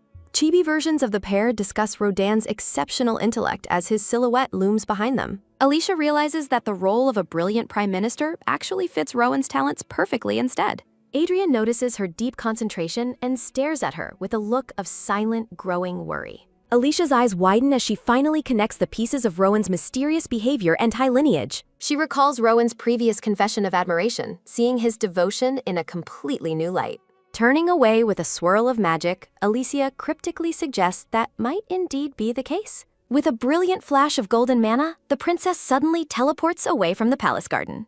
Adrian is left standing alone in the fading light, looking disappointed and deeply troubled by her departure. Within the grand library of the Orfel estate, a lone figure sits working diligently at a desk. Rowan works diligently in the library, his glasses perched on his nose as he reads. The silver-haired princess makes a quiet entrance, warmly greeting the focused young man. Startled, Rowan looks up from his work, clearly shocked by her sudden presence. Alicia stands by the window, her serene smile illuminated by the soft library light. Puzzled by her visit, Rowan wonders what could have brought the princess here. Reaching out, Alicia gently removes Rowan's glasses, catching him completely off guard. Rowan blushes deeply as Alicia examines his glasses with a playful, teasing gaze. Alicia jokingly calls him a cat, finding his embarrassed reaction incredibly cute. Alicia mentions the Orphle family's high status, making Rowan freeze in his tracks. She asks if his family's prestige is why he wanted their connection hidden. Caught in a moment of vulnerability, Rowan's blue eyes widen with intense surprise. Rowan attempts to explain himself, but Alicia graciously dismisses the matter with a smile. Alicia checks her surroundings, asking if they are truly alone in the library. Before he can answer, Rowan begins to speak with a hesitant and unsure expression. A sudden knock startles them as Rowan's older brother calls out from the hallway. Rodan Orphle enters the room, his long reddish hair tied back as he searches. Rodan scans the study, noting that their mother mentioned Rowan would be here. Footsteps echo as Rodan approaches the bookshelf, nearly discovering the pair's hiding spot. Rowan gasps as he realizes how close his brother is to finding them. Alicia leans in and silences Rowan, urging him to remain quiet as Rodan explores. The two stand in a tense, silent moment as Rowan struggles with his embarrassment. Alicia playfully asks if she is embarrassing, questioning why he is hiding her. Rowan frantically waves his arms, desperately trying to deny any such rude intentions. A close-up reveals Alicia's knowing smile, clearly enjoying the young man's flustered state. Rowan touches his burning cheek, his face reddening easily under the princess's scrutiny. Swallowing his nerves, Rowan begins to gather the courage to tell her his story. Just as Rowan speaks, Rodan rounds the corner and spots them together. Rowan is a complete mess of nerves, his face bright red upon being caught. Rodan stares at his brother with a look of pure, unadulterated shock and confusion. The situation becomes chaotic as Rowan panics, his secret meeting finally exposed. Rodan is left speechless, trying to process the sight of the two together. Pointing a finger, Rodan demands to know the identity of the mysterious silver-haired woman. Stepping forward, Alicia greets Rodan Orphle with the poise and dignity of royalty. Rodan stands tall, his regal attire and serious expression reflecting his family's high status. Alicia formally introduces herself, leaving the eldest Orphle son stunned that she knows him. Rowan watches the exchange with worry as Alicia confirms her knowledge of Rodan. With a graceful hand on her chest, Alicia presents herself with unmistakable imperial authority. Rodan's jaw drops as the realization of her true identity finally sinks in. The shocking truth hangs in the air. She is the princess of the Eastern Empire. Later that night, Rodan bows deeply, offering a sincere apology for his earlier ignorance. Alicia offers a warm, forgiving smile, assuring the young lord that everything is fine. Alicia looks around the moonlit grounds, noting Rowan's absence since their earlier encounter. A cheapy flashback depicts Rowan frantically assisting with banquet duties while Alicia watches. Alicia reflects on her growing attraction to Rowan's undeniable sincerity and kind nature. Walking together, Rodan praises Rowan's genuine character, validating Alicia's own observations. Rodan wonders aloud if his younger brother still finds joy in his books. He explains that Rowan used to be an avid reader before suddenly stopping.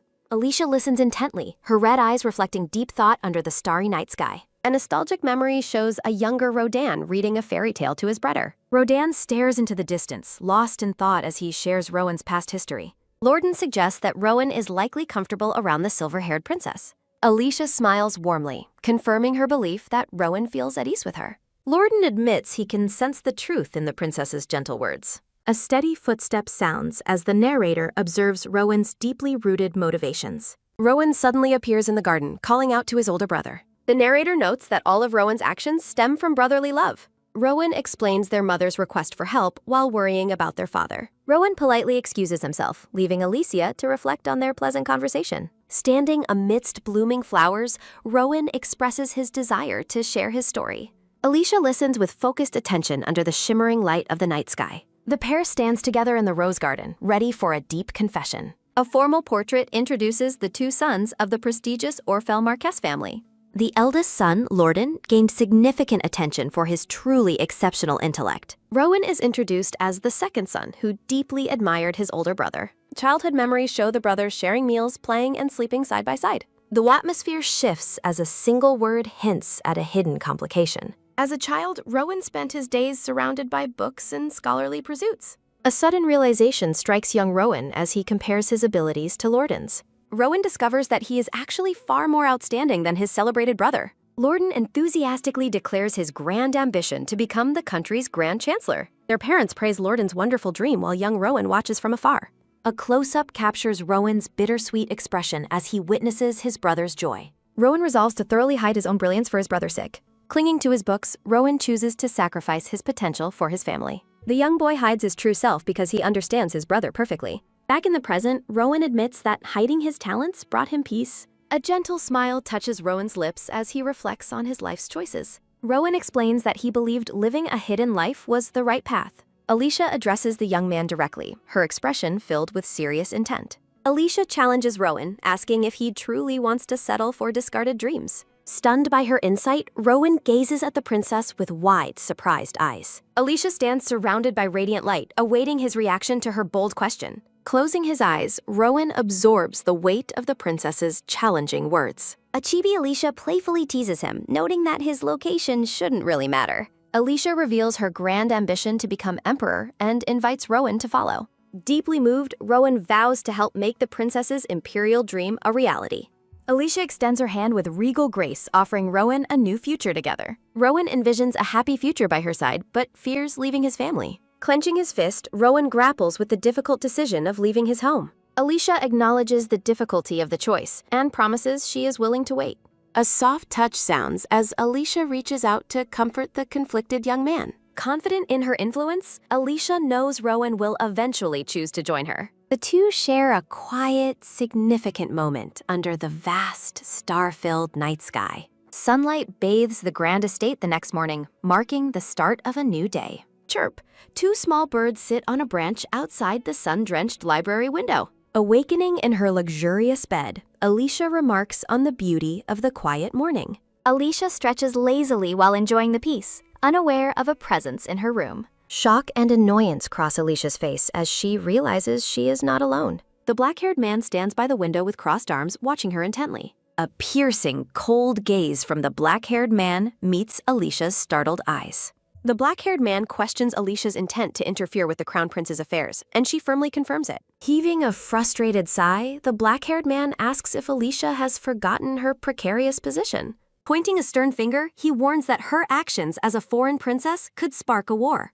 Alicia glares back with glowing red eyes, coldly demanding that he stop acting out of character and leave. The man mockingly calls her a blockhead, questioning why the White Knight Witch would follow human rules. He wonders if she truly wouldn't care about war, or if there is something she wants to protect. Alicia internally reflects on how living as her current persona allowed her to reclaim forgotten human emotions. She remembers the warmth of relationships and the preciousness of people that she once chose to discard. Alicia knows she could protect her own, but she worries about a war's impact on everyone else. Surveying a vision of a bloody battlefield, she explains her reason for meekly following human laws until now. She understands that even the smallest royal action can escalate into a massive, catastrophic incident. A close-up of Alicia's face reveals her intense resolve and deep focus amidst the heavy atmosphere. Alicia glances away, silently wondering if Kashan was already aware of her complicated internal motivations. Crossing his arms, Kashan asks if she is acting out of guilt for rejecting the crown prince's feelings. Offended by the suggestion, Alicia asks if she truly looks like someone swayed by such petty, romantic sentiments. Kashan stands silently by the window, his expression unreadable as the conversation reaches a tense standstill. Looking back at her, Kashan admits he knows her well enough to know she is not that simple. Alicia dismissively tells him to get lost as he begins to vanish into a swirl of black shadows. Turning her head, Alicia is surprised to see something being held out to her from the darkness. A swirl of black mana manifests, carrying a sealed letter toward the startled princess. With a sharp sound, Kashan hands her the envelope, claiming he simply picked it up for her. The scene shifts to a bright dessert cafe where a noblewoman thanks the princess for meeting her. Over tea and sweets, Daisy invites Alicia to stay at her family home instead of a hotel. Alicia politely declines with a warm smile, noting that the academy's repairs will be finished soon. Daisy insists, expressing her concern that Alicia is spending her time alone without a lady-in-waiting. Rona chimes in, suddenly remembering that a major hunting competition is scheduled to take place very soon. Rona confirms that her house always participates in the grand event, sparking Alicia's curiosity. Surprised by the mention of the event, Alicia asks for more details about the upcoming hunting competition. A chibi explanation reveals the competition is an annual event hosted by the Western Empire's royal family. The playful narration explains that participants hunt game in the royal forest to claim a grand victory. The two noblewomen look at Alicia with sparkling, excited expressions, clearly hoping she will join the festivities. They eagerly suggest she enjoy the event with them, while Alicia thoughtfully considers the potential opportunity. A subtle, knowing smile touches Alicia's lips as she begins to form a plan of her own.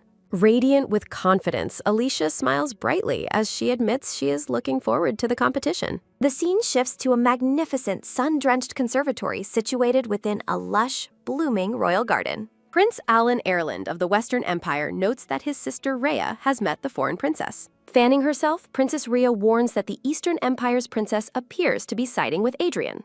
Closing his eyes dismissively, Alan suggests that such a connection wouldn't have a major impact on them. Prince Leod Arlen sits quietly at the table, listening to his siblings discuss the shifting political landscape. Rhea slams her fan down, reminding him that the princess has mysterious power and resolved the academy incident. Alan looks troubled as Rhea explains that the upcoming hunting competition poses a significant problem for them. Rhea glares with irritation, fearing that the princess will build a strong rapport with their father there. Alan admits they cannot cancel such a long-standing annual event just to avoid the mysterious foreign princess. A close-up focuses on a woman's elegant attire as she prepares to reveal a secret, cunning plan. The blonde noblewoman smiles serenely, claiming she has a specific method to handle the princess's presence. Her brothers lean in with intense curiosity, asking her to quickly explain what she has in mind. Rhea reminds them that transportation scrolls are always provided to the participants during the hunting competition. She cryptically mentions that there is a very specific, dangerous location within the Empire they can use.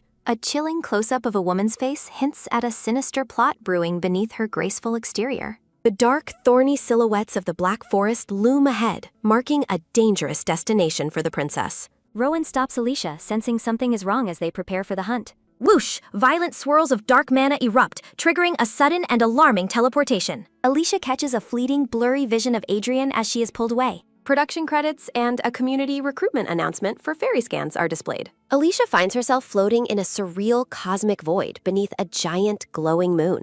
Disoriented by the sudden shift, the silver-haired princess wonders exactly where she is. A flashback confirms the mana they encountered was intentionally sabotaged for the Black Forest. Floating in the starry expanse, Alicia questions why she is currently alone there. Kashan's voice echoes through the darkness, prompting Alicia to identify him as her captor. Annoyed and defiant, Alicia demands that Kashan show himself and explain his interference. The princess stands firm against the void, her silhouette sharp against the cosmic lights. Kashan commands Alicia to sleep, ignoring her anger as he forces her consciousness away. Alicia's hand reaches out as her vision blurs and she loses consciousness entirely. Kashan hovers high above the foggy canopy of the dangerous and dark Black Forest. With a cold, red-eyed gaze, Kashan prepares to deal with those left behind. Rowan and Adrian stand alert, shocked to find Kashan present while Alicia is missing. Thud! A massive beast's claw hits the ground as Kashan expresses his blatant annoyance. Terrifying, red-eyed monsters surround the two men in the heart of the forest. Rowan explains the sabotage teleport scrolls while he and Adrian prepare for a fight. Snarling wolves and giant serpents close in, confirming they are in the Black Forest. Kashan raises his hand, coldly deciding to eliminate the intruders who disturb him. Arc! Monsters lunging through the air trigger a frantic struggle for Rowan and Adrian. Sunlight streams through elegant curtains, shifting the scene into a peaceful, golden memory. A young Alicia sits on a bed, comforted by the warm presence of her mother. The blonde-haired woman beams with a radiant, joyful smile as she watches over Alicia. Little Alicia looks up with wide eyes, reaching toward the kind, golden-haired figure. A close-up captures the blonde woman's affectionate gaze as she looks at her daughter. The motherly figure gathers the child into a protective, loving embrace within the room. Nestled in her mother's arms, Alicia reflects on the forced sleep Kashan imposed. The scene widens to show the pair together in a grand, sun-drenched estate hallway. A pair of boots enter the frame as a man asks if Alicia is awake. Robert stands with crossed arms, watching the two with a calm and gentle expression. TB Robert teases about the mother's comfortable arms, which little Alicia finds quite creepy. Robert suggests they take a walk now that the young princess has finally awakened. Chibi Robert lifts Alicia up, noticing that she seems unusually quiet and unsettled. Alicia clings tightly to the blonde woman, choosing to stay safely in her mother's arms. The blonde mother and Robert share a warm, close hug while Alicia watches. Robert gazes affectionately at the blonde woman as they hold each other close. Young Alicia remains nestled between the two adults, surrounded by their shared warmth.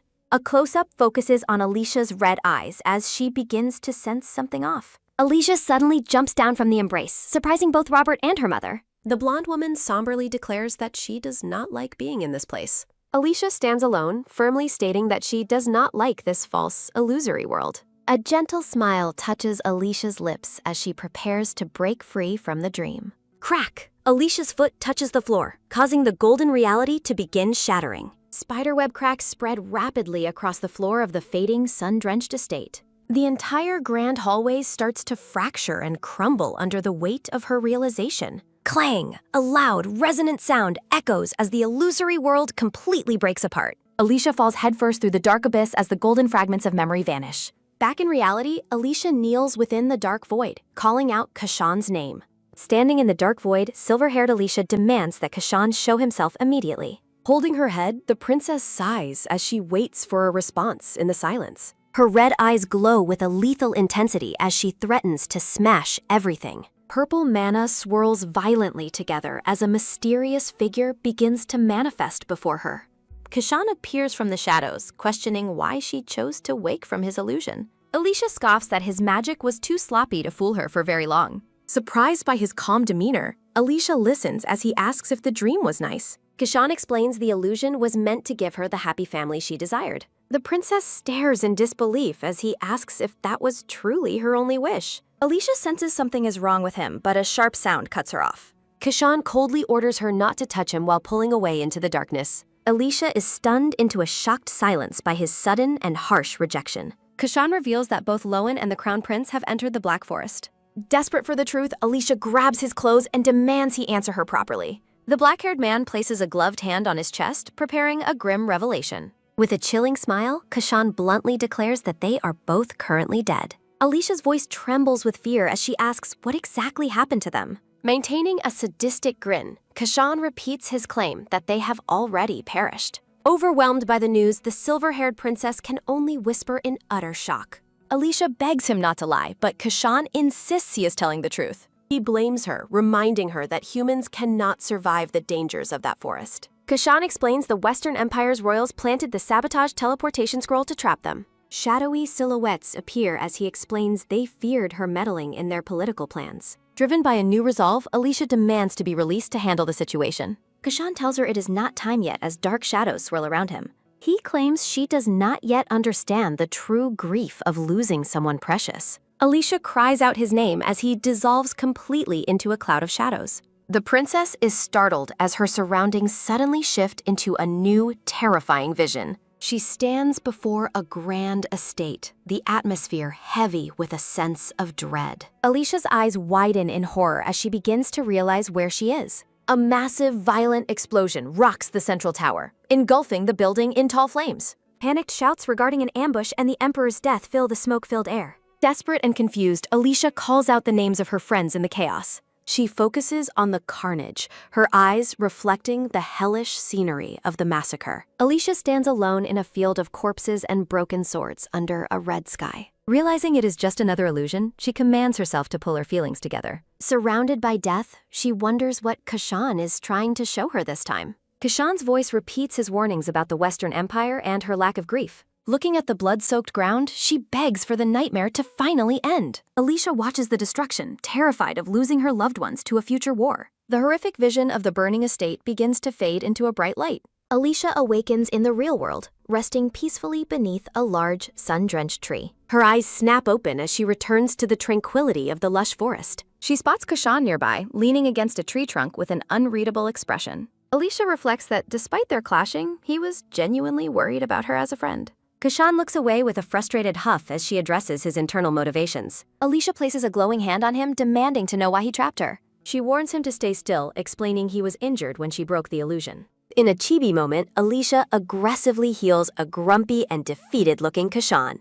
Kashan blushes slightly and rubs his head, finally thanking her for worrying about him. Chibi Alicia questions Kashan's sudden change in behavior, suspecting he might have hit his head. Kashan defends his words, claiming he only spoke because he understood the root of her worries. Kashan warns Alicia that despite her strength, interfering with the Crown Prince won't stop a war. Alicia's gloved hand reaches out as she prepares to voice her firm resolve to him. With glowing red eyes, Alicia declares her intent to crush the burgeoning conflict at its very source. Kashan questions if she finds her plan easy, reminding her of the people who depend on her. A gloved hand points directly at Kashan as Alicia reveals she doesn't intend to act alone. Alicia points a finger at the stunned man, confidently announcing that he will be her chosen accomplice. Kashan remains silent and visibly shaken by the princess's bold and unexpected demand for his assistance. In a chibi moment, a grumpy Kashan insists he never actually agreed to help her. Kashan asks if her obsession with the crown prince stems from the rumors of his affection. Chibi Kashan continues to tease Alicia about her feelings for both the prince and Rowan.